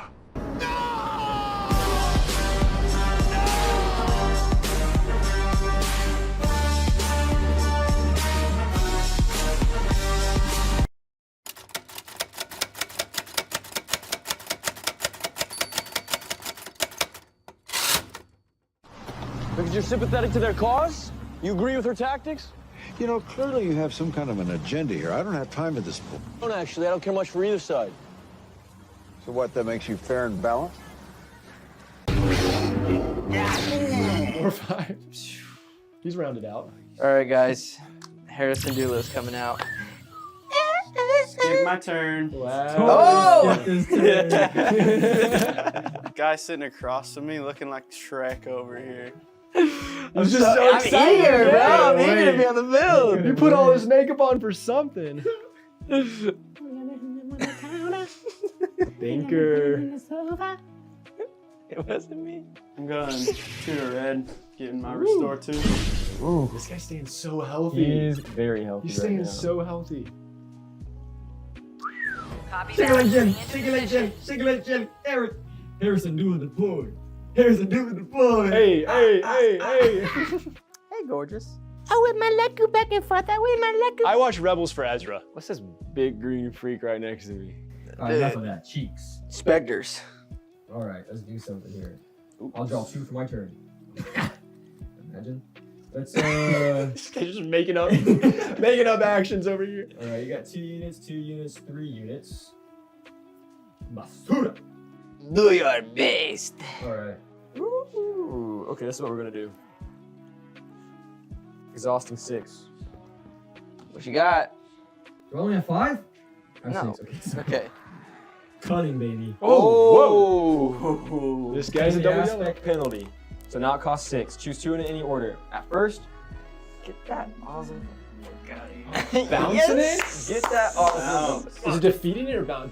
Bounces Yeah. it. Oh man, here goes Julian with the bounce. Ozil being bounced back to me is not the biggest deal because it only is a 2-drop, so if I do want to whip it out later, I can, but I've got some bigger stuff in my hand right now. This guy's paying penalties for cunnings? Loser. And then on my other ability, I'm exhausting those 2 fucks. Yeah. Right there. Absolutely. Don't do that. That's super sad, actually. Abso-freaking-lutely. Unka munka pop. Dunka dinka. Wah wah. Oh. Let's get those spaces working on green. 3 to green. 3 to green, baby. Cunning was Oh, nuts. hold on. When an enemy unit leaves play, get ready to resource. Let me just do that real quick, guys. Thank you. You better exhaust that bad girl. Which one? Boba Fett. Oh. Yes. The green's thinking. I got 3 in the loop. Don't do that. 3 in the loop. You smell something? It is a lightsaber. Does that not defeat Nope. him? No. At the end of the turn or phase, he'll die. Unless he has a lightsaber on him. wow. But my over 4 damage on top of him could save him. Could not save him from that. Unless it's he a has a 3-3. lightsaber. No, but the lightsaber. What is the math on that? He had 4 damage on him before. What are you talking about? He had 4 damage on him. He was. Oh, he would say he would live. No, he would be at 0. All right, guys. Gotta play my favorite card. Favorite character in the game, bro. To be real honest with you, Obi-Wan Kenobi. Sentinel is down. Hello there. That's pretty nice. It's crazy. Shouldn't have exhausted my stuff because I would have gave him a little shield. That would give him a little experience. Yeah, that's what I don't want. Yeah. Let's throw 2 damage right into green right there. Yep. And I'm gonna use that Vader ability, so I'll pay 1, tap Vader, and actually, now that I think about it, hit that True! The card that Put him out of range! This turn, actually, hold on. Wasn't the black. card that I played this card was actually a Vanquish and not a black card. So no ping. None of that is gonna be able to happen. Unfortunate. So I will take initiative. Wanted that baddie. Thank you, sir. Well, the blast is still up for grabs. I'm gonna spin 3. I'm gonna waylay Obi-Wan. Massive. Really? What do you do now? Real good play. His turn meant nothing. And we know that's coming out again, so let's put some damage on him before that Sentinel drops back down. Exactly. We can relax a little bit. I'm gonna take the plan. Interessante.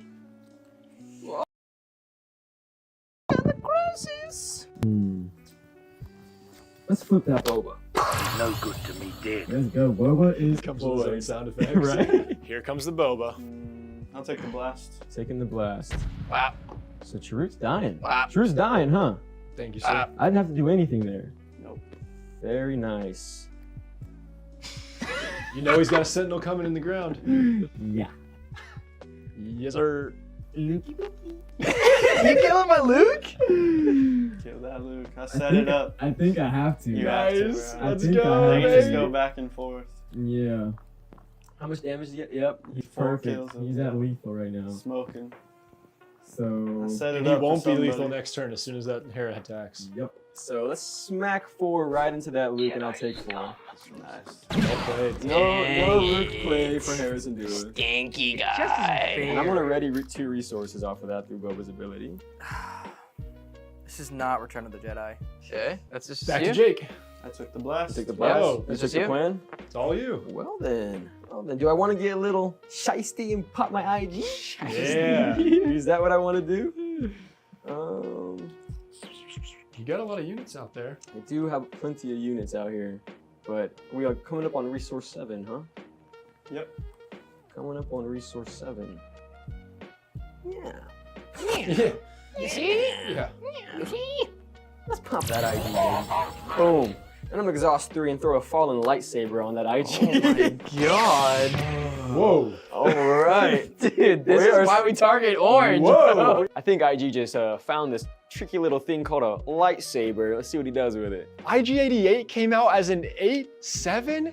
That is the craziest leader reveal that I've seen with an IG-88. They're smacking 8 and 2. Let's get ¿cómo se dice? Verde. 8 to green. 8 to green. That put him right back in it with the rest of us. I had to do it for us, all right? This is some deja vu. Yeah, that's Every single crazy. game I played. This guy's a bounty hunter deck. He's not even set 2. This is basically the same pod.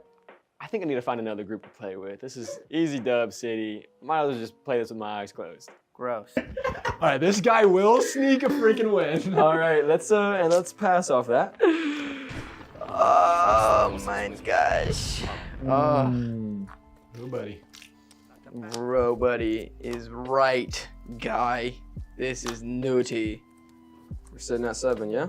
7 resources. Don't forget about my little outer rim headhunter. Surviving since turn 1. And he now has exhaust on attack. Yeah, these space guys are they're sitting there. Mm-hmm. Outlast and outblast. All right, Mr. Inish, what you got? Do like having initiative. Vader. Yeah, yeah.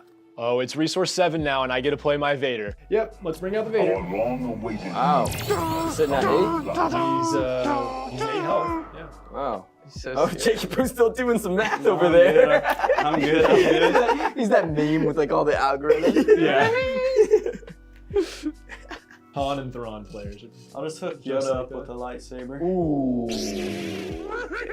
Dude. You should teach Justin how to keep a Yoda on the board. Dude, what's Hera without the ghost? Oh! What's that ghost do? Puts a shield on another spectator unit and itself. When played. When played and on attack. Hera and the ghost coming out together? Man, this guy's straight out of Rebels. What is Hera without her ship? Interesting. Very nice. That's a... Vader gets a pinging. That's a dinger. That's a danger. A non-leader unit.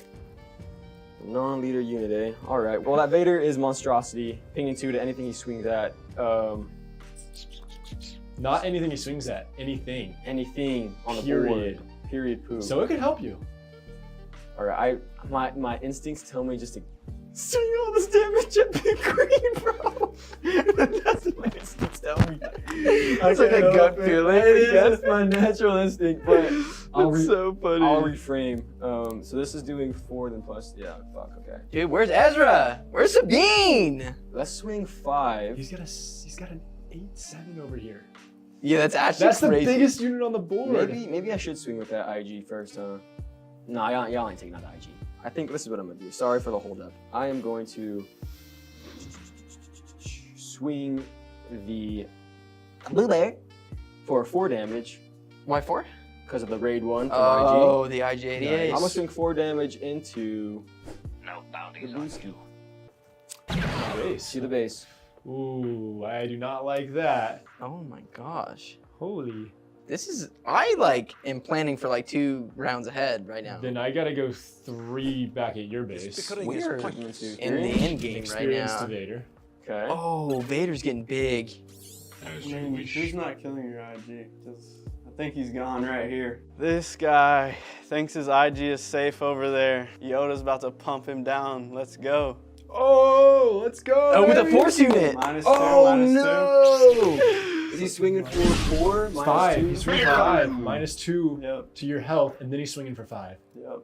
And -2 off of your damage back, so you're only taking 5, 6, 7, You're taking 8. 6. You're taking 6 back. Yep. So he actually lives. He through survives it. that and kills my IG? Yep. That's the craziest Yoda hit.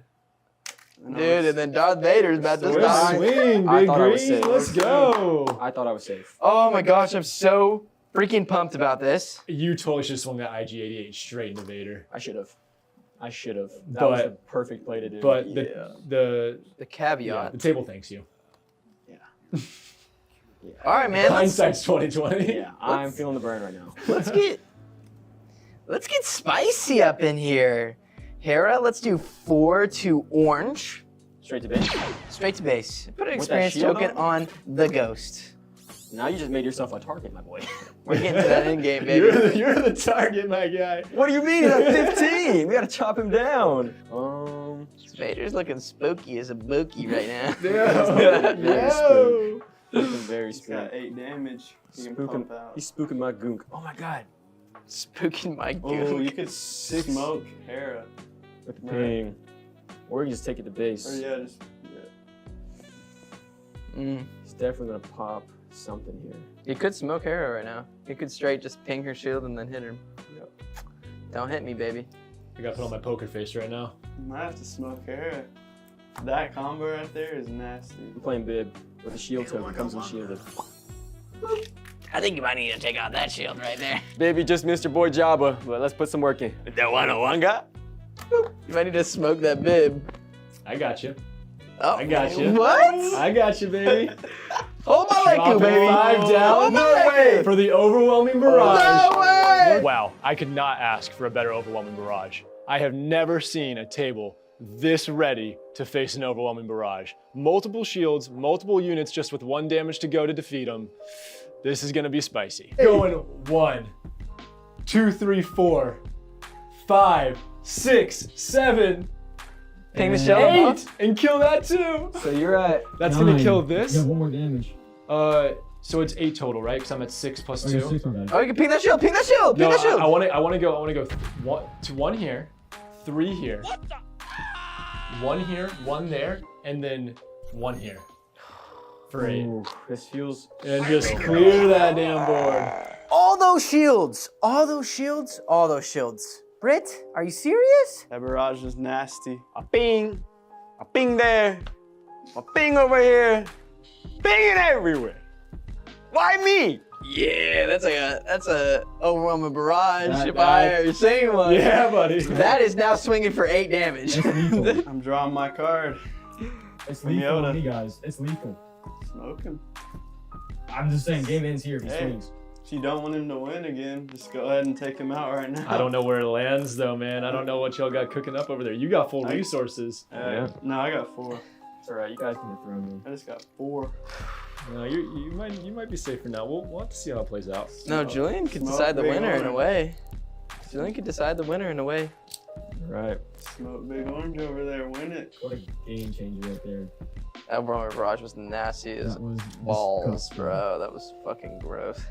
God. Can I get a yacht in the chat? You got to be kidding me. Falcon. Oh, Falcon. he's That's- looking to end it. that's He's looking to catch. Also a game. And that comes in ready? It does. Wait, I just want to preface this. Julian has a lot of resources right now. Julian's got resources. He's got something to swing. he's I don't got think some I don't think we resources. can end it right now. I really don't think we can end it right now. I'm taking initiative.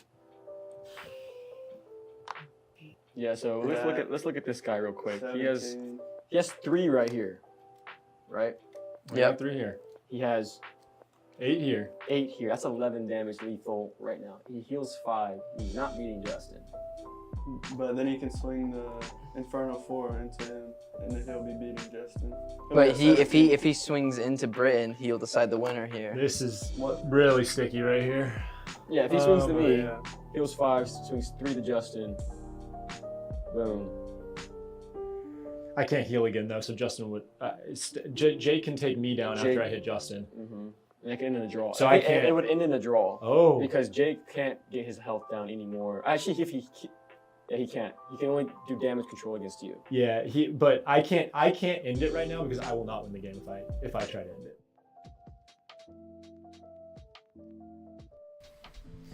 All right, everyone. We have Nick on top. We are back for round 6. This is the undefeated Gandorks #1 Gar Saxon deck, the little sexy saxy. And I up hope on we top. can, I hope we can see him take down another Boba here, but it's Boba Red, not Boba Green. It is Boba Red on the bottom. This is going to be a gas deck. Now, it's not running Tarkentown, which a lot of the Boba Reds are starting to run. So we just need to keep in mind that this is a 30 health Boba Red. 30 health on both sides here, so we're going the distance. Hopefully the distance on game 3 as well. And they're both aggro decks with Cunning. So this is important to know that Cunning is going to be... We're putting top on Nick. Top Nick? Oh, they're both Nicks. Nice. Go Nick. Starkiller says go Nick. Well, who are you rooting for, bud? We got Val dropped by Gar Saxon here. Now, we knew the dirty line of Val here. If you destroy the Val, you're going to just bump that right into a bigger unit like Lurking TIE Phantom. Now, the good thing for this Boba Yellow is going to be, or Boba Red, is going to be the fact that the Boba Red is going to be space heavy. So Lurking TIE Phantom is going to be a lot less important. By the way, top Nick is not 1-0. It is 0-0 in round 6. So it's going to be Punishing 1 drop by Nick. And I don't think we saw a turn 1 play from Nick, actually. It looks like he skipped it for the play with the Punishing 1. So we won initiative here, and Starkiller is saying, let's go for Gar Saxon, sexy Nick. Oh, we the have chat. Punishing 1, and we have 7 Fleet Defender with Val on the ground. Now, 7 Fleet Defender is going to be a boosted unit. It's going to be 1 damage up, so 4-2 swinging unit. Nick is going to win. I agree with you. But who? I feel like every game we get, it's a mirror matchup of some sorts. Either our audience can go Boba, or our audience can go, it's Nick. Yep. And they'll always be right. We're double mirrored here every game. So Punishing 1's going to swing. It's going to do 3 to base. Now, here's what I'm expecting from this Boba Red. Now, you're in an aggression tree. You're in aggression aspect. So you're yellow cunning, aggression aspect, which means that you're going to put a lot of damage to the pedal. Now, blue can do good damage, but you're losing out on abilities like Ruthless Raider with a card. You're losing out on abilities. Yes, you have Surprise Strike. Yes, you have the upgrades like Jetpack. Yes, you have Hotshot DL44 Blaster. But Triple Dark coming down. here's a nasty card that goes into a Boba Red is the Triple Dark Raid. We're looking for a Ruthless Raider here on this resource range, or potentially a Fet's Fire Spray. It looks like there's a Fet's Fire Spray there. That's going to choose. You have Kylo's Tyson. Look at the Man, amount of Fet's vehicle Fire Sprays, units yeah. in that 7 draw. He had his there pick. goes Fet's Fire Spray. Let's see. It comes in readied, so he's going to get a swing out of it. There's probably not a way to remove it from the board right now, but maybe an exhaust could come out. So Nick does have full resources up. That could be a no good to me dead. Let's see if Top Nick Now has an answer to the Fet's Fire Spray on this round. We did see no good to me dead coming out of the Top Nick. What is your favorite team? Top Nick or Bottom Nick? Top Nick or Bottom Nick. Boba Red or the Gar Yellow. Val's so there's going to getting be a juice. snapshot reflex on top of Val, and that's going to be a 4 hitting Val into base. Gandork is basically saying, hey, you're going to have to deal with this Val. You either deal with it now, or it's doing more to you later. Top Nick team. So we have Fet's Fire Spray going to go ahead and do 5 to base. Everybody in this chat's rooting for Gar right now. If anybody in there is rooting for Boba, please speak up now or forever hold your peace. It's 8 damage on top of Gar's base with 10 on top of the Boba Red. Now we are in a 10. We are in a 30 health matchup in between the two. It's not going to be the Tarkentown 25 on the Boba Red. And there's a double 7 Fleet Defender down on top Nick's side. It's going to be hard to deal with. Waylay bouncing it back and defeating the upgrade. Yep. And Waylay's going to be a big contender in here. If you can pull some type of tempo play, you're going to end up stomping TNT. Someone says, got to root for Bottom Nick. He's from my locals, even though he's another Boba. You gotta go for your Bottom Nick here. There we go. It's good to see some fans in the chat for Bottom Nick over here. Bottoms up. Bottoms up. Bottom Boba Nick. Bottom Boba Nick. TNT, Top Nick team. Top Nick team. TNT for Top Nick. So Boba's going to go ahead and do what Boba does, which is ready up a resource after making a enemy unit leave play. Some say that's broken. Some say that's balanced. There's a ready 7 Fleet Defender on Gar Saxon Yellow with Punishing 1 also ready on the Boba Red. Now, Bottom Nick is taking his time to figure out what he wants to do here. Checking the resources. There's going to be a lot of things in those resources. It could be a Bazine, which is unlikely, but there is also going to be... No good to me dead. And there's going to be a no good to me dead on the 7 Fleet Defender. He's trying to protect the Punishing 1. You know, this last game, it was the space units that really helped the Gar Saxon deck win out in the end. But in this one with Red Boba, there's answers for space. Absolutely. So, another no good to me dead, no good to me dead, no good to me dead. Everybody's doing it. Yo, no good to me dead. That's exactly what's happening. And Greedo comes down with Boba Fett. Punishing 1's going to go ahead and swing the base. Got some original Spice Runners here. Now, you got to understand that this Gar Saxon Yellow is just trying to play shielded units. Client, I love that card.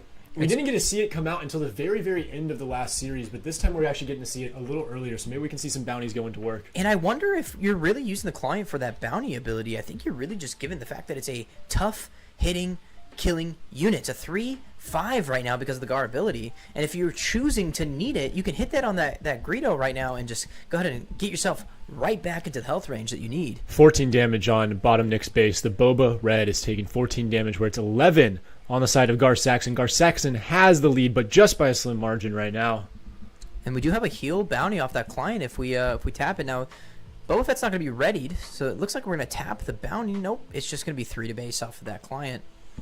And the lead grows a little bit more, slowly but surely. There is a Punishing 1 and a Greedo up on Boba Nick's side, so that's a bit more damage to maybe tie this up. Gar Saxy boy is looking to define the meta here and take down Boba after Boba after Boba. Oh my gosh, he's on a killing spree if he makes it through this one. A little KDA, Boba KDA. The fetish is starting to die because Greedo is the only thing that we can see on the ground side that's readied, and Punishing 1 is a 3/4 in space readied as well. Both players taking their time. It's going to be Punishing 1 hitting 3 into base. That leaves a readied 7 Fleet Defender. It's going to swing 4 right back into Boba Red's base. Oh man, so that's 4 because that's a static. That's the +1 from Gar, not the +1 from an experience token. Absolutely. So it's a 1 + 21 damage on base for Boba Nick. I mean, he's got the Greedo swing here, but it's not. He's got to do something to units right now. There's too many units on board. So is he going to test his luck? No, he's actually swing 3 to base. Now this is the point about this aggression, cunning, as you have some sneak here. We have Ruthless Raider that can come out very last second. You can do the sneak attack. And Gar Saxon's going to come out. I mean, he's going to resources still with Top Nick. If he puts an experience token down, this is going to be a potentially 6 swinging Gar Saxon. Or if he put, this is a change of heart capturing the Fet's fire spray. This is getting nasty for Gar. That is going to be a scoop for game 1. Yeah, there it is. Let's go. Gar picking up another one. Top Nick. Gar Daddy is going to take a first round game in the round of 6 against the Boba Red. It is a Boba killing spree from this Gar Yellow. Yeah, and we have to keep in mind, both these players are undefeated.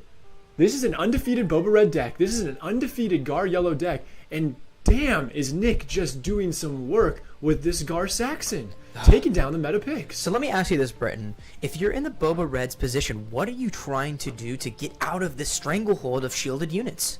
Oh my gosh, dude, it's really... I mean, I feel like your balance is your best tool in that yellow side to deal with this upgrade deck. Absolutely. I think if you're going to that sideboard, usually this Boba Red in that sideboard is not reaching for more control and tempo. It's reaching for more gas on the pedal. Yeah. So is there a world where maybe he's reaching for more gas in that deck? And is it enough to sneak by? I think a lot of triple dark raids is what you are looking for. And if you can start boosting up some of the space units and get something down, I think you are looking in a great place. Gandork Top Nick is looking great, and he is eating today. Gar's unbalanced, ban him. I've been saying it from set 1, baby. Gar is perfectly balanced. Set 1, I've been saying it. They need to buff Boba is what they need to do. All right, they're both resourcing right now. Actually, they might still be sideboarding here. I believe they're sideboarding here. Yeah, they're still sideboarding. Now I got to find that Gar Saxon deck. I promise you that will be posted. If you guys get the chance, check out Gandork and the channel that he's a part of. It was linked in the stream earlier with Loopy. Check it out. They do talk so much about competitive play. They're great people over there. Absolutely love them. And Loopy plays with Gandork all the time. And he says that he knows this deck and how nasty, dirty this little deck is. So what makes me worried here for Boba Nick is the fact that I didn't feel like the Gar Saxon was really swinging that much at his units. He was kind of just buffing up his units and going at the base. And he was, I think, like 13 damage ahead of Boba Nick. So if he needs gas, he doesn't just need a little bit of gas to win the game. He needs a few actions worth of gas to win the game. He needs a lot. You're looking at this Boba Red knowing that you have the ability to do that. I mean, you're talking, like I said, again, if you get to that 6 resource range, you have Ruthless Raider, but imagine bringing that on a double, triple dark raids. That's a triple dark raid right there. And if you can get 2 of those triple dark raids out with great big units, you're looking to put a lot of pressure on the base. Now, he did get the Fet's Fire Spray out of the triple dark raid, but it still wasn't even enough. Yeah, it was not enough. He had so many choices, too. He had all of his choices in that hand. Yep. I mean, I think, again, this is my personal preference. If you're playing the Boba Fett deck, I think it's something worth thinking about, which is understanding cards like Relentless Pursuit or Waylay. I think if you have 2 in the main board, you should be putting the 3rd one in. If you have 3 in the main board, you better keep it, because you're looking for these Waylays right now. Yep. You absolutely need Waylays. You need tempo. Yeah, I think that is the answer here for Nick. It's the only way out. There was just so much happening on Gar's side, and he was not able to keep up with it. And here we go into round 2. We can update the scoreboard as well. So Top Nick with the Gar is up 1-0 in this game. This is round 6. Both players are undefeated. And both of these players have a very, very, very good chance, no matter how this goes, of making top 8. So Top Nick is going to be 1 up on the day against this Boba Red. Now, if you guys are hearing any issues with sound, give us 1 second. We'll get that figured out real quick. Britton, what are you thinking about going into this? You're 5-0 up on the day. This is your 6-round game. If you win this, you're almost guaranteed making it into top cut. You're struggling here because there's so many people that have been able to get to the 5-win range and go down 2-0 and lose it. Yeah, I mean, it definitely is a lot of pressure. I mean, both Nicks here are thinking, if I can just win this one, then that's going to take a huge sense of pressure off of me. And I'm going to be honest, if I'm sitting in Gar Saxon's position, the pressure starts to fall away when you're up 1-0. It's going to take a big series of plays from Boba Fett to make Gar Saxon start sweating. Yeah, absolutely. I'm agreeing with you here.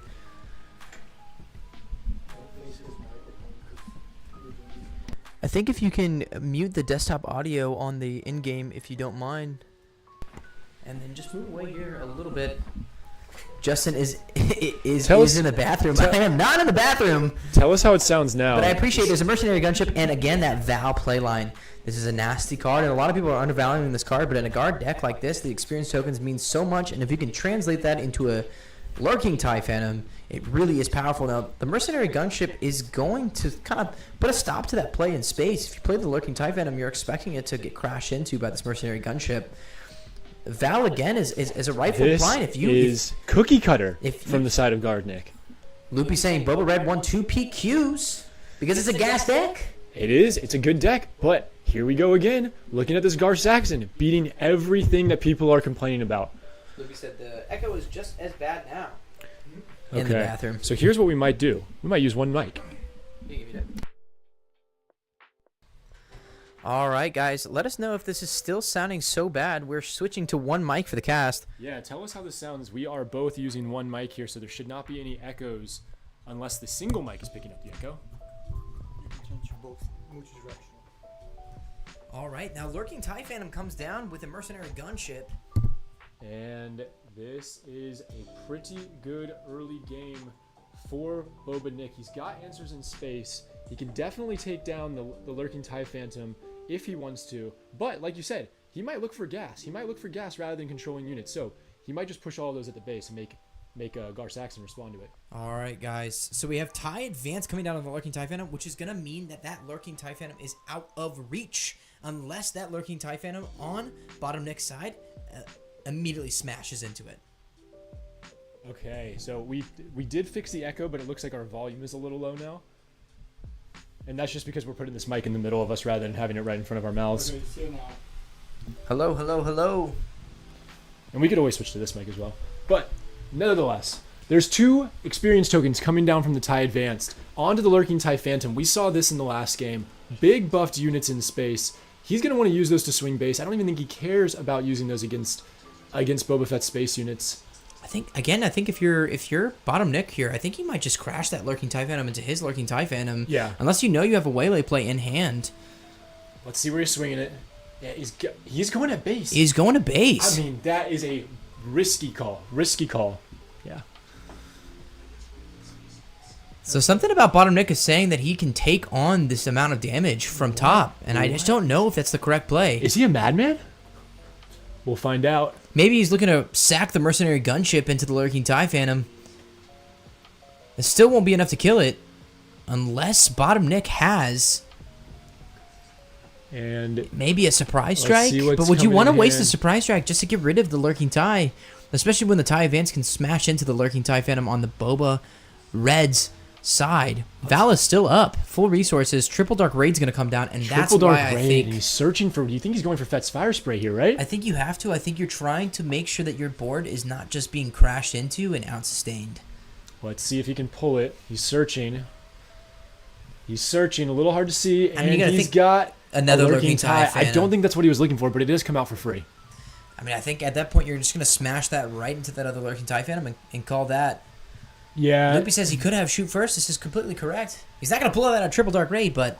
So I'll tell you why I like the idea of using a surprise strike to actually take down the Lurking TIE Phantom, because you're trading the surprise strike in one of your units to take down his unit, and then you're leaving 2 units up on your own board to take it down, rather than having to sacrifice 2 of your units, which is swinging power for multiple turns going here in the future. We're on the same page as you, Loopy. He's definitely was looking for a...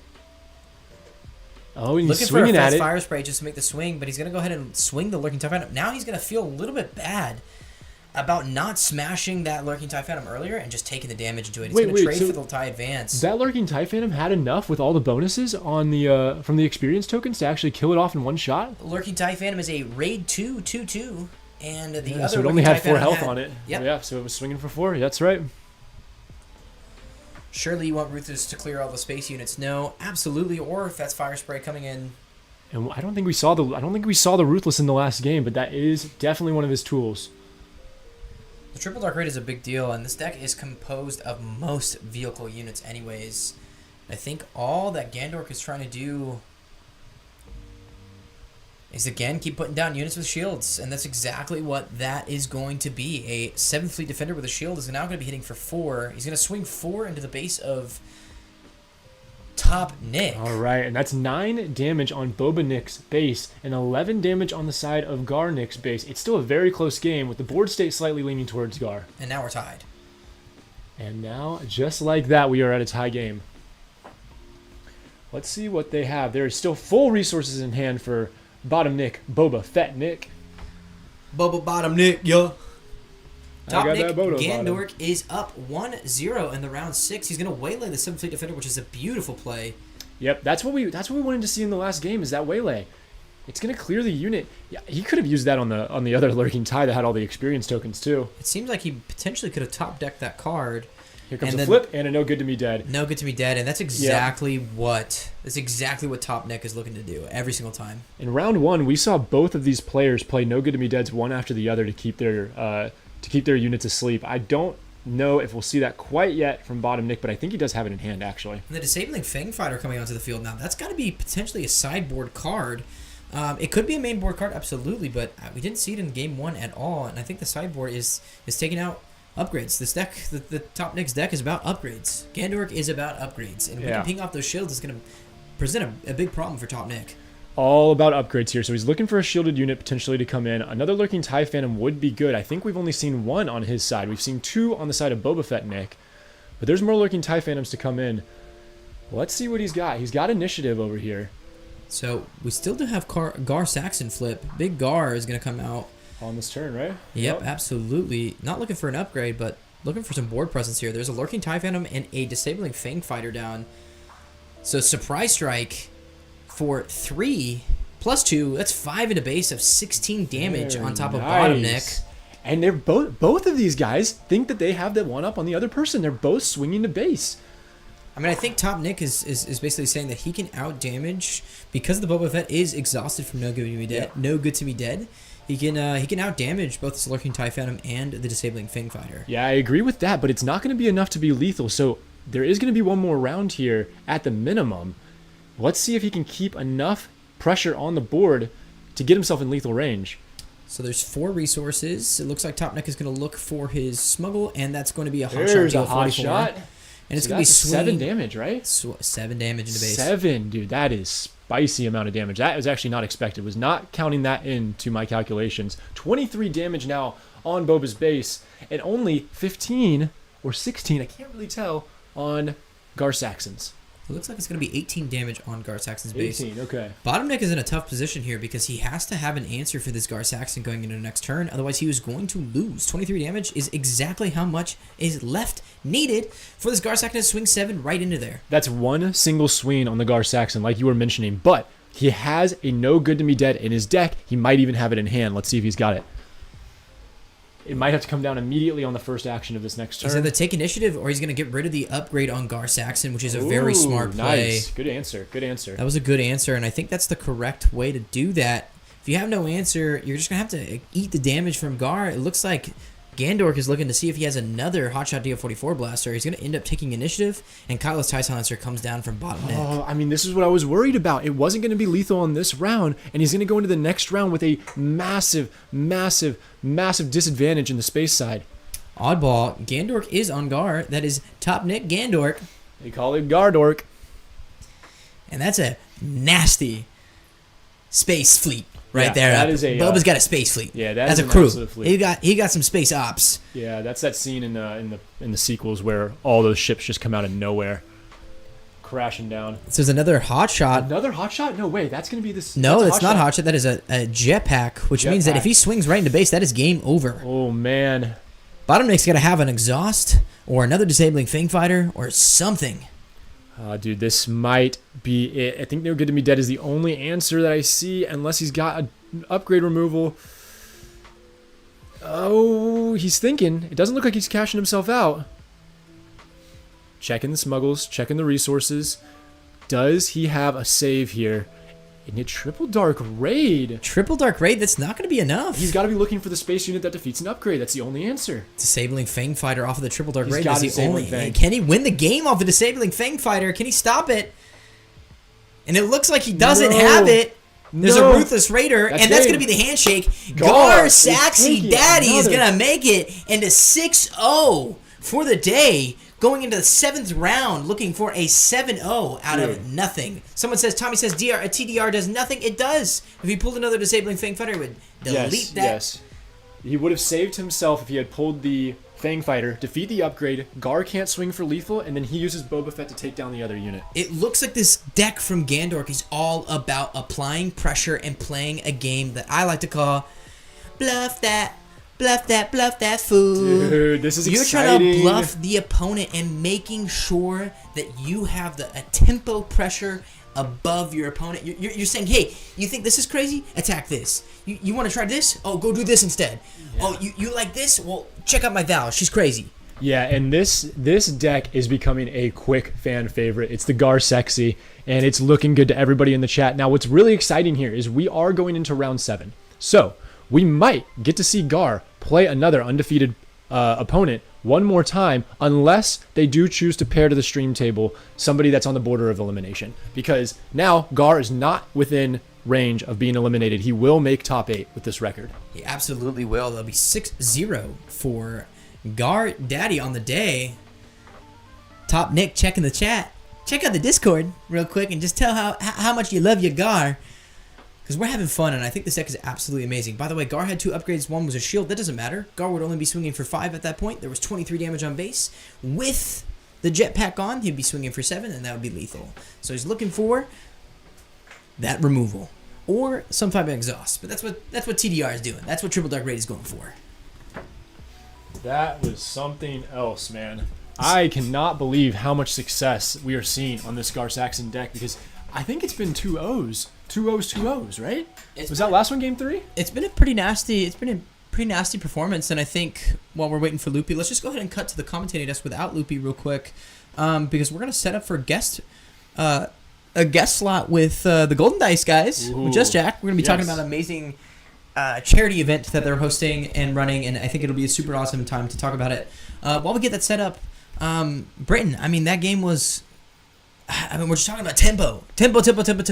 I feel like every deck that we're looking at right now is just a tempo deck. Yeah, and the truth is, he only got 1 Waylay during that whole game, and the truth is that Waylay came down on a unit that didn't even have a ton of upgrades on it. I would have loved to see immediately, as soon as that TIE Advance hits that lurking TIE Phantom with a bunch of experience tokens, to be able to pop a Waylay on that, rather than having to sacrifice your own units into it. Yeah. But, unfortunately, that was not in the cards for Boba Red. And Gar Saxon Nick on this Gar Saxon deck is putting on an absolute show. It's crazy. Absolutely. Gandork is doing what Gandork does best. And class on him. He's doing great. And I think this is such a great example of a deck that is exemplifying what's a clear weakness of top meta decks right now. I mean, even Boba Fett Red is a different type of meta deck, right? We're looking at something that is really heavy in space. But if you have answer to the units that you're going against, right? Like playing multiple 7-fleet defenders that are doing more damage, you have the chance to outgas other decks that are specifically there for gassing you out. And I think if you can play on tempo, I mean, you saw Gandork had every single time on Boba Flip, there was a no good to be dead. Yeah. And that's so purposeful, because Boba is able to get the 2 resources up again and play another ship like a Cartel Spacer, play another ship like a Kylo TIE Silencer, or something like the sort. I mean, how you deal with it? Yeah, it's a lot of tempo on that turn. Those no good to be deads were pretty crucial. Every single time I think it went, the Boba Fett hit the floor, that no good to be dead came out. And he just wasn't really able to do anything with it. No, not at all. So I think what's best here is if we go to a quick commercial break while we set up our guest interview and get Loopy into the mix. And we'll just go to a quick commercial break real quick, guys. And we'll be right back.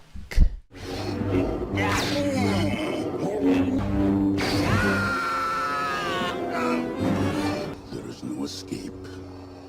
Don't make me destroy you. Join me. And we can play together in the same deck in Twin Suns. Come to the dark side and change your aspect color to villainy. I'll never join you!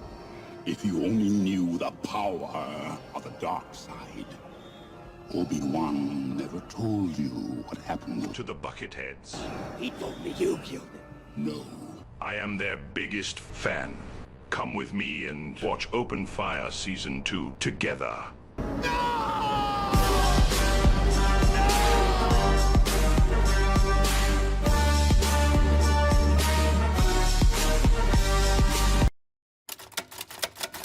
when they pillage you, but you just keep the thing that spends as much of your mana or resources as possible. So, No, that's right. And like again, if they do pillage on the turn, you're flipping Boba. It's like cool. I've got a 4/7 that you're probably not doing anything about. So Yeah, and that's Han, and I was there, but I had a conversation with Wu about that at one point on his turret stuff. But I mean, you got to look for all Bobas. But I mean, if they're at 2 cards, on their flip, then actually probably you should be doing that because there's not that much smuggle. They'll maybe hotshot you.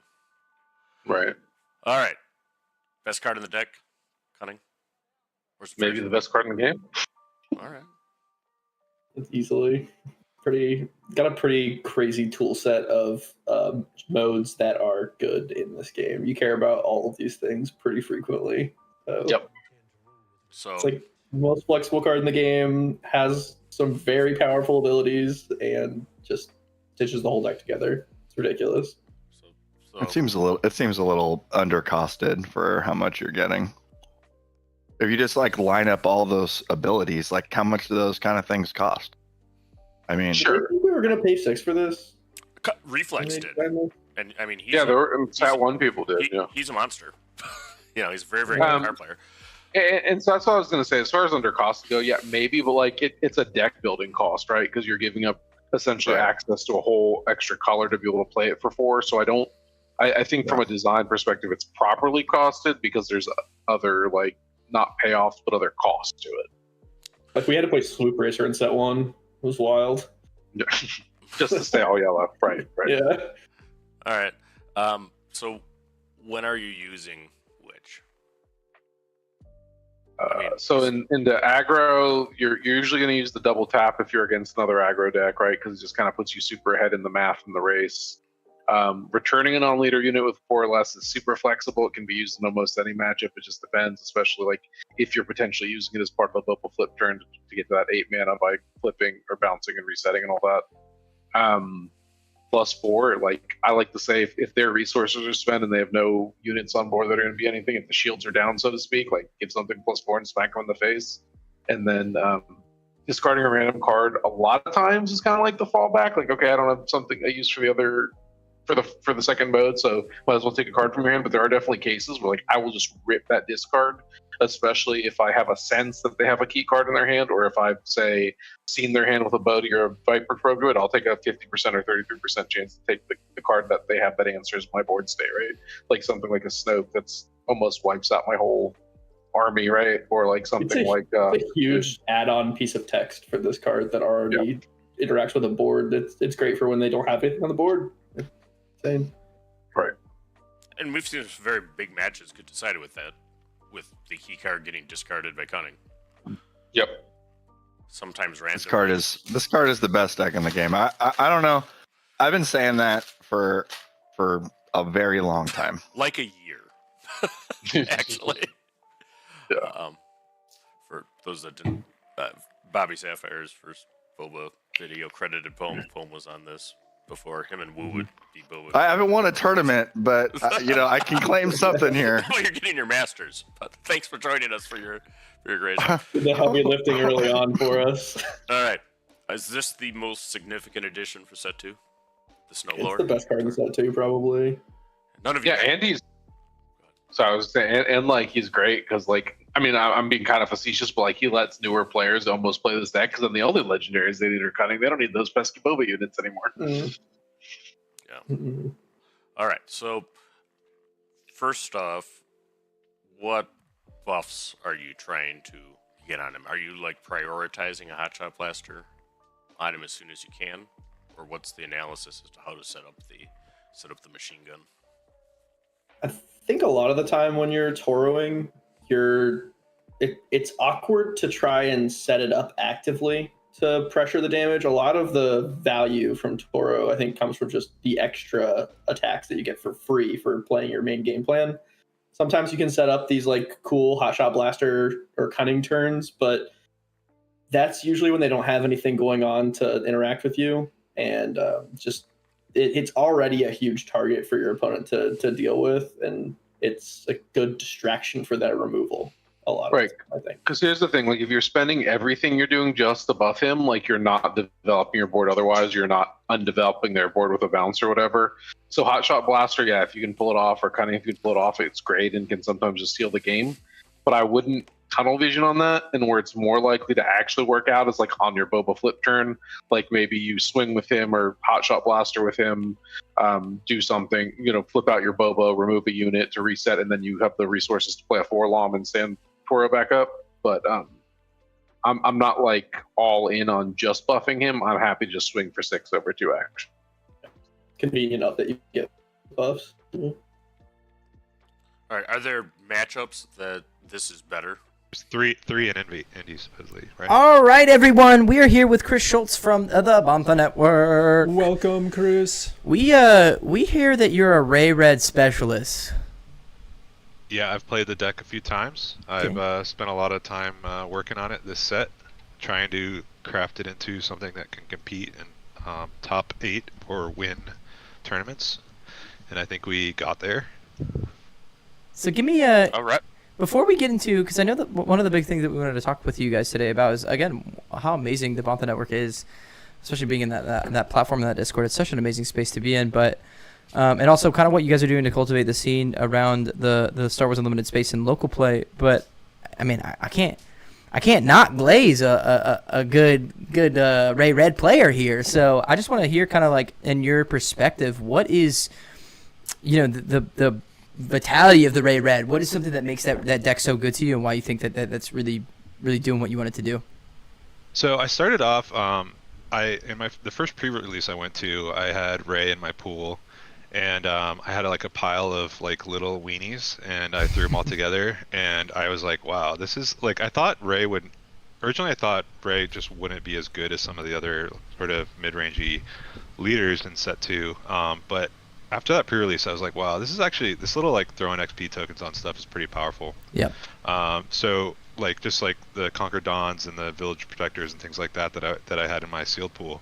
So I just like went and started seeing what other people were doing with the deck. A lot of people in like the K2D Discord were porting over like Chariot shells from set 1 with the discard packages and doing things with that. So I started, and actually I took Loopy's list that he was working on really early in set 2. Yep. And that was the first list that I sort of tried to work with, and from that I just saw that the direction I took it was like adding more Sentinels, slowing the game down even more, and realized that Ray, while good as a mid-range deck, was really good as a control deck. Sure. And I think that was sort of like the innovation that made it more competitive, was being able to just like go like very, very control-y with it. Yeah, and we've played quite a few times. I actually don't think you ever told me that your first Ray list was the one I was working on. But I thought it was really, really interesting how Hero Blue Red, which people who know me know that Force Throw is my favorite card. I play a lot of Hero Blue Red. Ray really had kind of all of the momentum right as set 2 release. Everybody was all about, Ray Tarkentown. And I felt like I was saying, hey, Han Blue's pretty good. And, what about old boy Chirrut? And then it was actually your Bothan guys with Hey Kid, made a splash at Gen Con. And then everybody was on Han Blue. And then, Ray probably became underrepresented. And you know what? Chirrut's actually still pretty good too. So I do think it's really cool that you leaned into the strength away with the extra value. I mean, she's got some, control elements. And I know that's definitely a tough out, when I first started playing with the deck, I thought I really just wanted to build a deck that would be able to beat aggro early in the meta, because everybody's predicting that early in a set meta the aggro was going to be everywhere. Yep. And I was like, I want to be able to beat Sabine, and I want to be able to beat like sort of the space cheese decks that I was thinking that were going to be around a lot, like the TIE Phantom based like Tarkin type decks. Yep. And so I was just like, I want to go like a lot of early units, early space units, Conquer Dawn Interceptors, the Village Protectors, and things like that. Like that, I just wanted to like lock down the early game. And but what really ended up happening was like, I was almost like paying no mind to control. I was just like, I just want to beat aggro. But I found that the list that I was trying to beat aggro with was really good at like into control as well, like just without even trying. So that's when I was like, okay, this thing might have some legs. Like if I'm not even trying to beat control and I'm winning these games. Yeah. And there were some good placements from Ray today, and actually some still going on.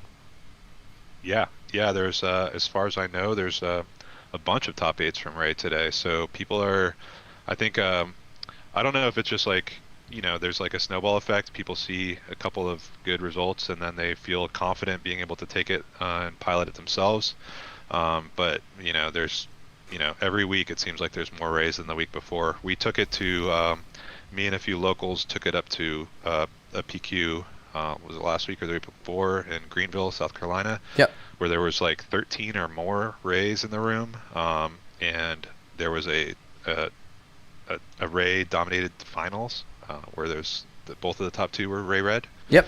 One of those was a playtesting partner of mine who was running a version of my list, who ended up taking it down.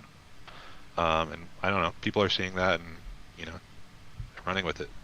Yeah, and shout out to you for all of the work perfecting, you know, the list over the last couple of months. How do you go about doing that as you kind of go through the first couple of weeks of a set? That's something that we'll have happening to all of us soon. So I don't think I'm a very good deck builder, but I think I am a good editor. And so I just try and like, for me, it's just playing a lot. I played this deck probably 15, 16, 1700 games this set, and I just like grind away at it and play against every single matchup, like, you know, lots and lots of times, and try and find out where, like, what cards just aren't pulling their weight, and then I just go back and look at the available card pool and just like try and fill in the holes. Like one of the things we found, like, you know, I was like adding in like the Nema outpost guys, like we added those like late in the set, like something like a card that just wasn't in anybody's list at all, and I just started like, hey man, there's this like card here, it's pretty good. Yeah. Threw it in there and it started to end up doing work. And look at this in the chat. Oliver Larigo Smith. He is the runner-up from Edinburgh on Ray. You know, watching you now, so shout out to you, Oliver. 4-star yourself, kill Boba leader. Very funny. I like that type of chat. I feel like Ray Red is and I would love to move on into to talking about like the local scene and kind of what you guys are doing over at the Bonta Network, but I will kind of end in the Ray Red discussion on saying I think it's a deck that there's a lot of decks that reward you for understanding your deck very well, but it's also a deck that I think rewards you for understanding the other matchup, the other side of the table really, really well, and understanding, you know, what is in their tank and how you can skirt around that and know that you're the beatdown or you're bigger than them, or those moments that you know that you should be force throwing yourself to you can go card down to kill something. Like it's a deck that you need to know the opposite side of the table very well to pilot the deck really, really insanely. Yeah, and I was happy that K2D reached out and asked me to write up a guide for it. So there's a guide on their Discord or on their Patreon where I like pretty much go through like every meta, like common meta matchup, and break down like how to approach those different lists, because I don't think it's a deck that you can just like pick up and play. Like it's not really net deckable, because like almost every leader based combo I'm approaching a different way, and it's like a very toolboxy deck. Hey guys, I hate to cut us off here, but it seems like the top cut, we're going at round 7, immediately started already, and we were supposed to have like 20 minutes more onto the segment. So Chris, we appreciate you so much for coming. We want to talk more with you, so maybe we'll get you guys back on and see if we could talk more about everything. We're gonna immediately cut back into the game, and so we can get into this game. We're a little bit late we're already about 6 resources in, so we do apologize for the late discrepancy here, but we did not know that was going on. We were supposed to have 20 more minutes left, so we're gonna cut right in. Thank you guys so much, Chris. I appreciate you so much, and we'll have a chat here soon. Thank you. And we see Han yellow here, and then it looks like we have a Boba Fett yellow. So we have a double yellow, you know, matchup here. And I'm seeing that there's not reported games in round 6, so they must have found a game 3 for us. So this might have been a table move. Yeah. If Chris is still in the chat, I wouldn't mind having Chris continue to talk to us while we look at this game. Yeah, and Ian, if you're listening, you know, this is your moment. Right after this, Han yellow, baby. We do have a Han yellow. It's a double yellow matchup. Han yellow into a Boba yellow. Hey guys. And I think it's 20. 18 damage on Han Yellow's base, and 16 on Boba Yellow's. Obviously, Boba Yellow is looking at a pretty strong board state advantage right now. And this is the Jasper from earlier in the day. There's a Han Solo coming out with confidence.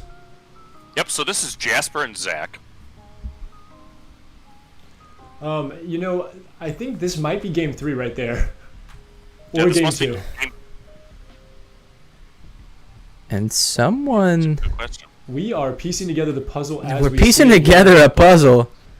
And the way the cards are moving, I feel like the game is over because they're showing cards at this point. Ian says Han Yellow, question mark, question mark, question mark. Let's go. Yep. That's what we're thinking. Yep. That looks like a dub. So it looks like that's game over. And I don't know if Jasper took it or Zach. I do believe Jasper took it. Jasper was pretty close to being lethal, and then Zach did initiate the handshake. Got it. Yep. All right, well, while we keep on the screen here, Chris, talk to us about the Botha Network. Talk to us about what you guys are doing for the local scene. Talk to us, guys, what some of your plans and some goals are for everyone. Everyone over there is so amazing. So give us some, throw us down some information. So I'm a member of the Botha Network's competitive team, and we have a bunch of good players, and many of which are located in the southeast. We have a bunch of us in Atlanta, and one of the things we're trying to do here in Atlanta is sort of foster new player engagement. We sort of recognize that in our area we have a lot of very, very good competitive players, and that's great, but what that can do is sort of crowd out not so competitive players. So we just started noticing that when we were going to weeklies, we were trying to like prepare for big tournaments and things, so we're trying to get our reps in.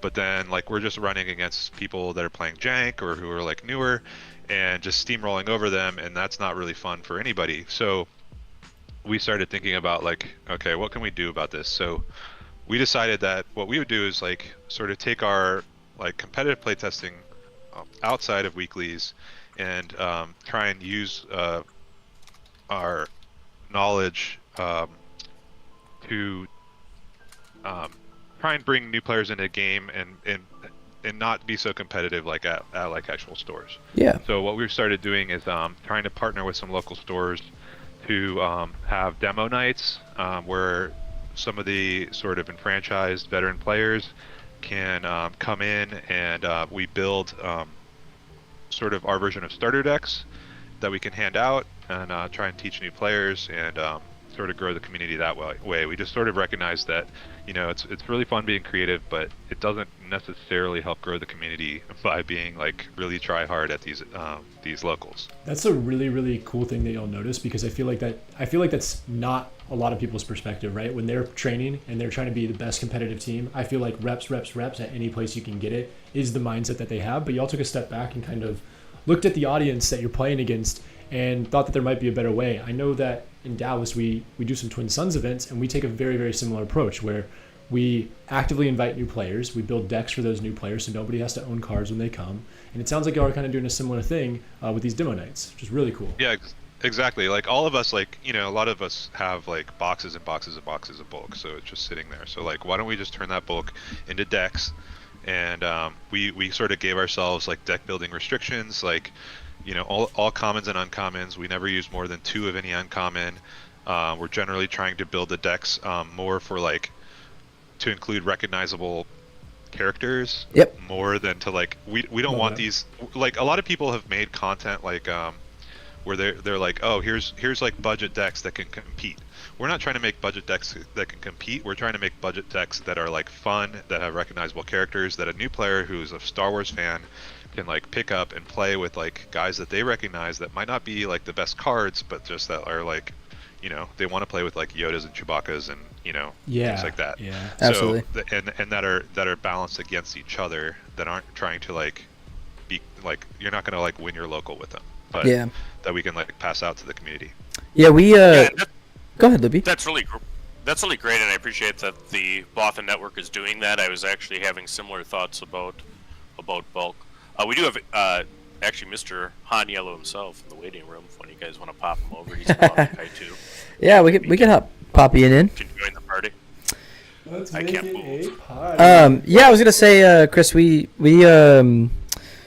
take that pretty seriously as far as how our direction with our Twin Suns Knights go. We take it extremely seriously. I'm trying to involve like new player bias, and it's Twin Suns is such a political fun game. It's such a casual fun game, and it rolls the like super,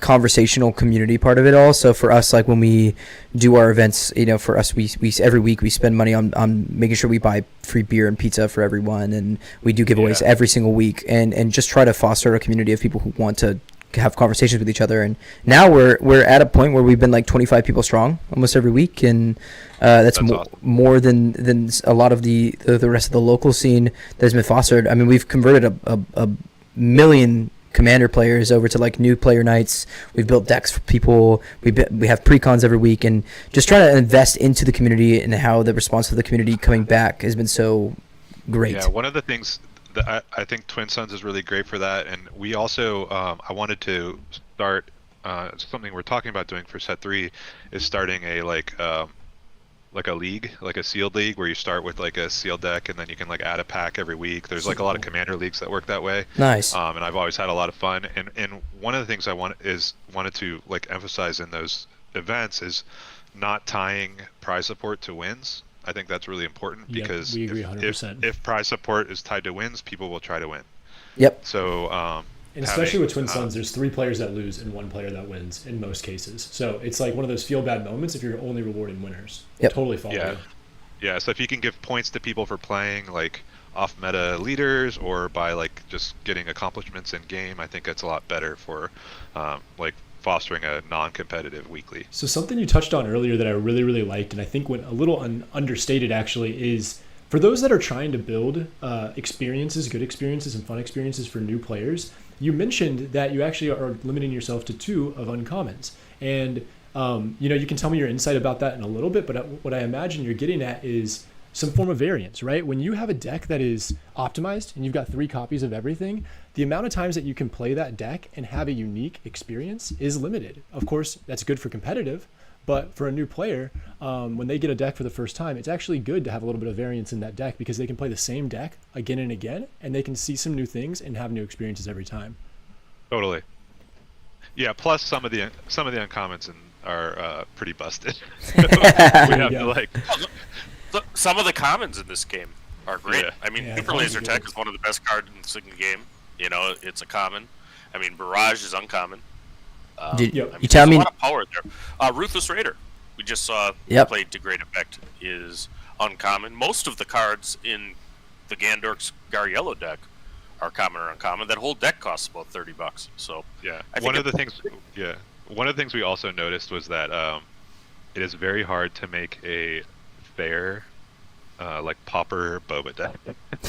It's like we were trying to make we're trying to use like popular recognizable characters, and I built one for Boba that was just like, oh, let's just do a Boba deck that just has like some bounty hunter. It's just like a Jabba's Palace theme. And even trying to like have non-synergistic cards in it, it just like steamrolls everything. So we're like, even in Pauper, Boba is just very, very strong. I love that. All right, Way, speaking of steamrolling, everything. I just wanted to say we have a new face in the chat here. We got Mr. Han Yellow. Loopy, you wanna introduce? Yeah. So Ian joined us. We had a moment there. It looks like they found that game 3, and right before poor Han went. But we have Ian, who taught the Han Yellow Masterclass, with us, and is another proud Bothan guy. So how you doing, Ian? Yo, what's up, everyone? Yo. Sick all day. Mad props to running this. Oh, thanks so much, dude. Technical issues be damned. Y'all be killing it. So that was sick. Appreciate it, man. I'm pouring one out right now for that Han Yellow player, but I kind of think he did it to himself. He was playing Administrative Tower, which is just objectively incorrect. So if you're not playing Jabba Palace, I don't know what you're doing. You lose games on those. So what is it about mono yellow players that the most discussed and hotly debated topic is their choice of 30-point base? You know what? It's because there's just, if you're playing Han, you got to be thinking about what Han is going to be doing in the game. And if you're not smuggling stuff out, and you know, being a true smuggler at Jabba's palace, then like I just think you're not going to draw the cunnings that you need in the game. You know? There's right answers, there's wrong answers, and you got the right answers. Is what I'm hearing. Yeah, exactly. It's kind of like the aura that presents itself with the deck. So Got it. There's like intimidation factor as soon as you step down and put that down. Someone says a Jabba Palace or lose. Oh, well, we saw it here. That's exactly what happened, Jabba's actually. Palace was like one of the biggest upgrades that deck got. So. Yeah. That is great. Michael says Chopper Base. What are our thoughts on Chopper Base, real quick?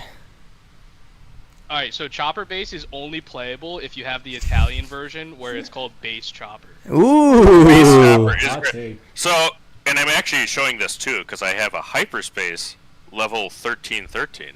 I mean, is this something? Okay, hold on. This is hot off the press. I might be switching to level 1337 or whatever it is. Are you sure, Alright. are you sure you want to put that out there? You save that. I Save that still for need the to test tournament. it. I still need to test it. You know, it's It's rage it's bait. untested right now. I need to kind of feel it out. But it looks kind of fire. I need to see that hyperspace. Oh my god, look at that. It's gorgeous. All right, so you heard it here, folks. Mono Han going to 1313. Now, here's the fun game to play for set 3. Is it a clone trooper or battle droid? Come on, Ian. What is it? What is it? Wait, is what a clone trooper or battle droid? Oh, the backside? Backside of this card is a clone trooper or battle droid. What do you think? Oh boy. I mean, I'm gonna vote for clone trooper because hero, but. You hit it. Nice. Let's go. You hit it. Let's go. Look, Mr. Rebel gets it again. Dude, you know what can't it is? lose. It might need to be that if you play the 1313, you need to have it be a clone trooper on the back. So You can't have it be a battle the droid. vibes would be pretty bad if you have the. You gotta trash the 1313 if it's a battle droid. If you're playing double Han. You can't have the undercover battle droid. No. Smuggling the wrong tech there. So this 1313 is a battle droid. So just like what? Get rid of it. Oh, these cards. You can rip it. You can rip it up on stream. Unplayable. That's something that I could do. All right. So getting serious though, where do you think Mono Han is in the current meta as we close set 2? Okay, so I will always say that I think it's the best deck, not just because it's pretty much the only deck that I play, but I think that it just does something inherently unfair with the resource denial of DJ that no other deck can do because of Han's ability to defeat the resource that you steal with DJ. So because you have that way that can attack other decks that no other deck can, I think it just kind of puts itself above any other deck in the game, especially the fact that like you can do this on turn 3 because of tech, right? Like you play tech on 2, you activate Han on 3, and then you put out DJ, steal their resource, you get the flip Han, attack, you can play a 2-drop after it, and now you have 3 guys out, they're down to 3 mana, you're at 6 mana, it's gross. It's just, you just automatically win every game that you do that if you pull it off. Ryan says that Ryan Rebel Resource says that he said he loves you. Oh yeah, Ryan's my boy. Another Bothan Network homie, and also just another great YouTuber. If you want to check out Blonde Sabine deck techs, anything set 3 involving Sabine, and Quinlan. I know he's a big Quinlan guy. I am gonna say I do like Quinlan, but I need to work on Han still for set 3. But Quinlan Red is fire. You know, I'm on Quinlan Red myself. Yeah, Quinlan Red, Quinlan Green, ECL. Is really Gracie. Yeah, I know. Brian's been telling me that you guys have been testing a lot, especially against that Han double yellow 4 set 3 against the Quinlan ECL. Yeah, it's super interesting. But back to like just why I think Han is so good. Yep. So besides the whole resource denial thing, it's also just that you get to play Cunning in the deck, and like Cunning is one of the best cards in the game, and just being able to have like such tempo leverage in a deck that also has like a bunch of discard spells, the resource denial from DJ, it kind of just like does everything that you want like a deck to do in this game, because you can be proactive and also reactive when you need to be. And with all that being said, the only matchup that I don't like for this deck is Boba Green. So once that became like the top meta deck, it was the saddest thing in the world. But you know, that's okay. I might have lost a couple PQ top 8s, top 4s, finals to Boba Green on camera, but you know, it's okay. You know, I think I'm it not actually was a salty. pleasure. I was commentating you in the matchup in Baltimore. So great run there. Thank you. Yeah, it was. I like knew going into it in Baltimore too, because I had played Ryan Conroy. I think that was his name. I know his name's Ryan. I forget his last name. But Ryan, who ended up winning. I played him round 1, and it was my only loss during the day. And then I faced him in the finals and lost to him again. And I just knew going to that finals, it's like I just hoped that like literally all of top 8, I was just like, please lose. Please lose. I know it's gonna happen. I'm gonna play him in the finals, and I'm gonna lose, and it's gonna suck. But Yeah, and there's a path to victory, but I mean it's not what you want to see. as a yeah, mono it's yellow really deck. hard for the mono Han deck to be able to combat the Boba flip turn, Yep. especially when they ramp, just because yellow villainy is really good at dealing with the Han flip turn. And if you don't get to 7 mana that turn, it's kind of hard to come back in that matchup because the Boba is going to do 8 mana worth of stuff, and like if you can't do at least 7, like you're not going to be competing on the same level as them. Yep. And they're really good at killing Han, right? Like they have hot shot blasters on their leader, which comes out before you action-wise, even if you have initiative. They have overwhelming barrage, Boba's armor. No good to me dead can just like tap your leader for 2 turns. Now you're not ever like gaining a resource advantage. So it's just really hard, and even with like all of the discard spells trying to take out their pivotal pieces, they can always top deck something, and you know. Yep. Well, thanks for sharing your expertise. I can check out the Mono Hand Masterclass and check out the Bothan Network. Yep. All sorts of stuff. There's a whole cabal there. Let's update around the If there is a country. cabal. Shout out to Mono Han Cabal. Also, real quick before I go, shout out Frank Myers, one of our fearless leaders at the Bothan Network. He is in the top 8 right now. Nice. Good luck, in Frank. Memphis. He's playing Blonde Sabine, going back to his roots. You stole my thunder. That's actually I was going to do the PQ announcements, but yes, Oh, we I'm have in Memphis we have Frank going in on there. Let's go through the rest of the Memphis top 8. We have a Han Yellow, actually Equoil on KTOD. We have a Krennic, a Sabine ECL, good deck. A Boba Blue. I mean, why not Heart Control Boba? Sabine Yellow, who is Frank, another Sabine ECL. A Ray Tarkentown for my boy Rodney, and Boba ECL. So Boba Green, but ECL. We also have the Indianapolis Planetary going on right now. The top 8 is a Boba Yellow, a Han Green, a Sabine ECL, a Boba Green 30, a Ray Tarkentown, Boba Tarkentown, and Ray Tarkentown. Nice. So 3 Rays in the top 8. Yeah. That's Yo, pretty high. Alright, hold on, real quick. Please, I want Ray Tarkentown to win all of these except for Frank's PQ. I want him to win. But I want all these Ray Tarkentowns to win so that people don't play Boba Green next week at the Orlando PQ, and I could just steamroll with Mono Han. That's Nice. What if I'm at the Orlando PQ though? Alright, Chris, I love you, and we'll have some hard-fought battles, but I'm rooting for myself. Yeah, the Ray Tarkentown in Memphis is the one that handed Frank his only loss in Swiss, I think. Wow. Oh! And Frank Take that, Frank. blamed me because he said the Ray player had read the guide. It is pretty much your fault. I mean, he's got a point there, and you're right. Yeah, I think Alright. Frank is playing the Boba Blue deck in top 8. They're the only match in top 8 that hasn't reported yet. I know the Equoil on Han Yellow, who's also in the Mono Han Cabal, he won in top 8, so he is in top 4 now. Boba Blue is such a matchup, bro. What a grinder. Looks like the Ray went down. Ooh. Frank's is the only match that's not supported or not reported yet. Yep. Oh. Yep. There's hope. So- There's hope. And that's interesting because it goes. People think the Sabine matches all go quick, and I actually myself made you can eat a point of my deck tech, but some of the matches, particularly with ECL Sabine, go late. I actually had a match against Kira, the one that put me into the top 8. I won as time was called. Wow. With like 11 resources down because the Kira had healed like 40 with vigilance Oh my and top targets. Holy moly. But still got her. All right, boys. Thank y'all so much for joining this this segment here in between rounds. We will Thank probably you. jump to a quick commercial break before jumping into round 7.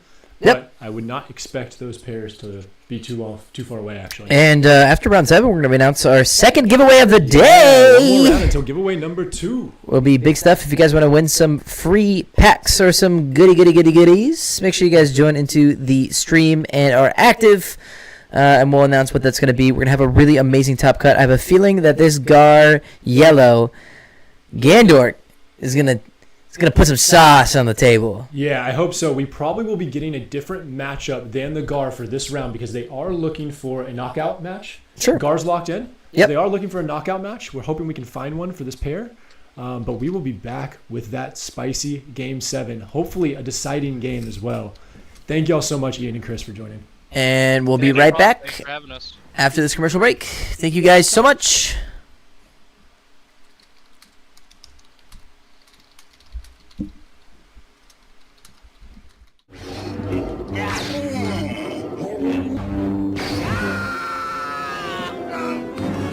There is no escape. Don't make me destroy you. Join me. And we can play together in the same deck in Twin Suns. Come to the dark side and change your aspect color to villainy. I'll never join you! If you only knew the power of the dark side. Obi-Wan never told you what happened to the Bucketheads. He told me you killed him. No. I am their biggest fan. Come with me and watch Open Fire Season 2 together.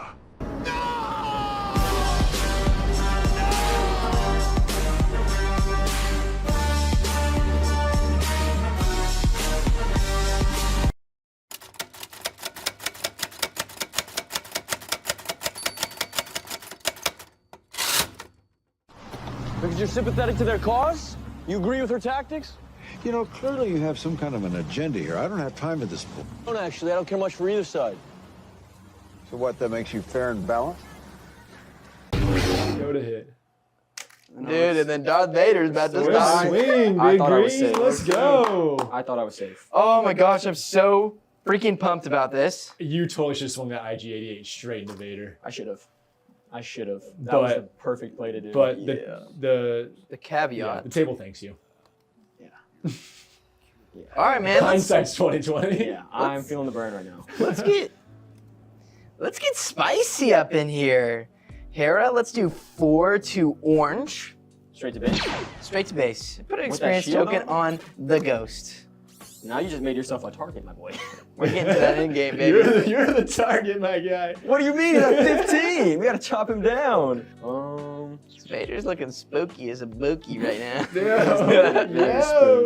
Very He's got 8 damage. He can pump out. He's spooking my goonk. Oh my god. Spooking my goonk. Oh, you could smoke Hera. With the ping. Or you can just take it to base. Or yeah, just He's definitely gonna pop something here. You could smoke Hera right now. You could straight just ping her shield and then hit her. Yep. Don't hit me, baby. I gotta put on my poker face right now. You might have to smoke Hera. That combo right there is nasty. I'm playing Bib with a shield token. Comes in shielded. I think you might need to take out that shield right there. Baby just missed your boy Jabba, but let's put some work in. The 101 guy? You might need to smoke that bib. I got you. Oh, I got you. What? I got you, baby. Hold my Dropping baby. 5 down. Hold my leg. For the overwhelming barrage. No way. Wow, I could not ask for a better overwhelming barrage. I have never seen a table this ready to face an overwhelming barrage. Multiple shields, multiple units just with 1 damage to go to defeat them. This is gonna be spicy. Going 1, 2, 3, 4, 5, 6, 7, Ping the shell. 8, and kill that too. So you're at. That's gonna kill this. You have 1 more damage. So it's 8 total, right? Because I'm at 6 plus 2. Oh, you can ping that shield. Ping that shield. Ping No, that shield. I want to go 1 here, 3 here. What the? 1 here, 1 there, and then 1 here. For 8. Ooh, this feels. And just clear that damn board. All those shields. All those shields. All those shields. Britt, are you serious? That barrage is nasty. A ping there, a ping over here, pinging everywhere. Why me? Yeah, that's a overwhelming barrage. If that- I ever seen one. Yeah, buddy. That is now swinging for 8 damage. I'm drawing my card. It's lethal to me, guys. It's lethal. Smoke him. I'm just saying, game ends here if he Hey, swings. if you don't want him to win again, just go ahead and take him out right now. I don't know where it lands though, man. I don't know what y'all got cooking up over there. You got full resources. No, I got 4. It's alright, you guys can throw me. I just got 4. No, you might be safe for now. We'll have to see how it plays out. No, Julian could decide the winner in a way. Julian could decide the winner in a way. Right. Smoke big orange over there, win it. What a game changer right there. That overwhelming barrage was nasty as balls, bro. That was fucking gross. God. Can I get a yacht in the chat? You got to be kidding me. Falcon. Oh, Falcon. he's That's looking to end it. that's He's looking to catch. also a game. And that comes in ready? It does. Wow. Wait, I just want to preface this. Julian has a lot of resources right now. Julian's got resources. He's got something to swing. got I don't some think we can resources. end it right now. I really don't think we can end it right now. I'm taking initiative. Yeah, so let's look at this guy real quick. 17. He has 3 right here. Right? We got 3 here. He has 8 here. 8 here. That's 11 damage lethal right now. He heals 5. He's not beating Justin. But then he can swing the Inferno 4 into him, and then he'll be beating Justin. But if he swings into Britain, he'll decide the winner here. This is really sticky right here.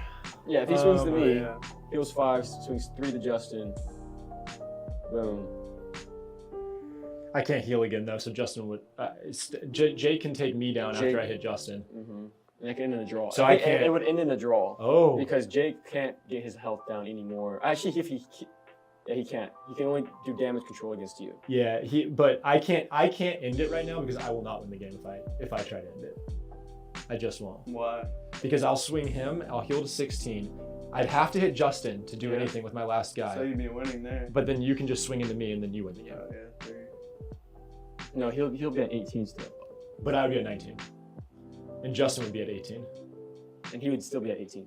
Yeah. So they And would win and I draw. wouldn't. Which is why I'm not going to swing for the end. Well, then you take the blast, and then we're all at 19 with you. But I ain't trying to tie, brother. I tell you what, I tell you what. If I it's ain't open, tryna we somehow pull out the tie against Julian. We all 3 times. Y'all win, bro. We need it for our freaking ego, baby. Sounds good to me. Let's do it. That's a group win against Big Let's Julian. go, baby. That's so fun. That's so stupid. I can't believe that might actually happen. That better not happen. It's your swing though, right? Yeah, it's my swing. Okay. You're crazy. Power failure. Defeat any number of upgrades. Taking on off that a experience unit. token. So just remove this one, right? Let's take off your map. So he's going to live through this turn for sure. Well then. Not for sure. Because he has the millennium. Well then. Depending on my Damn, next hand, that's this could be crazy, yo. crazy. Red's at the lowest right now. I know I might put it into red. I'm really thinking about He it. has the biggest board besides. I'm really you. thinking about it. Just clear his, just kill that bib. Kill that bib. That hair is boosting that ghost. That ghost, by the way, is swinging for 6. Swinging for 7 if he swings with hair at first. Let's put 8 onto the red base. And then I'm gonna deal 7 because I lost that experience so good. And then let's put 2 onto Bib Fortuna. Yeah. You could kill your own Inferno 4 and get the card draw. Just You make can- sure you have your can- next best hand. You can smash into the ghost Oh, if you yeah. being 2 to the ghost right now. Right? It's at 6. Oh, it's at 4. I'm gonna put it on the Millennium Falcon. Okay. 2 damage. Interesting. Maybe make him pull back to his hand rather than leaving it out on the table. Because he wants to refresh it. Possibly. I don't think there's any coming back from me. Good. 3 to blue. 3 to blue.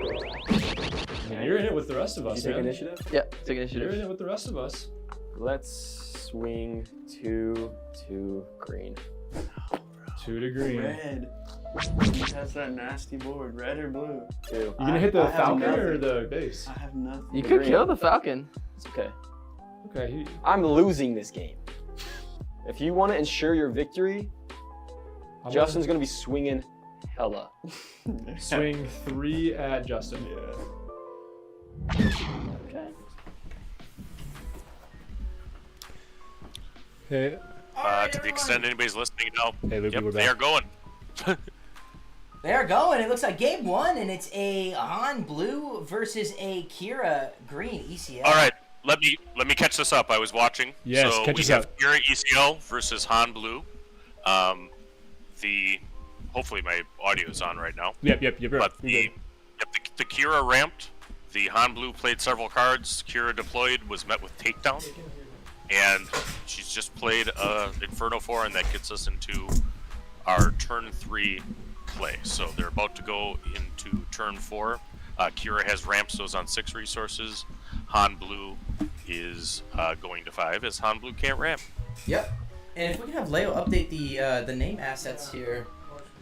Thank you so much. We are blessed with our second showcase of the day as well. A beautiful piece of art over there. Blessed with the second showcase. Yeah, Alexander's on Kira ECL. Alexander's. Yep, Alexander's Kira. Yep. I love that Thrawn token on top of the cards from the Kira, and there goes Concord Dawn Interceptor. Yeah, Matching in so space against Kira, like Thrawn, is usually 3 steps ahead.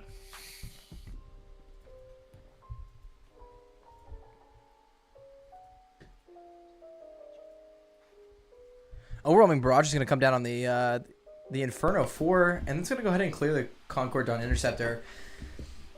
You know, I think at that point, it's just the Kira trying to soft control on top of the little units from the Han. I think if we're comparing Loopy, some of the top end out of these 2 decks, what would you compare to be a more preferable top end? I mean, you got to think the blue removal is about the same besides Power of the Dark Side, but for the most part... Yeah, so these are 2 decks that I've played. I mean, I played Kira ECL in 1K, and I've played a lot of Han Blue.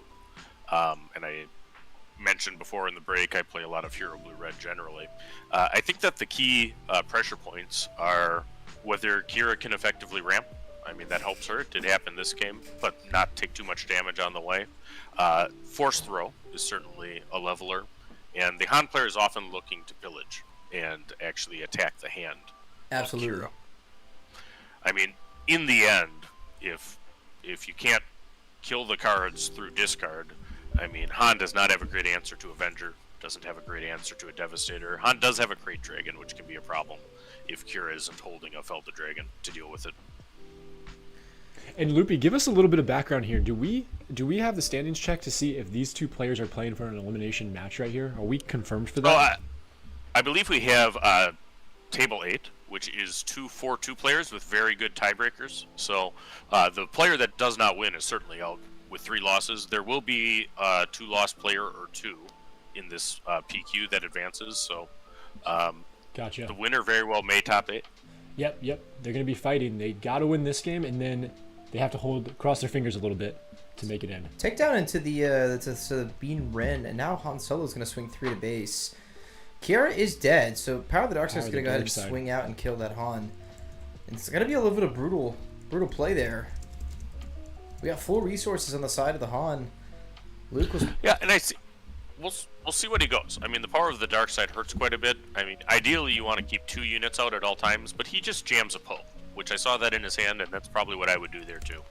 Force Kira into immediately claiming, and she's got to answer Poe right away.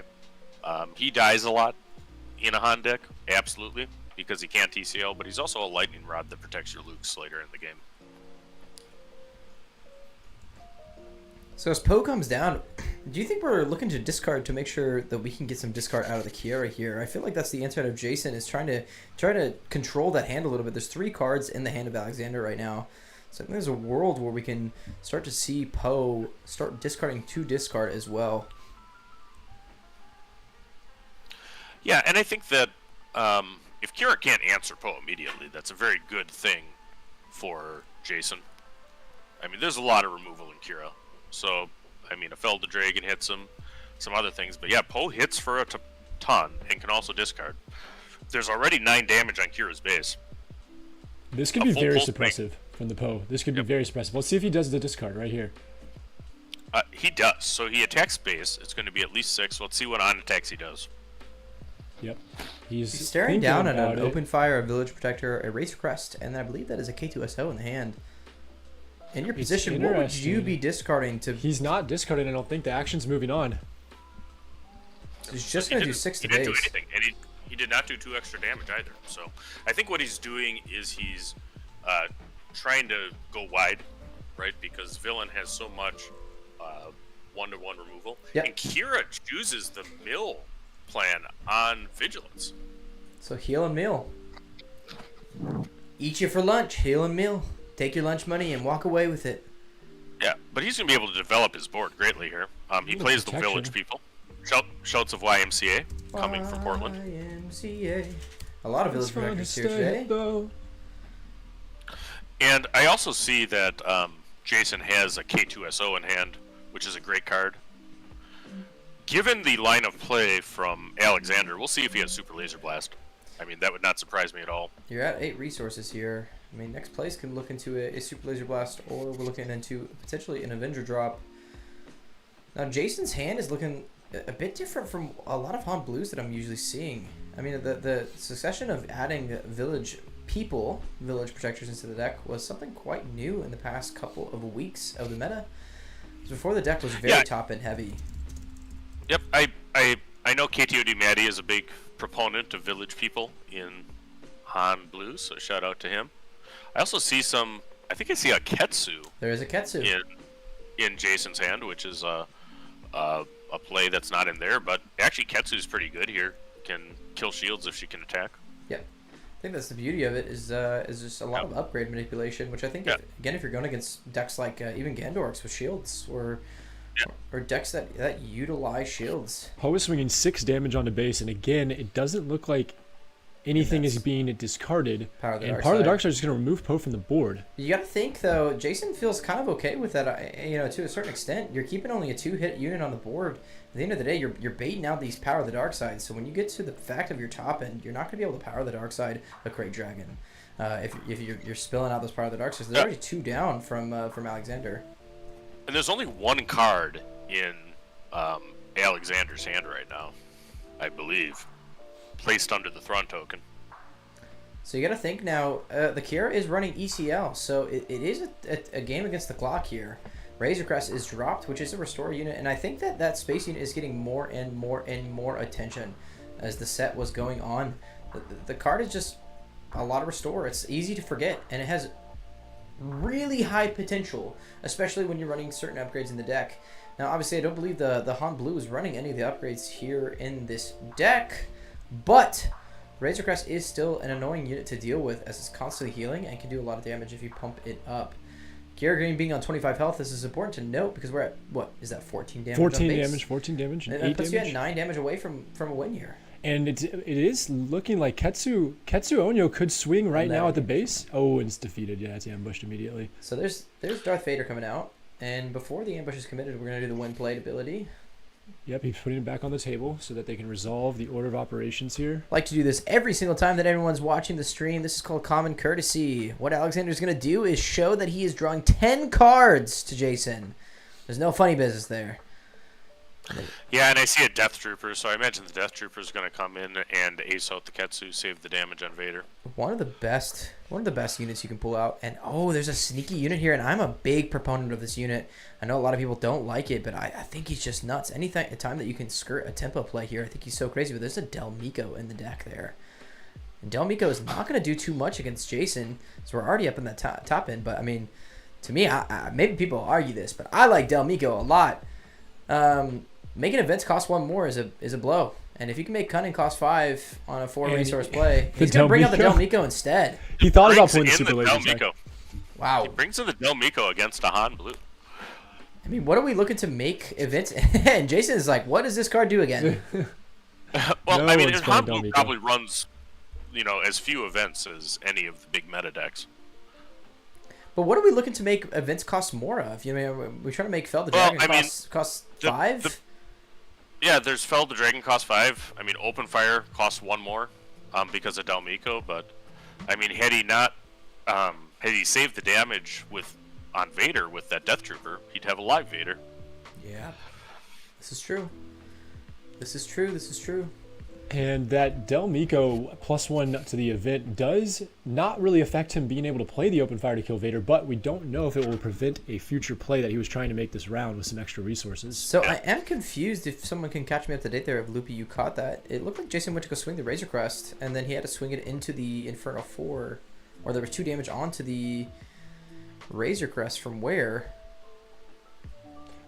Oh, it was the open fire. They ended up skipping the turn, so the Inferno 4 just went straight into the Razor Crest. I could also see Alexander, what he's trying to do, instead of putting a unit out, he's trying to get Restore. Now, a lot of people don't remember that Del Miko is a Restore 1 unit as well, not only the event. So maybe he's trying to get some of this damage off the base. Now, K2SO coming down is pretty brutal, and this is going to put you in a very hard matchup. Like, it's going to be really difficult to deal with. Yeah, K2SO is a good matchup into the Del Miko on the board because he can clear it in Overwhelm. And then K2SO also has the ability to both discard and draw. And there's going to be timely intervention. The beauty of the card, that's going to be the pay. What will he Put bring the card in? on the bottom. And what are we paying? That's a lot of resources. I think we have an Avenger coming in with it. Yep. He must be at 11.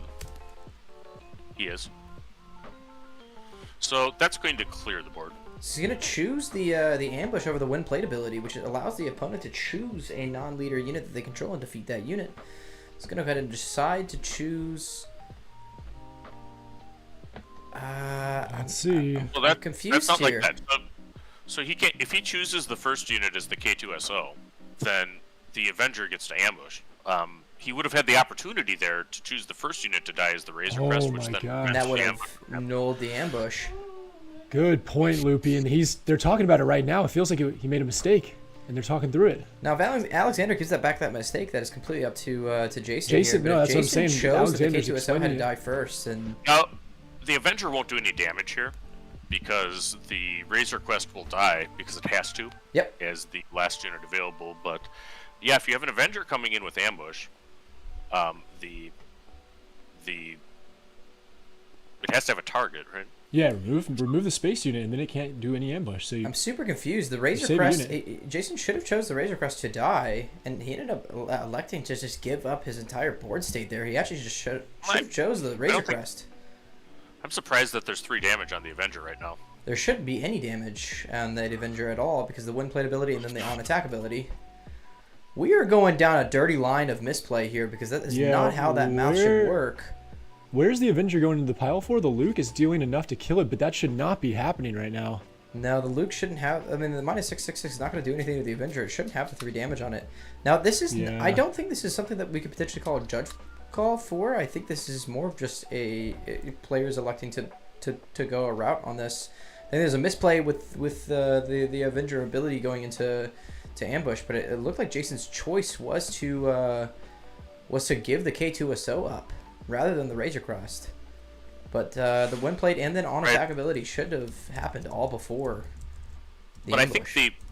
I think the 3 damage on the Avenger was a problem there because the on attack ability of Avenger would force him to kill the Razor Crest before it was able to return damage. Absolutely. When you got to think, this is a tournament left on the stakes for them, so there's a lot of pressure. So there's a potential chance that they. There's a potential chance.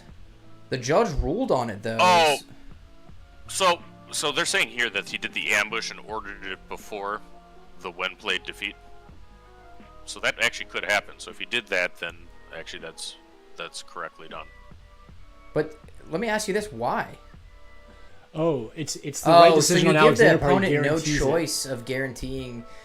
Got you. Now that makes a lot more sense here. You're trying to guarantee that your opponent has no answer, and they don't just choose the Razor Crest to make the K2SO die, which makes you're forcing the Razor Crest to die, so it clears the field there. Now that makes a lot more sense. So it does take the damage, and Luke Skywalker is able to kill it. So there was no misplay. Yeah, so you guys are correct.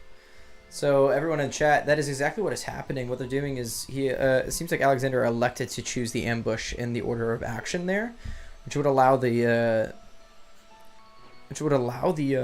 Avenger to hit before the. Yeah, and the takeaway is, dead Avenger or not, that was a huge swing in the game.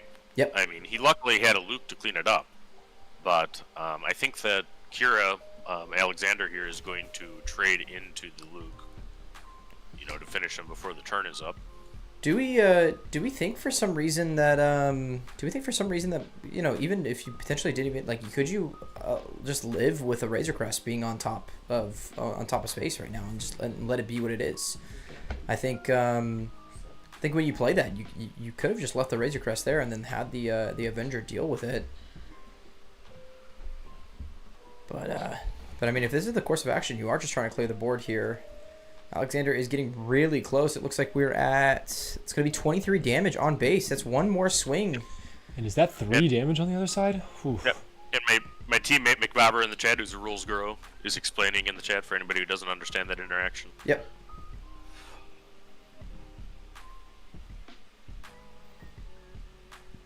So the Del Mico is going to swing into the Village Protector. It's going to restore 1 on base. It's down to 22. She's going to just claim initiative here. It's going to scoop for game 1. That's going to go to Jason on the Han Blue. Garrett Green had a hard matchup there. And we didn't even see any of that mega top end come out of Jason. We saw 1 Avenger come out of Alexander, but nothing out of the top end that really could have, I think, super scared him. And we didn't see a pillage. We did not see a pillage. I mean, I think the Del Mico, as spicy as that is. Guys, when that Avenger hit the board, we were looking at that and going, oh my gosh, Jason is losing every bit of his board state. But one response from the Luke Skywalker and it turned the course. And it's tough. I mean, the way that he did it with ordering the ambush first, I mean, the upside of that is that it automatically kills them both. Yep. Whereas if you order the when played first, you're probably not going to get to ambush, but your Avenger would be at full health. Yep. So you take that risk. Yep. I mean, at the end of the day, if you're playing against a blue deck, you're expecting maybe potentially a Fell the Dragon. So if you can clear the board and maybe just get answered by, you call the bluff there. You say, is the Avenger just going to get answered by the Fell the Dragon anyways? And I just need to clear the board? And I think that Del Mico, is better against the Fell Dragon. As it turns out, what he had in his hand was open fire. Yep. So the damage on the Vader was pretty significant. So they're both going into the sideboard. And Leo, we're going to go ahead and update Jason to 1-0 in round 7. By the way, update, guys, these players are both 4 and 2, and there'll be one or two 5 and 2 players that will make it into the top cut? So, by Swiss tables, it'll be 1 or 2. I mean, that's actually what you know, so yeah. It kind of depends. Yeah, with 7 rounds and this number of players, there is a toss-up. It comes down to if somebody that was paired up and somebody that was paired down had an upset. Yeah, they have tough tables here. Yep. So there's I think 9 5-1s. There's 2 undefeateds which are playing right now. Big Gar Saxon and the undefeated Boba Yellow, Zed, and then we have 8 1-loss players, but they're playing against each other. So 9 5-1s. That means again that there is somebody being paired up to one of those players, which means that if there is an upset, then both the players in that paired up match would be coming out with 2 losses, making it even harder for the players with 2 losses to score that tiebreaker. Right, and it's difficult to predict the breakers too as this happens because the one loss players that lose may go high, but both of these guys are certainly playing for their tournament life at the Portland Planetary Qualifier. So, I've played a lot of Han. I mean, certainly, if I'm sideboarding right now and I'm Jason, I'm looking for all of my discard. Yep. I mean, I have 3rd pillage in the discard, which absolutely comes in for Kira, and I'm also looking for guaranteed damage. I mean, sometimes people don't run all 3 K2SOs. That's a great card against Kira. Absolutely. What are you guys thinking for the other side? If you're Alexander, what would you do? I mean, I think you got to look at your lines here and understand what you're trying to go against. I mean, if you're Jason, I think you're trying to go wide, get to your top end, and I think if you're Alexander, you're trying to play what Kira is best at, is getting units down and playing removal to keep those units nice and stable. And there's good events on both sides, which is really struggling to deal with. And Jason wants to cheat that curve, and I think Alexander's looking for a ramp and making sure that he can match that all the way up. And just get the use out of that villainy removal spells. I mean, you're talking about Power of the Dark Side is such a powerful spell, and it was used twice as an event this last game. And it took out Poe, it took out the Han leader. But you're just trying to look for these answers to these units like Luke. But at the end of the day, just because of how big villainy topside can be, I mean, Snoke for an answer, you know what I mean? I think there's a lot of players that are not running Snoke so much in main board, but I think Snoke into Kira Green is such a great answer for a lot of stuff, because you can sit there and really just tank what ends up winning these games. There's a lot of width. And when you have the answers for events, you just keep answering events with stuff, and you can ramp that into a super laser blast. And I think we need a lot more of this top end heavy removal that the Kiara Green can kind of see out of. Or I'll throw this out, that the ECL Gideon Hask is actually such a nasty play. It's such a grimy play, and you really can get something on the board that is feeling pretty big and powerful. It says, hey, you need to fell this. You need to take down it. You need to use a removal event for this unit. Yep, and I'm looking at Alexander's list right now. We don't have the ability to generate an image as much, but I do have the printed list that he handwrote out. He does have in the side takedown, which is probably a card that comes in for Han, because he tends to leave units down. Wouldn't surprise me to see some Palpatine's return. Yep. You know, coming in. He's also got some spicy stuff. He does actually main deck 2 Snokes, Nice. so he does have those available to him. He could have liked one last game. Yep. He's also got some cargo juggernauts, and as you said, the Del Miko. So There's a question in the chat says, do we know the guaranteed top cut players? It'll be on the Melee FFG link. So the 2 guaranteed ones, I think, are Zayd and Nicholas the Gandork. Yep. So we'll be seeing them in the top cut because they're both undefeated. I think that all of the rest of them are at risk. And so that's one Gar Saxon, and then what was Zayd on? I believe Zayd, wasn't he Boba Yellow? Yep. Let's roll with that. Let's roll with that. So Sabine's going to come down on turn 1. And we have a response here from Alexander. It looks like he's just going to take initiative. And that's one of those plays that you're... I mean, he has Death Trooper. I mean, I can't see if there's a resupply in the hand, or we're looking for a ramp here. Excuse me, Zayd is the Palp Green. Palp Green, got it. What a spicy Palp Green making it all the way, and there's the resupply. I know we saw Zayd early on, Palp Green there, but Palp Green could be a big problem for any Boba Greens that make the top cut. Big time. I love that. Palp and Gar Saxon, undefeated right now, going into top cut. It's going to be 3 damage on the base from the Sabine. And we do know that the Alexander just resupplied. Yep. Full resources up for Jason. We got to see a big recovery coming out of Alexander coming into this bridge stage here. And usually what you see with Kira, though, is when you use her as a bridge unit, she just ends up dying. So we need to see something big come out of this. Maybe potentially, like I said, that ECL getting Hask. Or even the Long Pike. Getting the Long Pike out early and starting to use that shield purpose is going to look good. I know there's an overwhelming barrage in hand. I do see a Death Trooper. But I'm not really seeing much else. I'm seeing 2 Vaders, but we really got to get to that point. It looks like there's a takedown as well. So overwhelming barrage, 2 Vaders, a Death Trooper, and takedown. So Kira's going to come out. There was one more unit in hand. Kira has to try to stabilize. Let's see if Han has another takedown for her. I mean, if Han can actually just sack a unit into this. Well, this is actually one of those kind of Kira takedown. playstyles where you don't have to put a bunch of units on board to match this right now, because you can get the value out of Kira. And there's the open fire. And I think what Alexander was looking for is flip Kira and play overwhelming barrage and stabilize there. And now you're at a point where you're relying potentially on a Death Trooper here, and that's exactly what it's going to be. Yep, it is. Is Death Trooper. All right, yeah, the Death Trooper hits. He's going to take out Sabine, I think. It's going to be both units. Yeah. It's gonna be both the units. ECL Death Trooper. You know, classic ECL move. So, both players both decimate each other's board. Looks and like- you see them actually having fun. I can see their faces a little bit. They thought that turn was funny all around. I think Alexander's also asking Jason to make sure he can draw a card off that Yoda ability as well. I think Alexander wants it. Choose any number of players. Sometimes you choose 128. See if everybody in the room can draw. Ooh, and Sabine's going to be right dropped again, and he's just going to go ahead and use Han ability for her. Yeah, I think that the one space or the 1 cost Sabine there is actually real strong. Makes him have to deal with something. Yeah.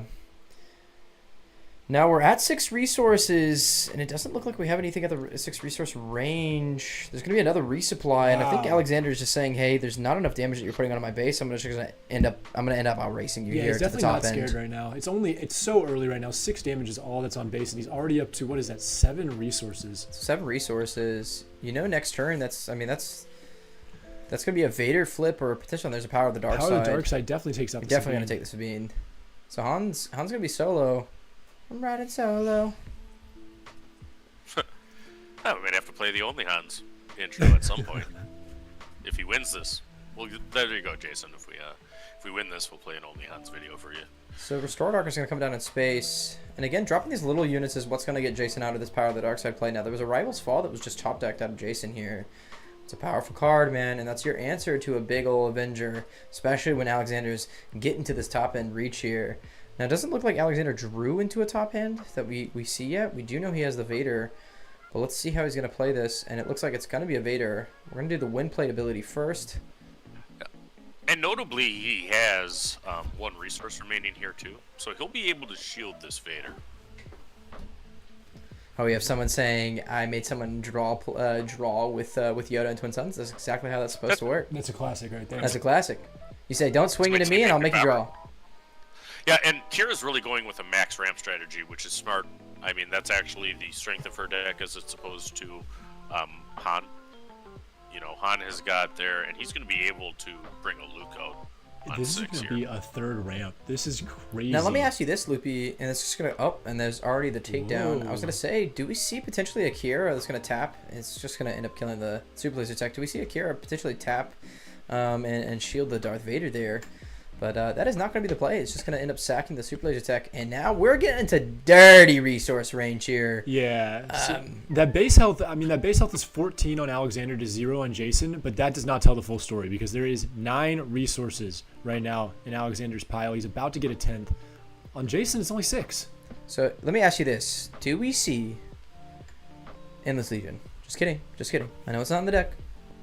But do we see it? I'd like to see that one day. I've actually seen Endless Legion played. Shout out to I think it was Golden Dice. One of the members there got off an Endless Legion. Died on the next turn. Nice. But that's okay. So Vader's going to come out again, and we knew he had the second Vader. He's going to leave 3 resources up. He's going to do the Wind Plate ability first. I think here's the thing. When you're looking for the Wind Plate ability, I think, especially in this Kira deck, you're looking for, like, Death Trooper here.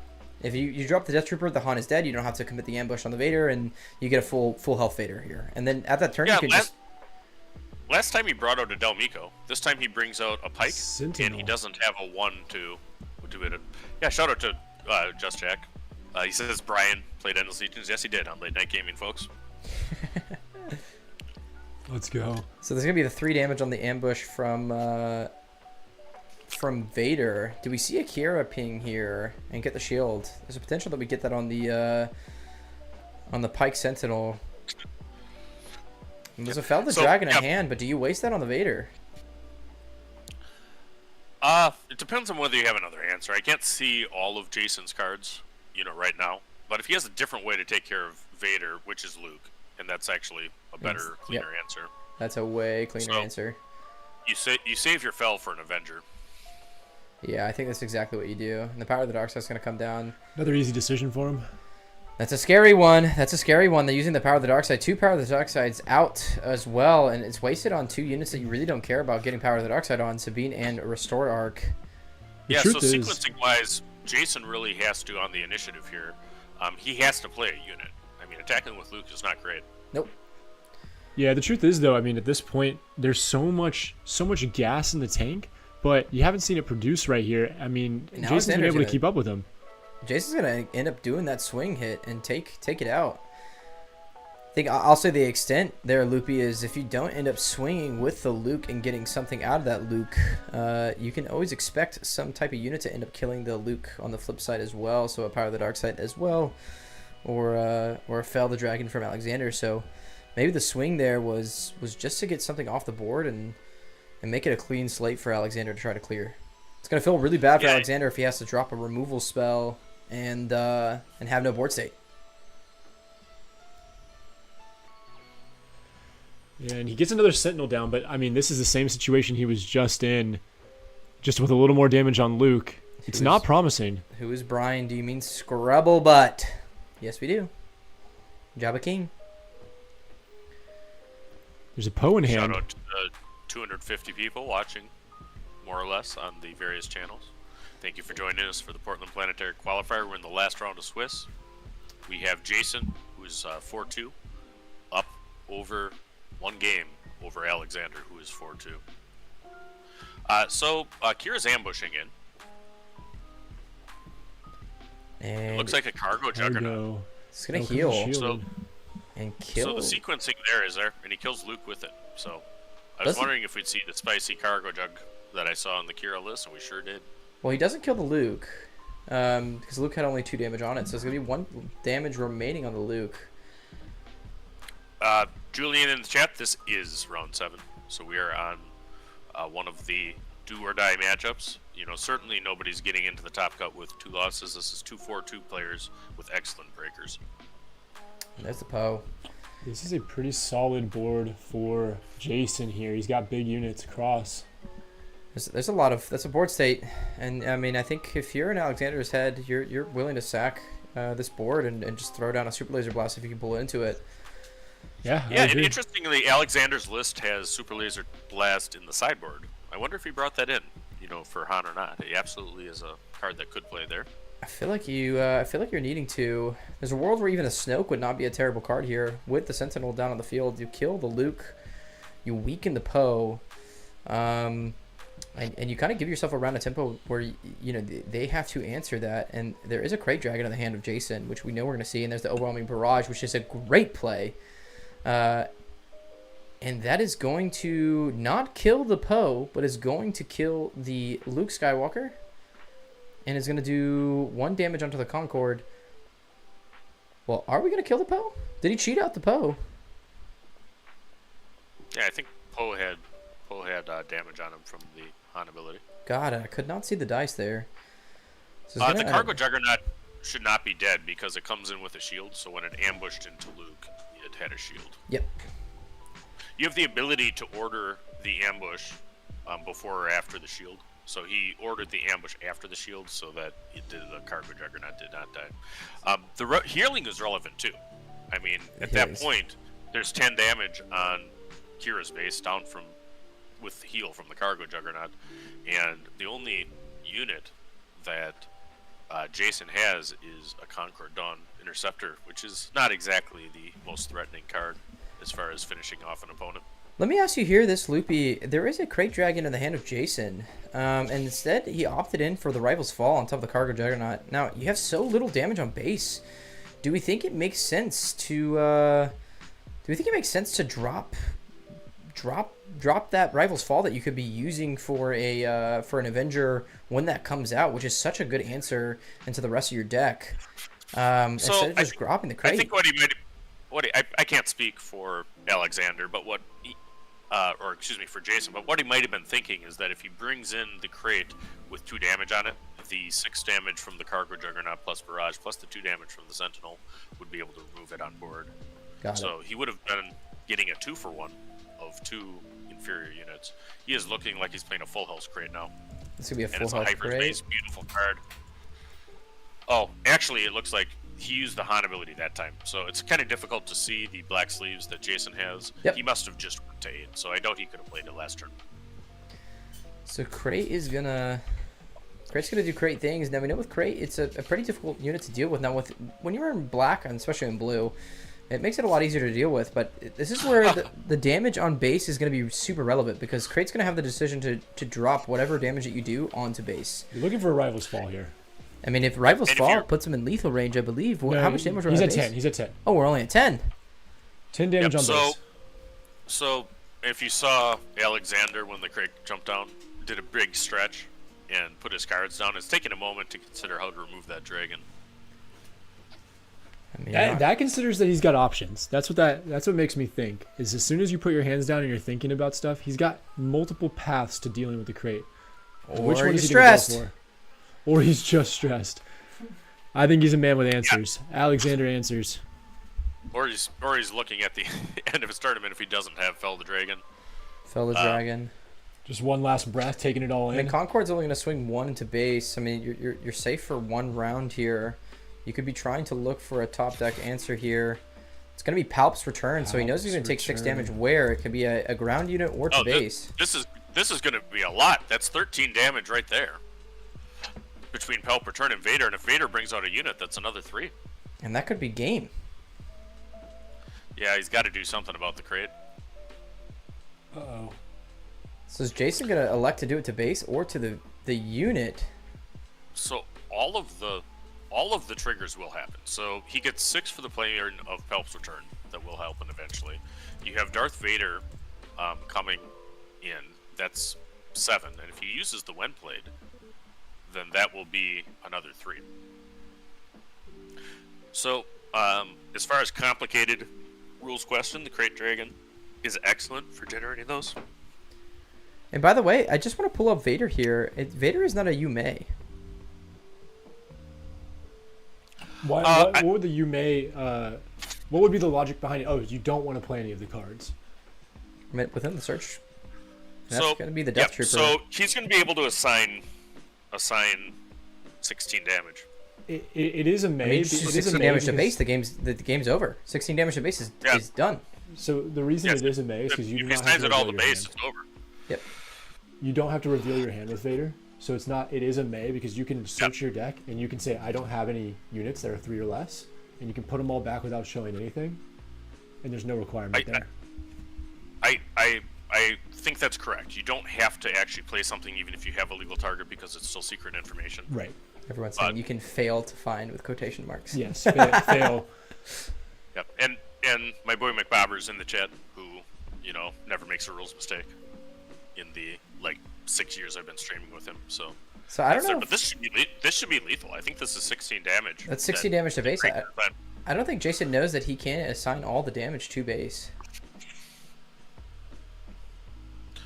So he might have ordered all of the triggers there to see what his opponent does, because you can make as the active player. You can make the crate things go at the end. Yep. It is still 10-2 in this one. I mean, this one has gone on for a long time and barely breaking double digits on somebody's base. It's kind of crazy. Someone saying that they need to call a judge here. I mean, at the end of the day, it is the decision of what Jason wants to do to assign that damage to what ground unit or base.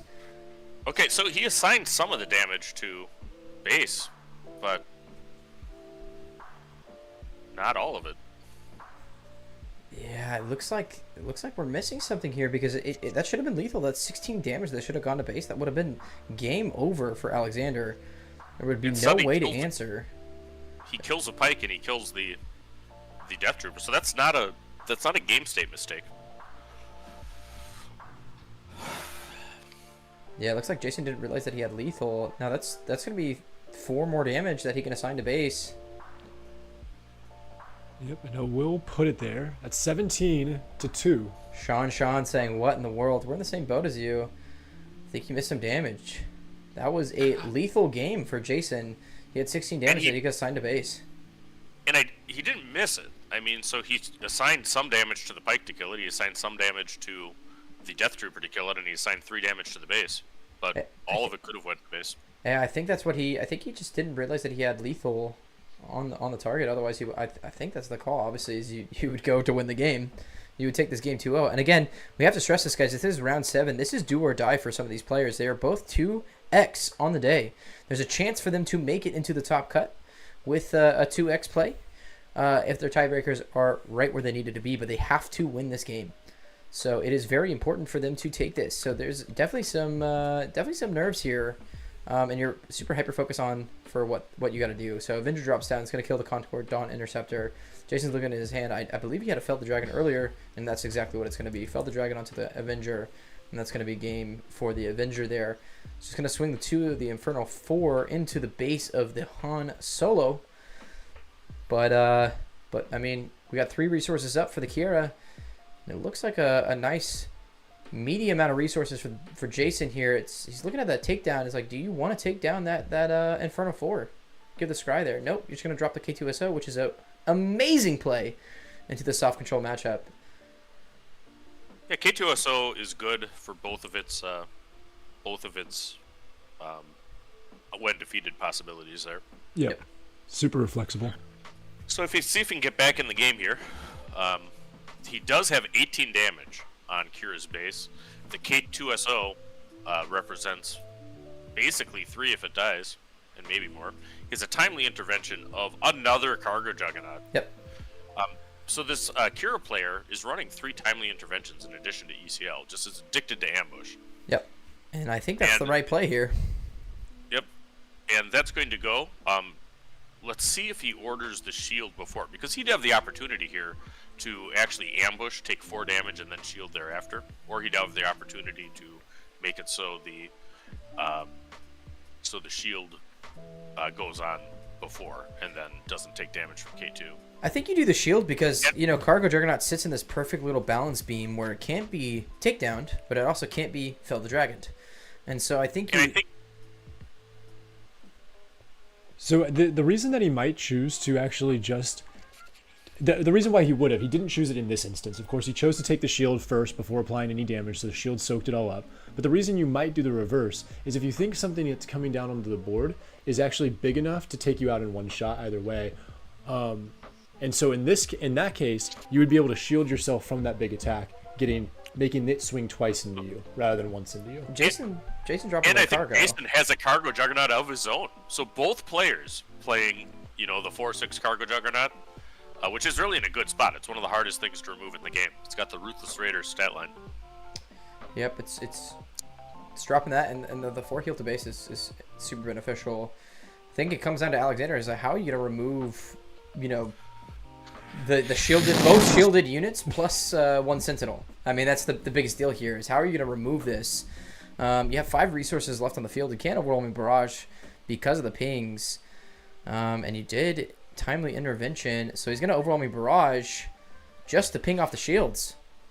Yep, so he gets 2 shields, but he has the other Cargo Juggernaut in range of death, but can't attack this turn, so the barrage will fizzle. And guys, we are at 13 minutes left in this round, and this is still game 2. If Alexander pulls it out, his back's still against the wall. Yep. What's the health that's so small? Apologies, guys. Tornado mic moment from Loopy. Yep. It is 4 damage on Jason's base and 14 on the base of Alexander. Alexander's running ECL, so he is at 11 more damage to go until the game is at win, and Jason with 26 more damage left to go. Yeah, Cargo 18 taking out the damage village to protector. 2. 18 on the Kira base and only 2 damage on Han Solo's base. Jason is pushing for a victory here. And he plays a damaged K2SO, which is actually, pretty strong. Very smart.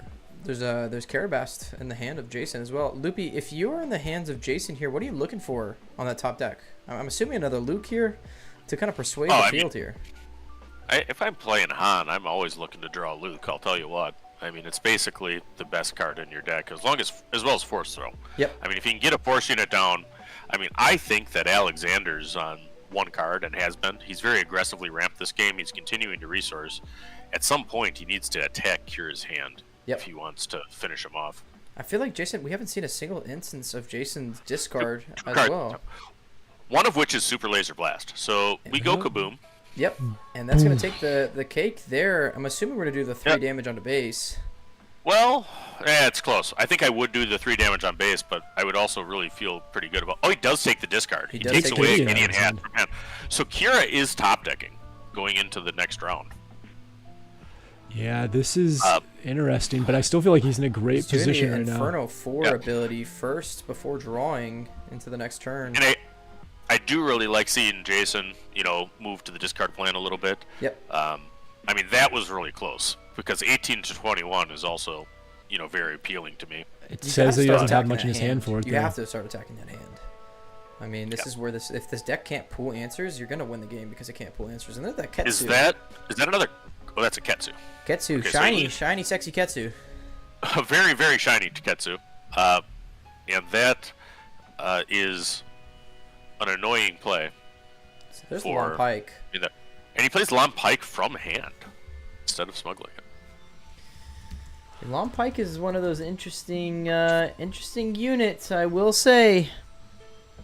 I think a lot of people, when they first saw it in the release of set 2, were like, what is this guy doing? And there's the Poe Dameron coming down. So we have 2 potential dis upgrades. So those shields from Long Pike is going to become very useless off of the back of both of these units. I think if you're Long Pike, I think you just crash that Long Pike or immediately into the Poe Dameron, giving it a shield, and crash the shield on that Ketsu potentially. Yeah, he uses the Han ability, probably trying to set up a Karabast. Yep. He has 3 left. I mean, he didn't really need it. He is going to Karabast and do 3 to Lam, but because of that interaction, Lam will be able to kill Poe, whereas a Lam Pike cannot kill a full health Poe Dameron. Yep.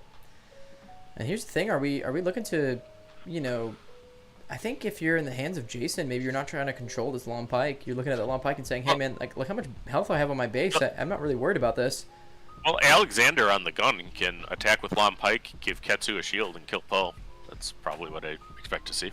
That's exactly what I expect to see. But I wonder if Jason is setting up a play where he's going to take the Saboteur of the Ketsu and just go ahead and kill the Long Pike. I don't think he should. I mean, I think you should avoid this Long Pike. I mean, if you're scared of the overwhelming barrage, potentially.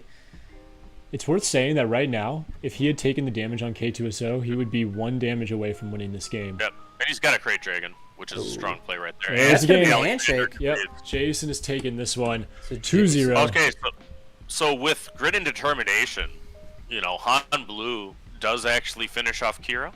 Had a lead that whole game. There was the interesting turn with the Crate Dragon, but then ultimately is the second Crate Dragon that seals the game for Jason. So he'll be looking at the rest of the matches as they finish, watching for the breakers here, and is right on the bubble of the top cut at the Portland Planetary Qualifier. Yeah, I mean, you gotta imagine that he's the Crate Dragon came in as a blessing and a curse, because exactly the sequence that we saw earlier that would have actually ended the game.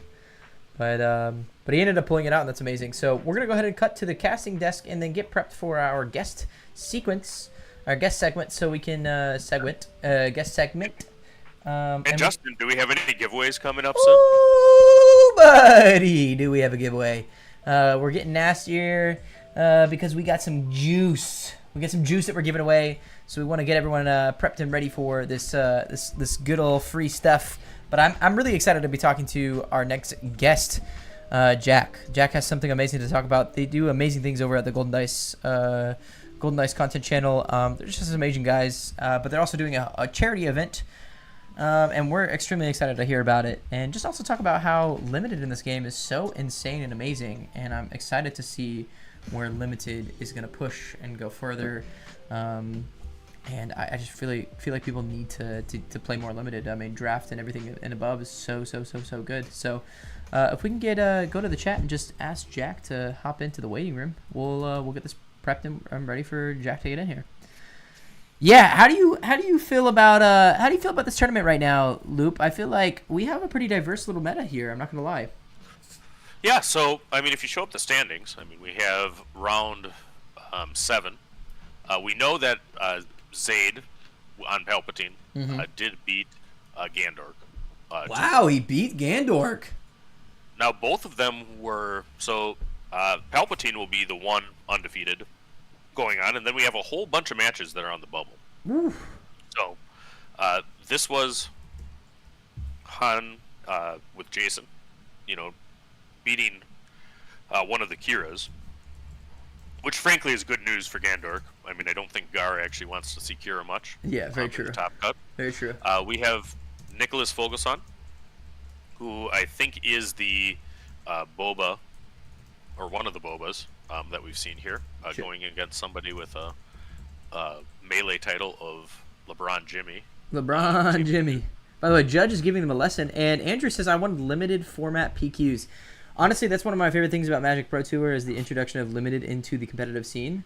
Now, I know that there's some talk that FFG talked about how Limited wasn't going to be in the competitive scene for the first season of competitive play for Star Wars Unlimited, but the Limited is so good in this game. If people have not had the chance to sit down and actually play limited in Star Wars Unlimited.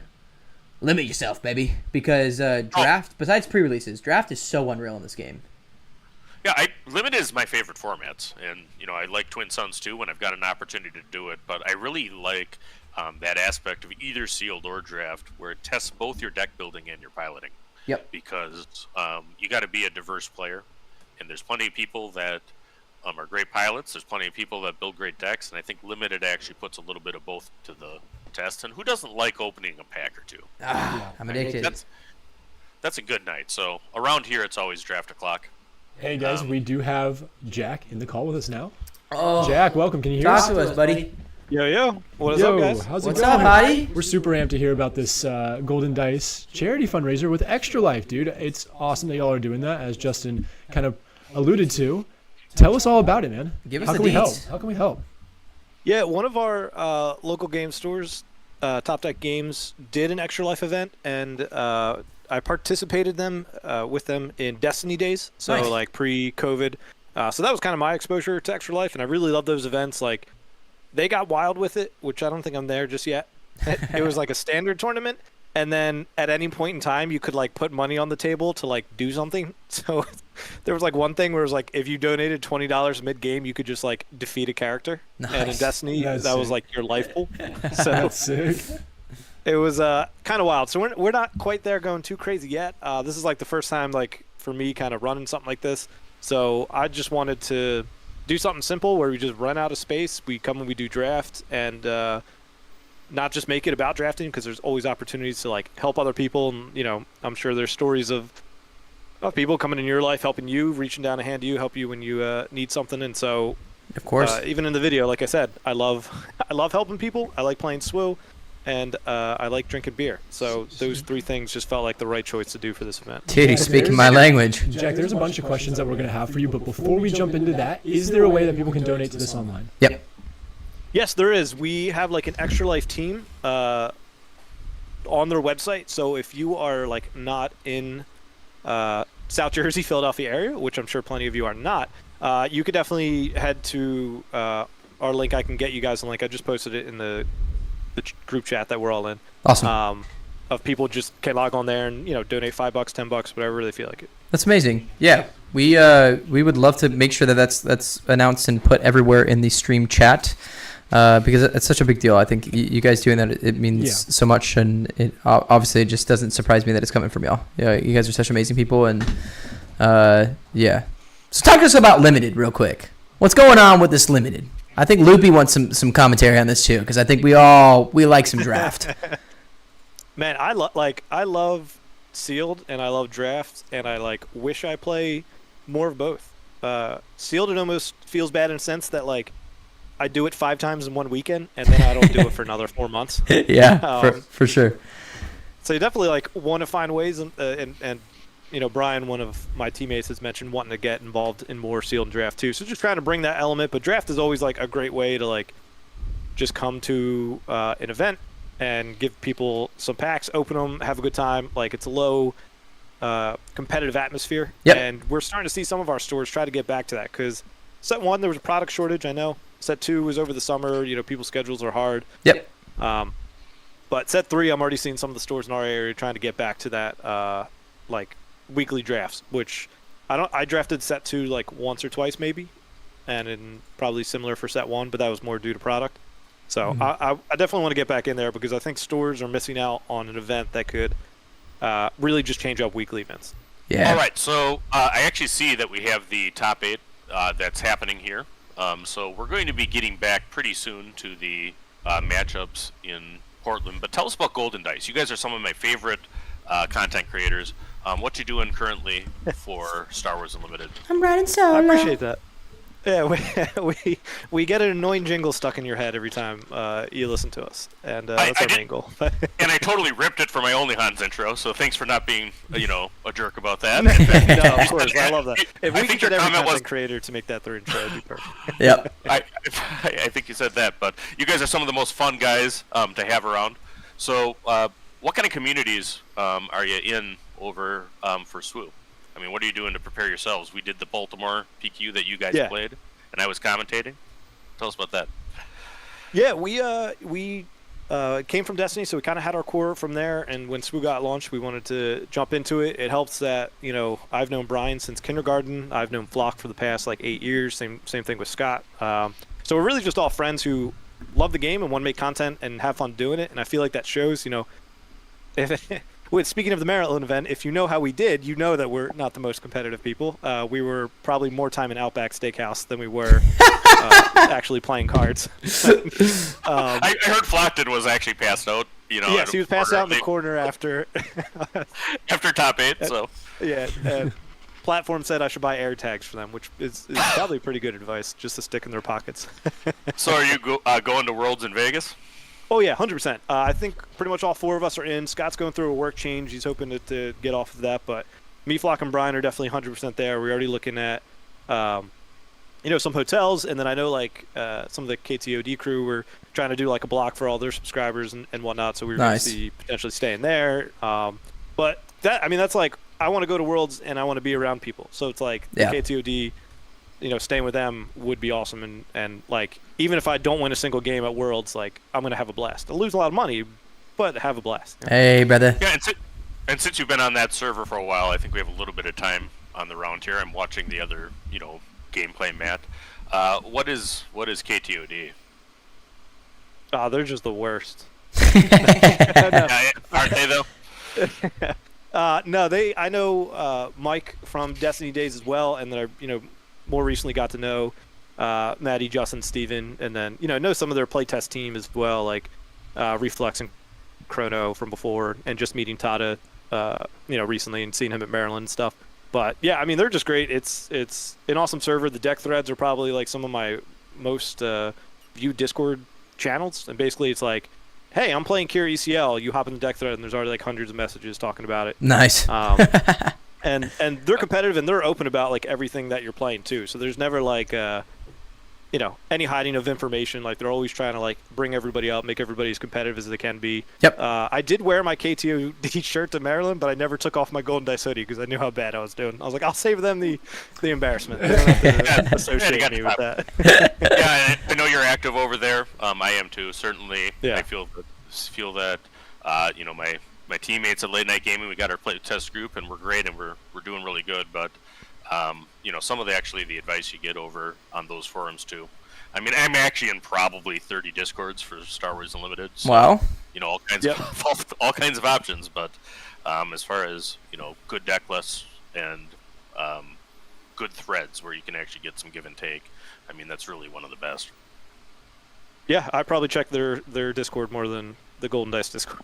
So it's a great time in there, and it's just awesome people all around too. Don't get it a view as you join in and it's a bunch of sweaty people, and you might be in the wrong space or something like that. It's super friendly. There's awesome guys in there, top to bottom. Nice. Definitely recommended. That's awesome, man. Well, Jack, we appreciate you so much for hopping on and being able to talk with us. And like I said, we posted that the Extra Life event everywhere, so we're hoping that we can kind of help spread that as much as possible. I think it's best for everyone in this space to not only give to people in the space, but people outside the space that need it more than ourselves. So I think at the end of the day, it's really important that we give. So we appreciate you so much hopping on, and it means a lot. So honestly. Yeah, I appreciate you guys having me and giving me that chance to spread that out to people outside of our local area. Yeah. And absolutely cheers for a member of the Star Wars Unlimited community reaching out and doing good beyond that. I'll put links to the Golden Dice podcast in the chat in just a moment, and everybody fund that Extra Life fundraiser for these guys. Big time. Sure, yeah. A good time. Big time. And play more draft. Play more limited at your local stores, and if your local stores aren't doing it, boycott them. Just kidding. Actually, just give them strike. Tell them that you need to do it. You don't have to dress up as Hera to do it. I promise you. Dude, no, you got to get nice, big, and green, brother. It's Shrek or die up there. You do Shrek things, and they'll do it for you. All over your cards as you go. Get green all of your cards and play mats, and I promise you they'll start doing draft for you. I promise you it's so worth to play in your local game store. It's really, honestly, one of the best things you can do is not only for your competitive end, get more practice in the local game store, but also just meet more people, dude. This thing is about community and giving community time with each other. It's better playing Star Wars Unlimited when you're drinking a beer and you're with a friend. I promise you. Yep. And if you're at Star Wars Unlimited, excuse me, I caught myself saying Destiny. But if you're at Star Wars Unlimited Worlds and you see Flockton in a gutter, please get him out and return him. Yeah, to DM me Just on Twitter or Discord. Like, get in contact with me if you see Flock by himself, please. Gosh. All right. Jack, we put that link in the chat, so everybody that is watching, go click that Extra Life link. It's in the chat room right now. Jack, thanks so much for joining us. Coming up next, we got a big giveaway, guys. We got a big giveaway, so let's go ahead and move into the giveaway announcement. Jack, we love you. See you later. All right, guys, let's get back to the commentating desk. I need this to be super serious. Loopy, I'm gonna move to our commentating desk real quick. I'm gonna get you off screen real quick. I'm gonna go to the one without you. We'll put you right back. I just need people to see how serious this is. Okay, we're gonna get full face Bucketheads real quick. Ready for this, Leia? It is getting very serious. All right, guys, look at me. We're here. We're here together, guys. We've had an amazing day. It's gotten better. Technical difficulties? Who knew her? We didn't care. Yeah, rounds ago. We're here. You're here. And we appreciate you guys spending your Saturday not only thinking about Star Wars Unlimited. I promise you your friends hate you. But we love you. And that's important. So what we want to do because we love you, and that's not only just us. That's late night gaming and the Bucketheads and everyone involved with the stream. We love you. So we want to give away our second giveaway for the day. It is going to be 6 packs. Let's do 6. We'll do 6 packs of Star Wars Twilight of the Republic Unlimited packs. Baby. Set 3. Guys, I want you to know this. We have packs on the ground. This is not like we're going to buy packs for you when the set releases. Brother, we have packs on the ground, ready to ship. Loopy will show you the packs that you're gonna get in the mail as soon as you win this. Actually, let's cut to the Loopy cam real quick. Loopy, let's cut to those packs, baby. Cut to the Loopy cam real quick. Oh my God, that's some packs. Fanning the beautiful face there. That is some Twilight packs that you're looking to win. The second thing you're going to win is some Spark of the Rebellion packs. Who knew her? Who knew her? Spark of the Rebellion set 1. Who knew her? She's pretty. She's clean. She's mean. We're going to win some Spark of the Rebellion packs. We got a deck box soft crate from us. We got a initiative token. I feel like you always need initiative tokens. I have like 10 of them, and I need more. I want to collect more. We are doing this awesome giveaway. If you want to win this. Now, here's the important part. If you want to win this giveaway, you need to make sure that you're subscribed to Late Night Gaming YouTube and the Bucketheads. It is in the description. Please, already people are putting W's in the chat right now. Oh, just wait, guys. Just wait. We're not doing W's. Don't worry about the W's. We're not doing W's. Don't worry about the W's. We're not doing W's. If you want to win this pack, I'm screaming in the mic. My apologies. If you want to win this giveaway, you need to be subscribed to the Bucketheads and to Late Night Gaming, and I want to see the coolest little emoji combo you got in the chat right now. Give me some emoji combos. The best emoji combo that gets sent in this chat. Best emoji combo. And you already know if you're not unique with it and you do something that we expect, you might not win it. You might not win it. Well, I need the best emoji chat. I need some kissy faces, some bears with the eyes closed. I need some devil faces with the prey emoji next to it. Some race cars with the wind coming out the back. Maybe the F1 emoji. I need the best emoji combo in the chat right now. Spam emojis. You need to be subscribed to both YouTubes and do the best emoji combo, and you'll win some free stuff. And Leo, our guy on the sticks over here, man in the chair, he is going to pick his favorite emoji combo that he sees. So send him an emoji combo. Keep sending it. Buffering. Some of them are face blue smiling, blue wide eye. K2D face. Thank God we don't actually have some of the custom reactions from Discords right now, because this might get out of control. This might get out of control. There's some great custom reactions that I have, in Discord. There's a whole bunch of stickers on K2D among other places that would be hilarious right now. Let's keep the emojis coming, and we'll Leia, see you how gotta we feel go. it out, baby. You gotta feel it out. Feel out the emojis. We'll see who's gonna win this. I'm gonna choose the best emoji description. Yeah, that's how we're getting most of them. Is the emoji By the way, description. Leo, if you can give me a chance, check the overhead camera just so we're not late on the top 8 round again. Oh, don't worry, we already. I'm watching the overhead, guys. Okay. I can see that. We're great. Through the way that I see it. So we're there. We got probably 15 minutes till the top 8 starts. I'm going to work on actually getting some of these lists put together. Keep sending them, guys. Leo's looking right now for his favorite. He's looking for his favorite. I'm seeing some cool emojis here. So far, the emoji. Is that a little cool thermometer in a funny face? It's COVID themed. It's COVID themed. Emojis. Some cool lightsaber swords and a light. Okay, I like that. I like that. All right. And we'll give it another couple rounds. I know. I wish this was on Twitch. We have better emojis there. I know. Next time we will be on Twitch. Next time, I promise. All right, Leo. What are you feeling here? What are you feeling here, guys? Again, this is 6 packs of Twilight Republic, some Spark of the Rebellion packs, a initiative token, and a soft crate from Star Wars Unlimited. We might throw in some extra goodies in there straight to you. And remember, you got to subscribe to both Bucketheads and Late Night Gaming. You have to be subscribed to Bucketheads and Late Night Gaming in order to get this giveaway. Some of them are loading. We're waiting for We're waiting for Leo to make the decision here. Oh, we got one. We got one. Oh, Angelo. We got Angelo, and I cannot pronounce your last name, and I really wish I could. Say again? Hito Sushi. Hito Sushi.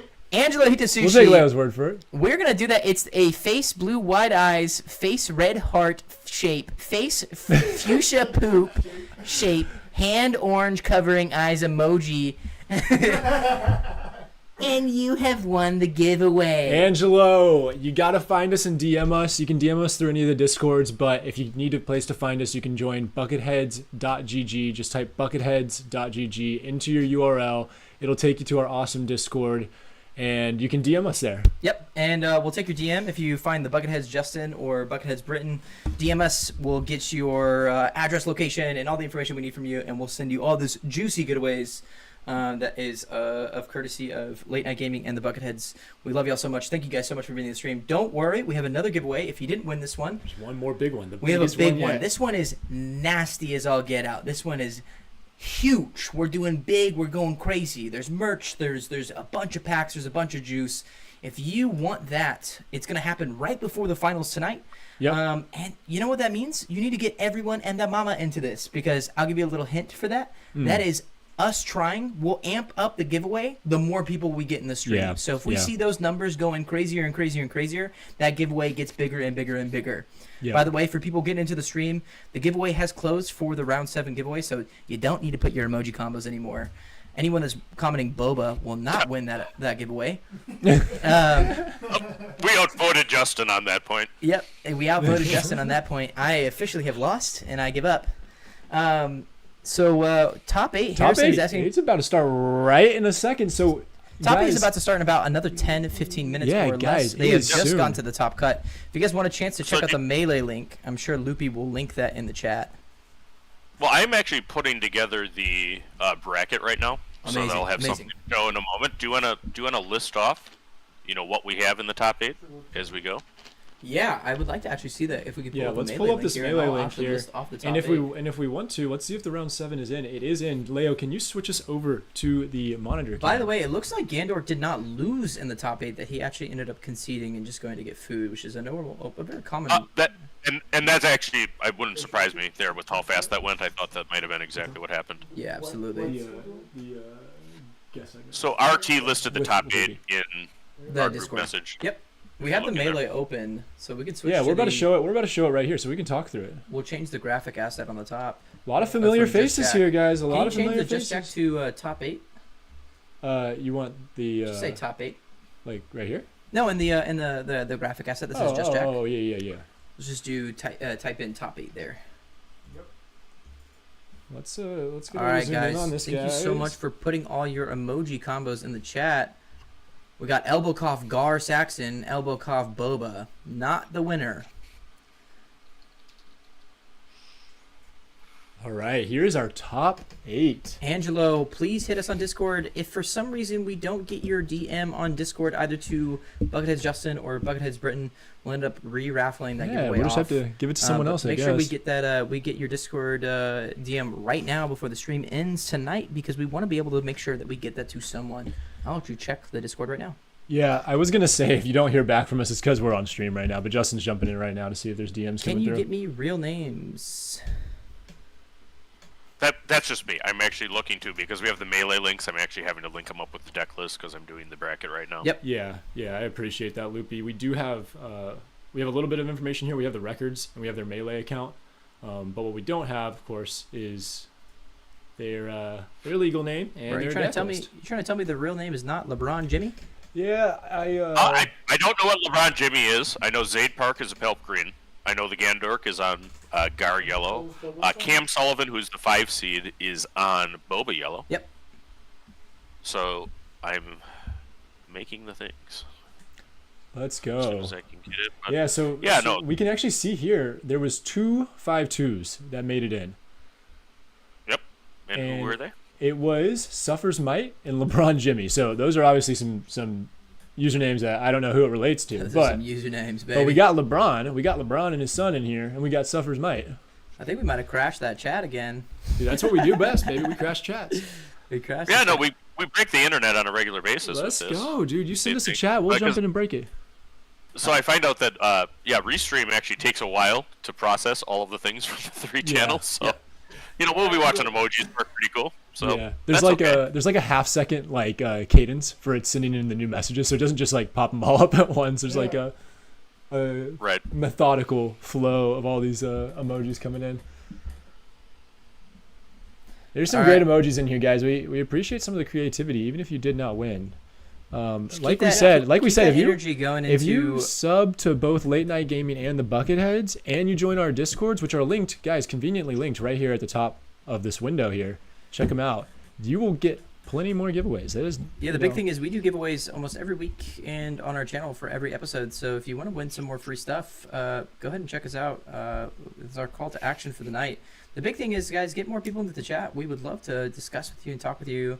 But we're going to be doing another big giveaway. And if Angelo doesn't get to us in the next round, we'll end up kind of re-raffling for that top 8 cut. They're just all kind of, like we said, it's going to ramp with the number of people that are in this So as we go into the finals giveaway, it'll ramp and get bigger as the stream grows in size. So we may start it off at a mere, 5, 6 packs of Twilight, and then oh my gosh, those are nothing. We get more. We have what's the math on that? We have 9 more packs of Twilight that are available to give. So if we start at 5, I mean, I can only go up from there, guys. Yeah, Loopy, are we right on that math? Is that 9 more packs remaining for Twilight that we have allocated? Or are we a little lower than that? First one I gave away was 5, and then the second one we gave away was 6. But guys, so the Twilight packs are not all that's coming in this giveaway. So seven more. So we've got 7 more Twilight packs specifically, but we've also got a whole bunch of Spark packs that are going to be ramping up. All of these are going to be kind of funneling into a bigger and bigger giveaway the higher the number goes. So its top cut is about to happen. Oh, it is 7 more packs. My math is awful. Yeah, yeah, you're at 11, and you're like, yeah. That's why I can make top cut at PQs. Yeah. Simple miscalculations. If it grows in size, it gets bigger. The John Madden play-by-play we deserve. he plays Boba. He can only count to 8. I mean, that's actually basically how it goes for a flip math, but that's what it is. I count to 5, brother. I count to 5 and recount 2. Justin doesn't really even play Boba, but when somebody plays Boba against him, he thanks them and salutes them before they leave. He's like, "Thank you for playing the best deck. Thank you for your service." I love it. This is the most balanced experience I've ever had. Yeah, pretty sure I met Justin playing Boba on a unnamed digital platform. platform. Are you really playing Boba? Well, this is why he's hyping it up. The first time I ever played Loopy was actually on Vader. That was my Vader deck, and you were playing Moff Gideon. Yes. Yep, I was playing, and I have, really, Rodney put me to shame with his 1,500 games of Ray Red. I have 350 only of Moff Gideon, but I have a lot of games with Moff Gideon. Yep. That's good. Okay, so we have... Outmaneuver saying it's hard to make top cut when you're casting. I keep telling people that, but they don't believe me. It is a little difficult. I'm going 070 on the day, but people keep calling me 07 for a reason. Because that's what the stats actually show. I'm just here for the play entry promo. Yeah. The legal authority is all I care about here. Yep. And who doesn't need a little more legal authority in their life for the participation? And there is actually 128 copies that went out to all of the places that did it. They did not limit it to 64 as was initially suggested. Yeah. So everybody can have some legal authority in their life. Yeah. And if you when here, All right, I've almost got the Jay Freak. Jasper, So right? Jay Freak in here asked, "Did we figure out if Boba is balanced or not?" It's been a long stream. It has been a long stream. It's been a long and fun stream. And the truth is, I think Justin had a really tough time arguing that Boba was balanced against I did not Thor. have a tough time. Well, I think the Thork poll was jump change. I think the poll said differently. But what I will say is, Boba has now been beaten twice by Gar. Oh, give us. We have the results of the poll. What do the numbers say? Who won the Boba debate? The Let's great see. Boba debate during the Portland Planetary Qualifier. This is the results from Late Night Gaming. We have 100% for Justin. a tie. 24% of the votes go to Thork, arguing Borgo is too strong. Wait, 24? Another 24% of the votes go to Justin, arguing Boba is fine. And a whopping 52% of the votes go to the Gandork for going 5-0 with Gar Saxon. Yo. So, shout out Gar. I'm gonna count that as a win. I'm gonna count that as a win for Justin right there, baby. Because that's like 75% on Team Beat Boba. That's win J Case right there. Hard to make top cut when you believe ECL is a problem. It is hard to make top cut when I am the best in the game. I'm just kidding. I'm kidding. It's hard to make top cut when I'm arguing with Thork rather than playing the game. Look, guys, ECL is a problem, and I think you got to realize that. All right. So let me see if I got some real names to match up with these deck lists. Gar Saxon. Yeah, we have Gar Saxon in for sure. We have 2 Boba yellows that I know for sure. And Jasper earlier in the day. Now they did lose to the Boba Green, which I believe was Nick, if I'm not mistaken. Yeah. So we have at least 1 Boba Green with Nick as the 2 seed. The number 1 seed is Zayd with his Palp. I tell you what, that Palp is going to run wild if there's not any more aggro decks. Yep. In this top cut, I'm not aware of a Sabine that's qualified yet, so we'll see. I'd be highly surprised if there is not an aggro deck that makes top cut here. I feel like that has actually not happened in the entirety of all the PQ season, but there hasn't been a single aggro deck in the top cut. So this will heavily surprise me if we start a first here. That'll shake a lot of PQ list, and a lot of conversation over the week if there's a PQ that doesn't have an aggro deck in top cut. But let's talk about it. This is the last weekend of the PQ season, a PQ season that has been dominated by one name specifically. So what is the natural evolution of a month of PQ play? Some of the players are looking for new options to beat Boba. Yeah, but I mean we're ramping right into set 3 here, so there's going to be a lot of debate obviously going into set 3, and one of the conversations we'll have 2 more guests on for the night. As of right now, we'll have Jeff from Outmaneuver coming in after this top 8 game, and he's going to be opening some packs of Twilight Republic live on stream for everyone to see. But the next thing is actually going to be Rebel Resource coming in for the top 4 cut. And Ryan will talk a little bit about expectations for set 3, especially building into the meta range there. Yoda's looking crazy, but do we think Yoda's an answer to the Boba Fett on the 7 flip? So there's a lot of the debate conversation that I think is going to be really important to be had is kind of what that's going to be going toward. How do we feel this next set of meta is going to compare going into what is already common meta right now, Boba Fett? I mean, another thing that I like to argue with people right now is to me personally, Loopy, I think. Here's what I think. Oh, someone said last weekend in Canada, 119 player PQ, 0 aggro, 7 Boba Green, yellow ECL, and 1 Ray Tarkentown on the top. Yep. Wow. And we actually just found out here. Turns out LeBron Jimmy is not the real name. Oh. It is actually Jimmy Lynch. So shout out for him for top cutting, and he has on Sabine ECL going against the 1 seed undefeated Palpatine. Nice. The 1-8. Angelo has gotten back to us on the DM there. Yep, Angelo, we got your DM here. I will shoot you back a message as soon as we get off the stream tonight. So if you'll hear from me tonight, or if I fall asleep right after the stream, you'll hear from me tomorrow. But Thank you so much for getting back to us on that. You're locked in for sure. You're locked in. Loopy, I want to peg you this because I feel like maybe I haven't heard this in conversation. Now, I've been so busy with working on the show and the things that I haven't been able to keep up to date with a lot of the competitive commentary as far as videos in the past 2 weeks from a lot of our favorite creators. I'm going to ask you this. Now, introduction of tokens into a game is is pretty. It changes things. The introduction of tokens changes games, and it may not be the fact that the tokens are absolutely broken, but you can think at every TCG. It's not a new concept to TCG engine. So if we introduce tokens, how do we feel like this actually is going to shift the way that this game is played? Because you're able to get wider than most decks, or have the ability to play really cheap units on cheap abilities. Yep. So I certainly don't have the Magic background of lots of people. I actually am known for saying that I actually was an early adopter of Magic and then quit in 1994, and that's true. as the set was there. You played one set and were like, this sucks. I'm waiting for Star Wars Unlimited. No, actually, it got a little expensive even then.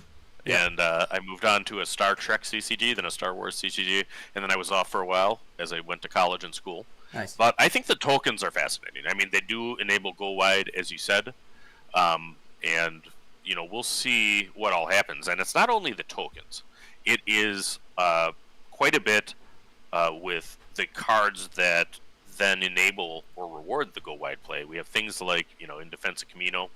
That's going there. Yep. Strong when defeated effects that go across.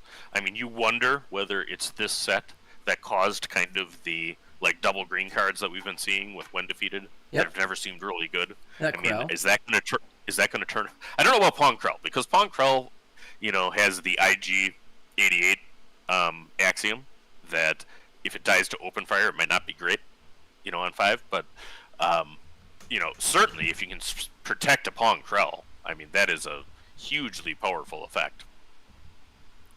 So I'm interested to see how it goes. I really think that it's cool stuff. I mean, you also have some downsides of token. I mean, one thing that I've been doing in my testing is I'm a green-red player, and I don't know that Maul is going to be better than Vader. Can't say that at all right now. But I can tell you that a Maul unit with a Fallen Lightsaber attacking with the Maul leader out with Overwhelm does 16 damage of Overwhelm to 2 battle droids. Yeah, that's pretty because crazy. of how that interaction works, because he can attack 2 things at once. So you can also be punished for playing some tokens, and that's an interesting aspect of it. Yeah. Yeah, that's... All right, so... Oh, go for it. We have shout-outs to Rebel Trader from Take the Initiative, who's the third partner in our passing today, getting us the information on the ground. We have the 1 seed Zaid Park on Palpatine Green, going against Sabine ECL. Yep. LeBron Jimmy. We have the Gandork on Gar going against Cam Sullivan on Boba Yellow. We have Boba Red going against Boba Green. And then we have a Boba Yellow Mirror. So we have a lot of Boba in the top cut. And then the Palpatine manages to find the 1 Sabine in the field. We'll see if he can, get past it. Yeah, that is rough. I'm actually. I hope that we get to see again Nick Gandork on the Gar Saxon yellow. I want to see that matchup being played against multiple different decks. I think it's important to see a deck that is taking down Bobas and specifically look into other matchups. I know that the Sabine ECL is going into the Palp Green, and I want to see how that goes down. I mean, that Palp Green has had such a successful day. And as far as I know, I don't know what the matchups of Zaid the entire day is, but I really want to see where Zaid takes and skirts that matchup and see how strong Palp Green piloted could be against another top 8 cut. And I am downloading the bracket here, the 1 through 8 bracket that will be there, and I'll be sending it in the Discord chat if you want to pull it over to the commentary screen. We can go ahead and drop it in. Putting this together, so check that in just a moment as soon as I can get it saved. Absolutely. But yeah, we go into the top cut here. Things change a little bit when you go into the top cut of a planetary. First off, the rounds get longer, which tends to help control deck. Yep. I don't know for sure if it's timed at all. Some have been untimed. Others are at a 75-minute total round timer, so there's a little bit more time. Yep. Another thing that happens in top cut is you typically have open deck lists, so you're going to be able to see the deck list of the opponent before you go. So that's something that can negate some of the surprise value as we go. And then certainly there's a lot on the line as we go through. Guardian Games has a lot of prizing on the line. It's not just the Evansons and the Legal Authority people. I think people had that misconception when planetaries start. But, I mean, there's packs here. All of the stores put in a lot of prizes. And, there's some prize support for Fantasy Flight itself. Real quick, before we get into this bracket, I do want to answer this question. Darth Panda says, I think it's an interesting conversation, if you don't mind getting a little off topic for 2 seconds here. Says Darth Panda asks, when do you think they will have a Vader and Luke showcase, maybe at Galactic Championship this year? What is your take on that, Loopy? I don't know. They have said that they will have one. I mean, I'm obviously a Vader player myself, so that's news to me. Yep. And I would love to see a Vader showcase. So, I mean, I trust that they will follow through on their statement that there will be a Luke and Vader showcase. Luke and Vader are two of the most iconic characters in Star Wars. Yep. They were the learn-to-play characters. They were the first leaders revealed. They were the first leaders played. And they did not have a showcase in Set 1, whereas Set 2 and Set 3 starter deck leaders have. So, I mean, we'll see where it happens. I mean, it wouldn't surprise me if it's something like a prize that's available at maybe the regionals. Yeah. Or something like that. I can see it that. Wouldn't surprise me if it wasn't in some packs. I did see that they're actually doing some collector's packs. Yep. Hopefully, at least in my mind, the collector packs will be comprised of cards that are possible to pull in regular packs. I think it's good to have collector's packs if you still have the main packs have all of the cards in them, whereas I don't feel there. So I don't know. If I had more information about it, I would say, but I have honestly no idea about show, because I've tried real hard to get somebody that might know to tell me what it is, but the folks over at FFG are pretty tight-lipped. Sneak me the information, sneak me. All right, let's get into this bracket. We got a good bracket here. Thank you so much for making it. Let's kind of see where we're going here. Yeah, Loopy, did you do this? Did you do this on purpose, where you aligned the Boba Fett's all on one side here, making a full row? That's actually just the pairing. So yeah. I mean, we have so long as they hit the top 8 cut correctly and they have the seeds go as they should. You should have the 1 versus the 8, the 4 versus the 5, the 2 versus the 7. So we will have one Boba in the final. We don't know what color. And then we have Palpatine really hitting a hard draw out of this field. I mean, I think he would have liked to see every deck other than Sabine ECL. Yep. As his first match. We have Gandork, with a yellow matchup. Probably not ideal there. You have a Boba yellow mirror, and then you have green versus red. So the colors of the rainbow. Boba's a little like Skittles. You can pick your PQ deck. The first thing you do is pick what color to play with Boba. Yep. But can play with basically any color and wildly different strategies. They're well represented on one side of the bracket, and we have some very diverse decks on the other side. And so we are jumping into actually not game 1, but the top 8 cut here. So we're jumping into top 8, and we've got the matchup between the number 1 Palp and the number 8 Sabine. So let's go look at these deck lists. So we have Zayd on the Palpatine. And we'll pull a Palpatine leader here. Palp is going to be one of those leaders that you get to the top resource range of 8 resources and stuff gets nasty. But when you're going against this aggro matchup, it's going to be very hard to get to that range. Now, there's a lot of stop in this deck. You have Overwhelming Barrage, you have units, you have Sentinels, you have stuff that you can stop the game with. But it's about pulling those options. And you're going to have to pull those options on curve every game against a deck that is, even off curve, gonna gas you out. Mm-hmm. On the other side of that deck is gonna be Sabine, which we know is a common enemy of Palp. Stick it to the Empire. Sabine Wren is graffitiing all over the Empire base here. The walls are littered with graffiti because the rebels are coming in heavy, and she's coming to attack hard. The deal 1 ping to damage is allowing a lot of push and burn into the deck.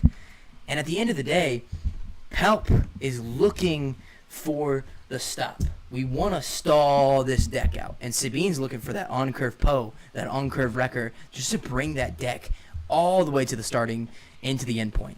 Loopy, all right. How do you feel like matchup's going to go? Well, I mean, this is one of the few times that I will actually use the F word and say that Sabine is favored. This is a matchup that just is really, tough for Palp. And I mean that, though. I think that content creators go a little bit too far overboard in claiming things favored or not favored or trying to get to exact percentages. Lots of things depend on the exact list. Lots of things depend on others. But the natural enemy of Palpatine's is Sabine. I actually have this exact list because we did some cool stuff that we have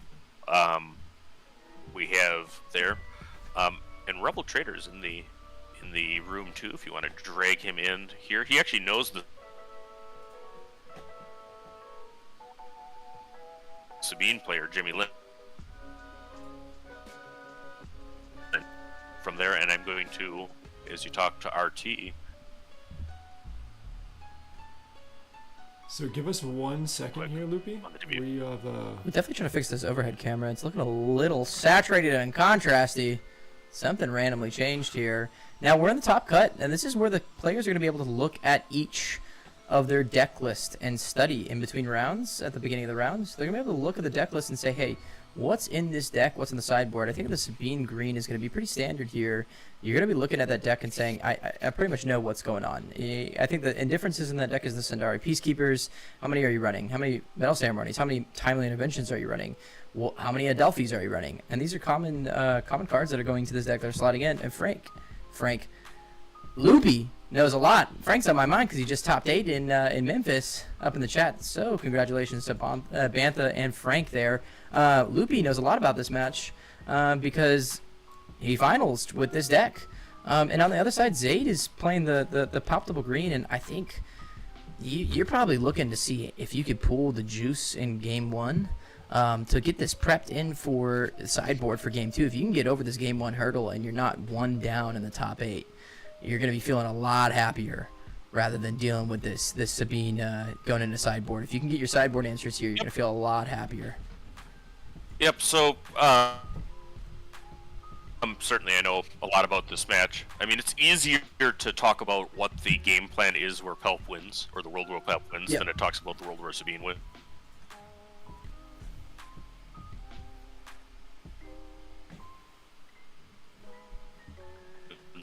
Because it has so many mid-range options.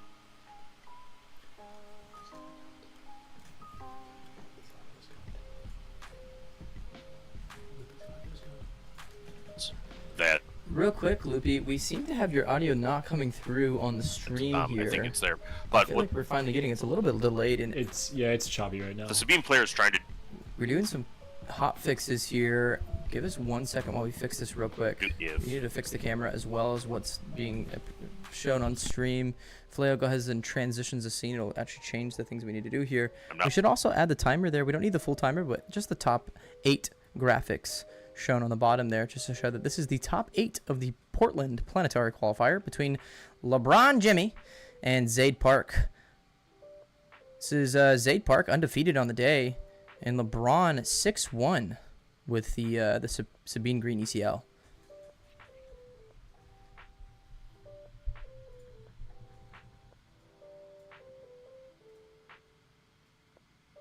Gun, which is where RT is from.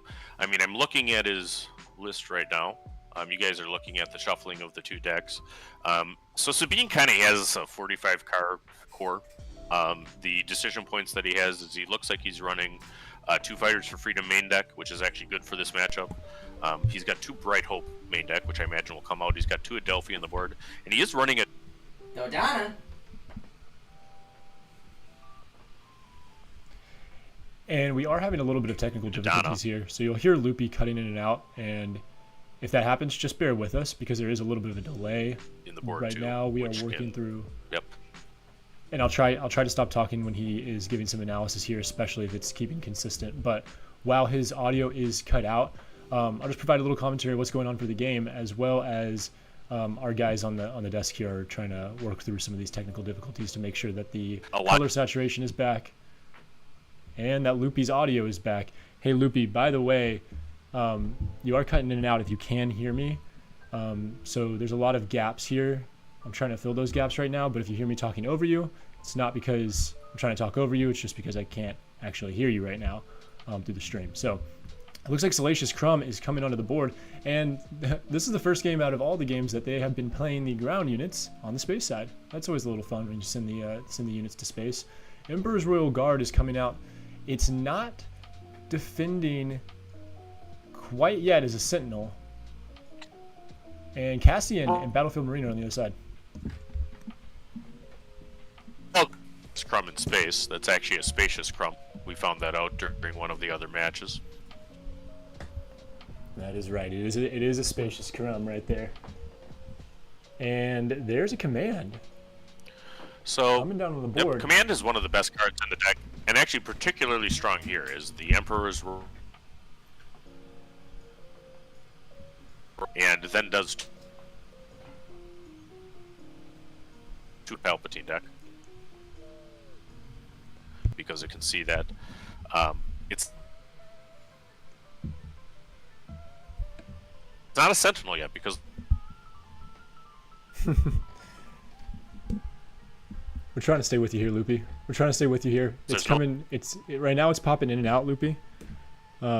Just a heads up. You're popping in and out.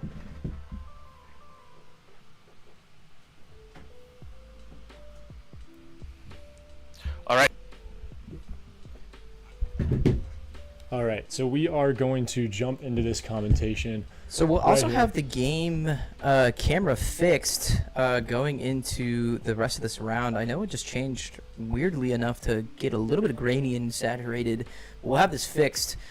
Look, we're at a really good point here for this Sabine ECL. We have Cassian and 2 Alliance X-Wings. Now, Sabine is running this Rebel package, and we know with this Rebel package, you're going to maximize the most out of this, and this is exactly what Zayd is looking for here, is a Sentinel on the ground. It's not a Sentinel yet, but it's a big body moves, and has that overwhelming barrage ready to play. You got to imagine that Zayd's just going to end up swinging that Emperor's Royal Guard right into the Cassian and getting it out.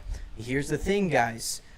There's a full resources ready for the Sabine. Now, Sabine is dead. Emperor's Royal Guard is weakened, but we do still have ECL here. And there's K2SO that's going to come out. All right. So, Brayden, if you're Sabine here, what are you looking for out of the Sabine? I think a lot of your play has been stalled by Zayd, and I think he's pulled exactly what he needs to pull. Command, he's buffing up what potentially is going to be a Sentinel if he drops an official down. We knew he had a bunch of Piets in the deck earlier in the day. So at the end of the day, easy officials are going to drop, and it's just going to be a hard deck to get through as soon as that becomes a Sentinel online. What's really difficult for LeBron Jimmy's perspective right here, playing on the Sabine, is the fact that his leader's already come out and been destroyed.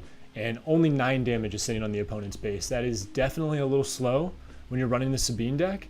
Now they're going into 6 resources, and there is no board state at all for the Sabine. That is going to be very, very punishing. And they're definitely crossing that threshold where any round now, Palpatine will take the advantage. Again, we apologize, guys, for the discrepancies in the camera. It looks like we're getting a little bit more of a clear image. Yeah. Now, Poe is going to drop on the field, and Yularen is going to drop. So that ended up clearing out that Emperor's Royal Guard. Now, if Yularen was on the field before the Emperor's Royal Guard, it would have been a Sentinel. That clear is, I mean, Sabine Green already 22 damage on the 11 damage. 11 damage. On It's the, 11 to 1 base right now. Of the Palp Green. It's starting to gas out just a little bit here, but we do have the Gamorrean Retainer. All right, there is pumping some Sentinel options down onto the board. Let's see how Sabine can respond. Poe's already down, has not attacked yet, and they're going to regroup right now. I don't know exactly. I mean, you have to swing into the Gamorrean Guards at this moment in time, unless you have some special card that can maybe get around that and deal with the Yularen, which would then remove the Sentinel. And you're looking for an answer for this Poe. You can't leave a Poe sitting there nice and pretty. I mean, how many resources are we sitting out for the Palp Green? We're sitting at 7. With one more resource, if you could ping the Poe here and give it some life. We're a little too saturated on our screen. And there is a Fighters for Freedom. Is that an ECL to bring in the Fighters for Freedom, which will have the Saboteur to go around the Gamorrean Guard, defeating the Colonel Yularen, which will then remove the Sentinel. Only temporarily, though, because Darth Vader just hit the field. Now, Darth Vader's going to hit the field. It looks like we're going to do the wind plate effect. Of course, first searching the top 10 cards of your deck for a black card with 3 or less.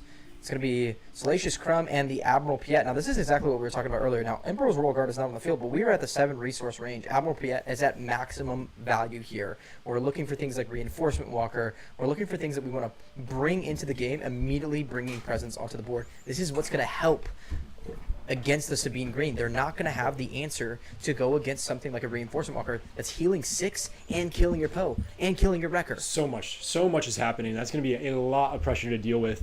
I mean, I was already getting nervous when it was resource 5 and the Sabine was dead and there was only 9 damage on base. We've only gotten like 2 more damage on base, and now the board state is completely dominated by Palp. So we're going to go ahead and do Poe, and Poe's actually going to just do the discard of Metal Ceremony to do the 2 damage onto the Gamorrean Retainer to not take any damage as it's an on-attack ability first. Sabine's going to drop, and I think LeBron here is just trying to skirt around some of the stall options. So the stall options are absolutely going to be Sentinel play here. And the problem is with the Admiral Piet, I think if you're LeBron, you're trying to take care of that Admiral Piet because it's going to bring immediate value to the board. You're not even scared of just Maul. You're not even scared of just Vader. Everything is like You're that now. scared of everything from 6 resources up, which could be an ATST. It could be... there's so many things that you're scared of here. Yeah. So you want to make sure that you take care of that while also still applying pressure to that base. Oh my it's one of those gosh. units where you have to look. You got a peek in the hand. Here What are we is seeing? ECL's big- already spilt by the Sabine, so we're not looking for like an ECL wrecker. There's timely intervention. This is 8 resources. This is where the reinforcement walker could hit the board. There's a Relentless in the hand of Zayd. And not going to play a So he's card going to go off the ahead and jump. damage the Poe Dameron because he's looking for the Palp flip from Poe. So I think And it's going to go to base with that? well, we're looking for the discard from LeBron. He's deciding what he wants to do with the discard here. So there's the 3 options of obviously doing the 2 They are damage. discarding. So he's going to do the 2 damage to base. And where is he swinging the rest of the 6? Is it going into base? It looks like it is.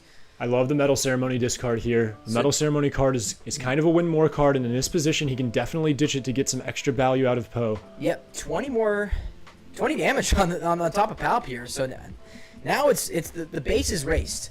So now The as base Palp is green, raced. Zayd is looking for a chance to stabilize. So Palp's going to come out. He's going to take the Poe Dameron. LeBron is definitely calling this. And look, man, we're in this lethal range. So that's going to be an immediate 3 damage To the base. because Okay. the Darksaber gets pulled off the Okay. floor cause. 7 what are you left. discarding? What are you keeping? You are 7 discarding left. everything because you need to pull into some option like a Poe or a Wrecker, something to get over some of these units. Yeah, absolutely. If it's Or not you're looking something for that more helps you win the game. space. I think that's a big thing too. Is if you can't get answered in space, besides an overwhelming barrage, this is where the Palp is probably gonna. I'll tell you, in this position as an aggro player, with 1 unit on board and just not enough reach to be lethal, I am dying to find a 4 cause. Another 4 cause is what I am looking for, and that's got to be what LeBron Jimmy is looking for too. They call him the GOAT of SWU ball. SWU ball. Yeah, LeBron is looking to potentially try to get a hit out of that Green Squadron A-Wing and put himself into a lethal range with 4 cause.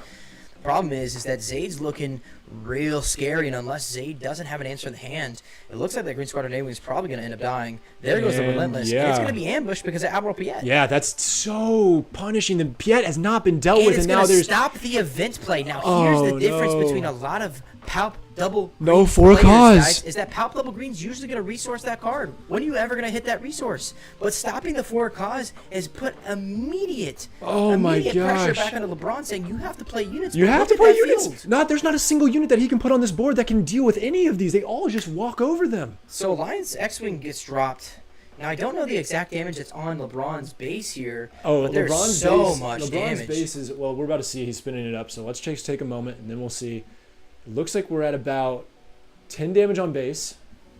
Yeah, there's a bunch of damage, and this is exactly what we guys were talking about. Is this is such a hard matchup for the Palp double green, but Could be a if little they more. can get the first game away without sideboarding, better options for All right, here was a big this screen. aggro matchup, it's gonna be a great series.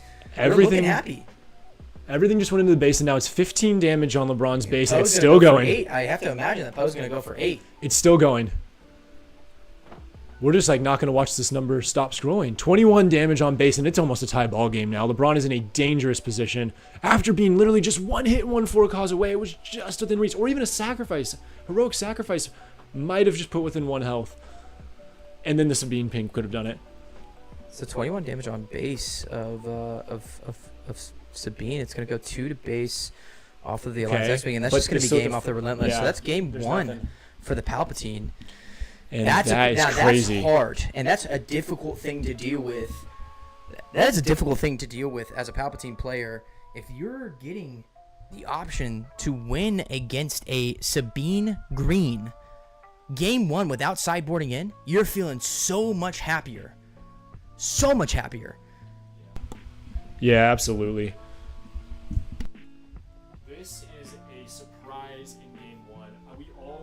this game thinking that Palpatine is going to struggle against the Sabine, that Sabine's going to put it within dangerous reach around the time that Sabine's coming out. But instead, it was still sub 10 health by the time Sabine got defeated.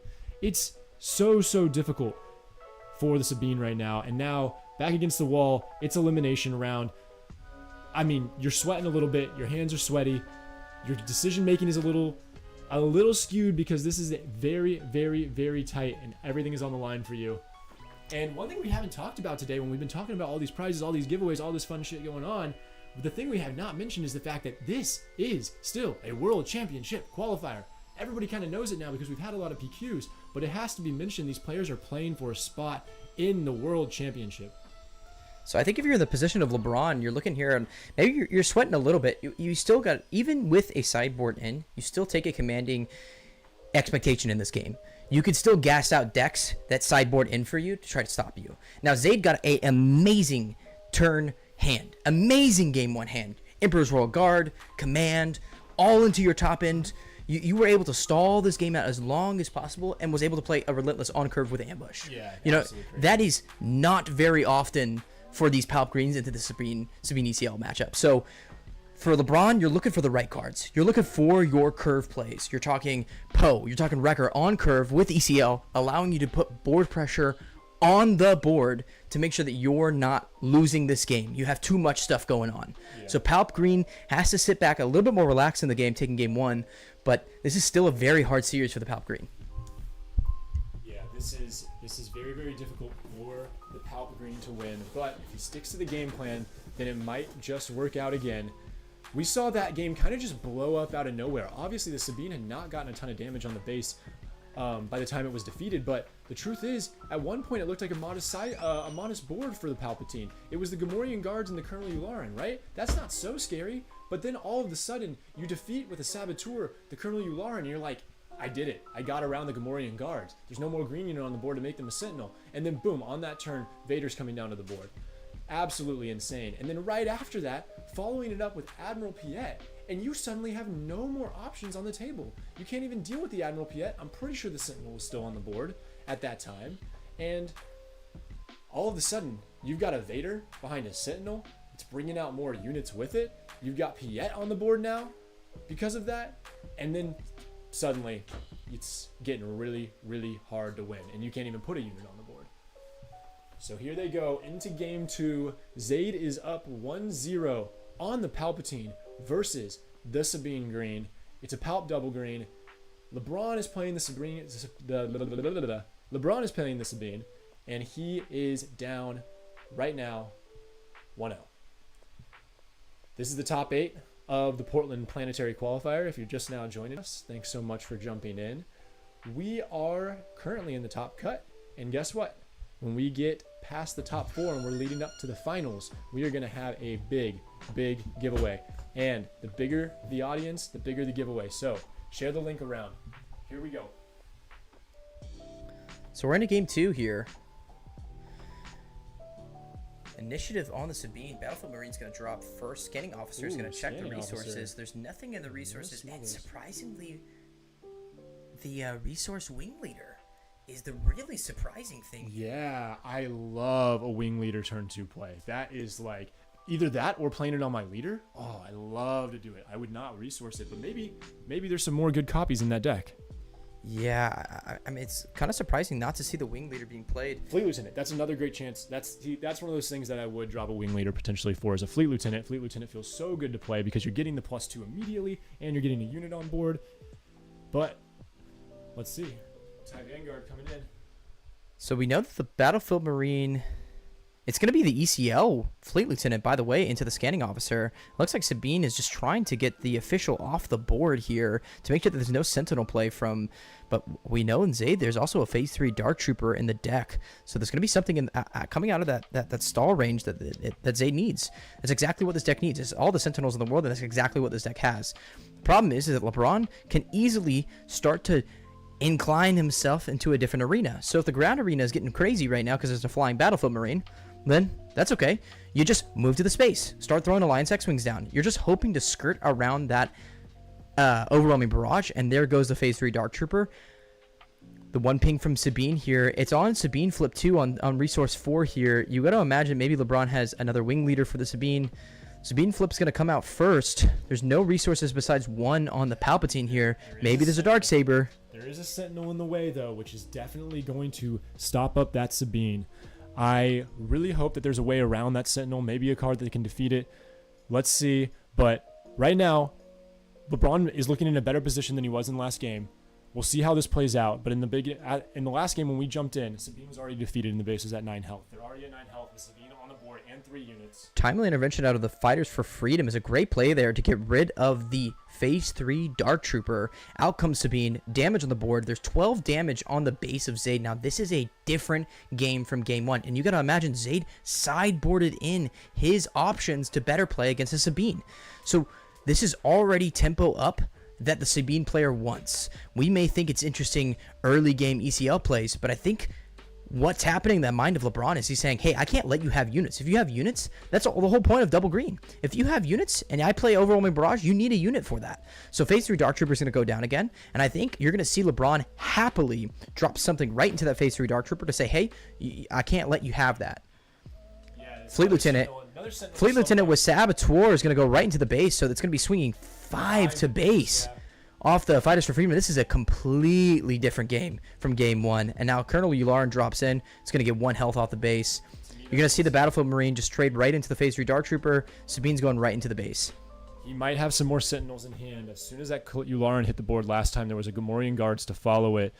At this point, Zayd is doing everything he can to slow up LeBron's plays, but LeBron definitely has the better board state right now and more damage to the base this time around to speak for it. It's a good position for LeBron. So something we're not seeing often from the Palp player here, which is you got to understand in this aggro matchup, you're needing the units to be able to take this.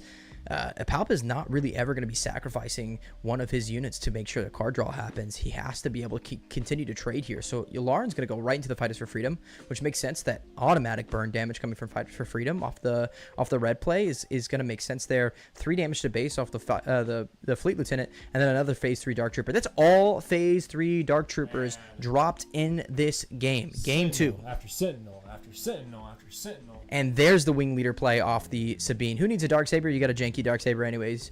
Black Sun Starfighter comes off. You know, Sabine's going to go right into the Phase 3 Dark Trooper. You're also having a Sentinel in the space. You're not too happy about blocking a wing leader because at the end of the day, it's 2 damage. It's going to trade right into that Black Sun Starfighter. You don't care about it. And this could be 27. This could be 27 damage to base right here. It's going to be very, very close now for the Palp. And you got to think as a Palp player, this is exactly how this matchup usually goes down. Yep. It's looking really rough, and I think if you don't pull an answer here, you might have to scoop. It's looking there's Overwhelming Barrage in hand, but that's not enough damage off the Black Sun Starfighter. Maybe you just can't kill the entire board here. Oh man, I mean this is the Overwhelming Barrage. Even with an Overwhelming Barrage, it won't take down the whole board. So I think this is it, right? You got to look for a Sentinel if you don't have it. A Sentinel could stop it up, but only temporarily. And that's going to be scoop. So LeBron's going to win the Game 2 of Top 8 Cut Planetary Qualifier Portland, and it's Silver Scrapes. If you know what that is.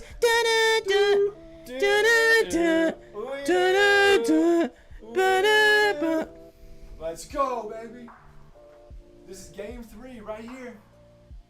Luby's got some updates. Oh, okay. Wow. Actually, some updates here. All right, these guys. Gar Saxon Gandork, the winner of our hearts and souls, the people's champion of this entire meta, taking down Boba Fett's like a KDA like no other, has advanced to top 4. We can't wait to see what that matchup is. Right now, we're into Game 3 Silver Scrapes. Gar Saxon did of LeBron James. Well, I have Loopy in my ear, our executive producer in the ear, telling me that the Gar Saxon did advance into the next round of the Planetary Qualifier. Top 8 right now of the Portland Planetary Qualifier, live with Zayd Park playing the Palp Double Green. LeBron Jimmy, also known as LeBron James, playing Sabine Green ECL. It's 1-1. Silver Scrapes tied for the game. They say not streaming Gar is a crime in the chat. I will I will say, I will throw it out there. They asked who we wanted on board, and we said either the #1 Palp player or the Gar matchup. And we got the Palp Sabine. We got the Palp Sabine. It's gonna be a scanning officer first round, and I think even off that play turn on game 2, I think LeBron's kind of keeping his hand here. He knows that scanning officer might come out, and if it erratas two nasty little timely interventions or Cassian and Andor, you're kind of rough there. Ban Gar, too OP. He is too OP. I'm glad that we appreciate that. Thank you guys so much for respecting that. I think he really is too crazy for the meta right now. Put some respect on his name. The ops are hard. We definitely need to do something to get Boba back into the meta here. We need him to fight. Scanning officer is going to be ready, so we're at 3 resources here. Now, Zayd did win off the back of having a command in game 1, and we did not see that game 2. And you got to imagine that he's looking for that command, especially into things like Green Squadron A-Wing. Correct? You know what I mean? We're looking to take down things like Green Squadron A-Wing with that non-unique ability from command. And this is a really good example of the kind of aggro strategy of going to an opposite lane. I'm not even sure. I think he actually took the first action possibly, but it's really good for him to have the only space unit up there. Hopefully that A-Wing can go unanswered for a little bit and just poke some damage. So this is a common LeBron play here. He is going to ECL in the Fleet Lieutenant, do the damage, and then end up striking one of the official units here. He's looking for the trade because he knows he can't afford to have an Emperor's Royal Guard on the board. That 5 toughness Sentinel is going to be too hard to deal with an official. So we have to look at where Zayd's going to play this, because the ECL is always being played into Fleet Lieutenant. And we think it's an interesting play, but it won game 2 so convincingly. We saw the Phase 3 Dark Troopers come down, 3 of them last game, but it didn't stop anything. And it looks like Zayd is going to take the 1 ping damage to base with LeBron. So something I'm confused about here is why, when he played that ECL on the Fleet Lieutenant, did he do the trigger on the A-Wing? Was that the same action, or was there an action in between? No, he did the trigger on the A-Wing, and then the Yularen came down and sniped out the Fleet Lieutenant on the trade. So Sabine's unit's going to come out, or Sabine leader unit is going to come out. We're going to drop how many resources here? Last time we got a timely intervention. Fight it for freedom, but it's actually just gonna be with and run into the space side of things over here. Double A-Wings out there with an Alliance X-Wing. Yeah, this is a big space side. I love this strategy. Just avoid everything that Zayd is playing and don't even worry about it. Just fly space. Yeah, I mean, at this point, Zayd is looking for a overwhelming barrage or a Black Sun Starfighter, and looking at the hand, we don't see that at all. Potentially a command would be very helpful here. You could kill one of the Green Squadron A-Wings, buff up the Phase 3 Dark Trooper. I mean, if you're looking for plays like that, it's going to make it hard to deal with, but that space side is looking too crazy. It's going to get an experience token on the Phase 3 Dark Trooper going into the Sabine.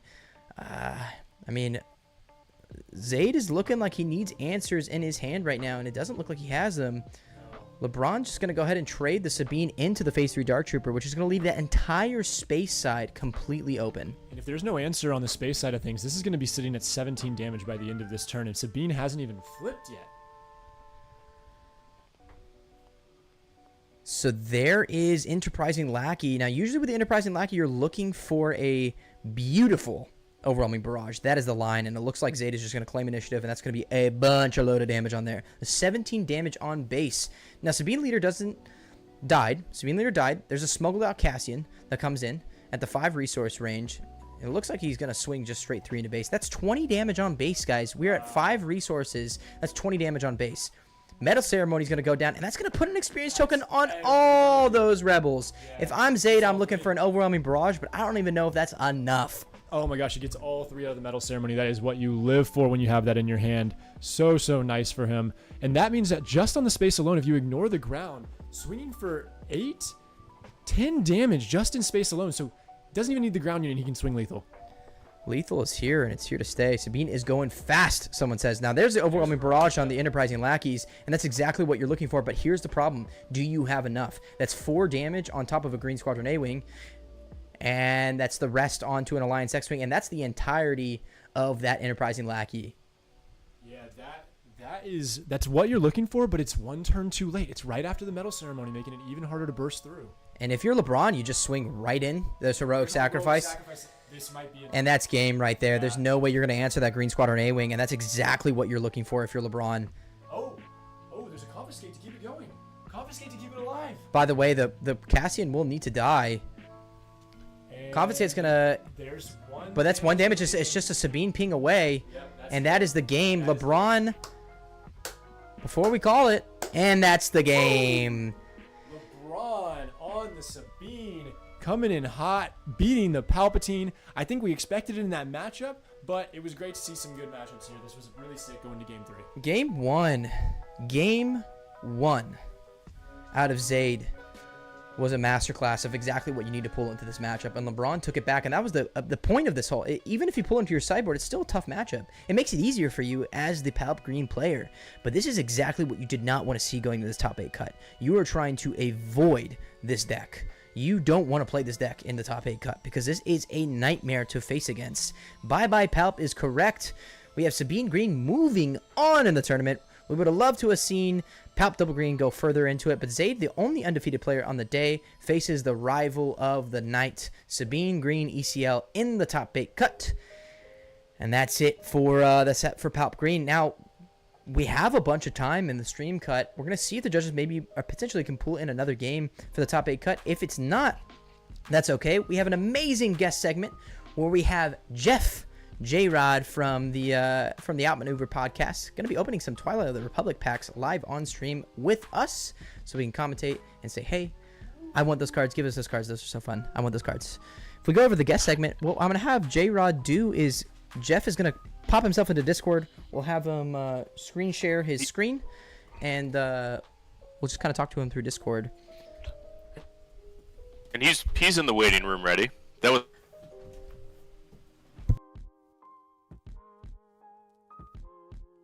a great, undefeated through Swiss, and really put Sabine. You saw the strength of the matchup itself, as Sabine was able to lean into some changes that were made as well. So Jimmy Lynch from Eugene, Oregon, will advance. Jimmy Lynch, so LeBron James. Loopy, I think you're back on the mic here with us. If you can hear me. Can you hear me? I can hear you. Okay, sweet. Awesome. Well, we're excited to hear you, Loopy. We're so excited to hear you. We missed you. Yeah, so we got to take some breaks, keep everything fresh as going. I thought that the commentary was great, and that's a top 8 match. I mean, really kind of a tough draw out of the 8 decks that the Palpatine could have faced to get the Sabine in the field. But we have the Agro presence advancing on to actually go against Gar Saxon in the top 4. That's going to be the semifinal, I believe. I think we're waiting on the results of all of the Boba matches as we sit. Yeah, we are. And J-Rod just joined the chat. J-Rod, let us know if you can hear us.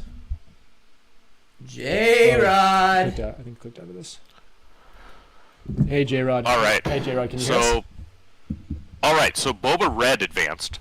So we have Nick Fogelsong advancing, and we also had Raiden advancing out of the Boba mirror. So we're going to have to be real quick with J-Rod here. I'm sure that the top 4 is going to commence real soon.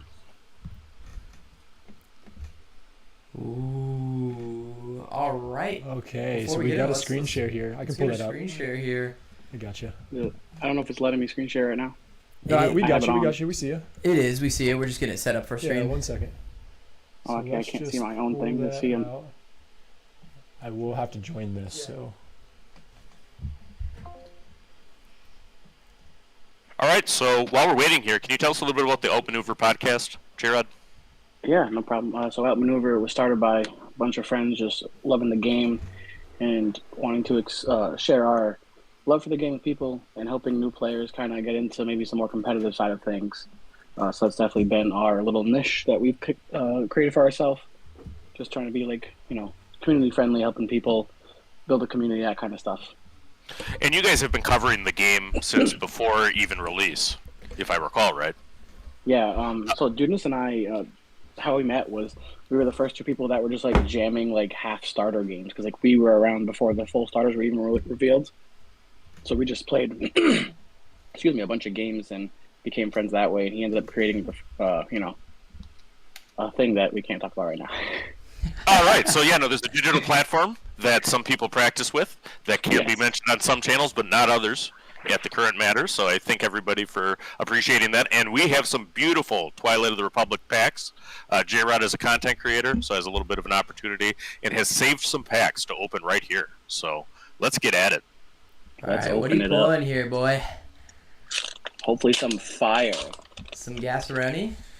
Yeah. So come on now. So one thing that Outmaneuver does is sometimes they stream pack opens on their Discord, so you can check that out. I'll link the Outmaneuver Discord and your channel for the chat for everybody if anybody wants to see more pack openings. Nice little hyperbole here. Let's go. Starting off with the banger. Bring your packs down a little bit, sir. We want to see your packs, baby. Down? Yep. There you go. I'm trying to see myself, and it's a little hard right now. I'm going to be honest. Oh, your camera. Am I in a good cut spot out. here? Your camera just cut out. We're missing you, J-Rod. We're missing you. There we go. There we go. We're back. Jesse. Good. James. Jesse. Just in time for bang. Execute. Ooh, your favorite card, Jeff. Your favorite. What's going to happen to that card? What's going to happen to that card? What's going to happen to that card? Oh, hey. Ooh, and your spoiler. Spoil this card? And your spoiler. Spoil that one. Let's go. All right, let's just dive. Let's just rip through these. Someone Maybe says I'll get the a frame showcase rate, here?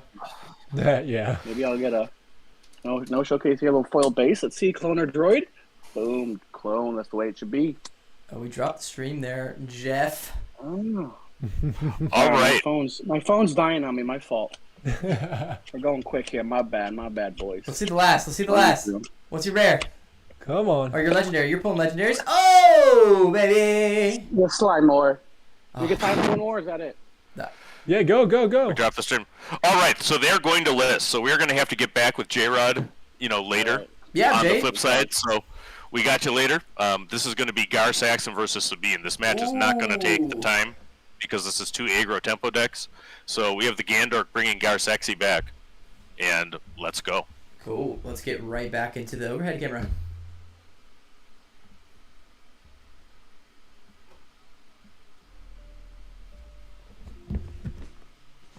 All right, so what the players are doing right now for the top cut of a planetary qualifier is they're reviewing deck lists. And we do actually have both of these deck lists that I popped over there. Yep. So maybe we can look them at the same time. Absolutely. By the way, we got to change that graphic to top 4. So it's going to be Gandork and LeBron Jimmy. And Gandork looks like is on the top side of that screen. So Nick is going to be on the top where LeBron Jimmy is. And it's going to be 0-0. They're checking each other's deck lists. Now, Luby, talk to me here. What is the win con for Nick here? How does Gandork get out of the Sabine green here? Do they race? Well, does he control? Does he tempo? So it's actually very similar. It's most similar to like a Boba yellow, but actually Gar Saxon is a pretty strong matchup into Sabine ECL, I think, because the shields make some of the units more durable. Yep. I mean, he's running the 7th Fleet Defenders. I don't know if you have Gandork's list here, but that's a very, very strong play into Sabine ECL. Yep. And all of the shields that he has, if Sabine doesn't go at the units, really there. So it's probably a point. If I'm playing Sabine and I actually see Gar Yellow, I'm looking at myself as the control, not the beatdown. Yep. In the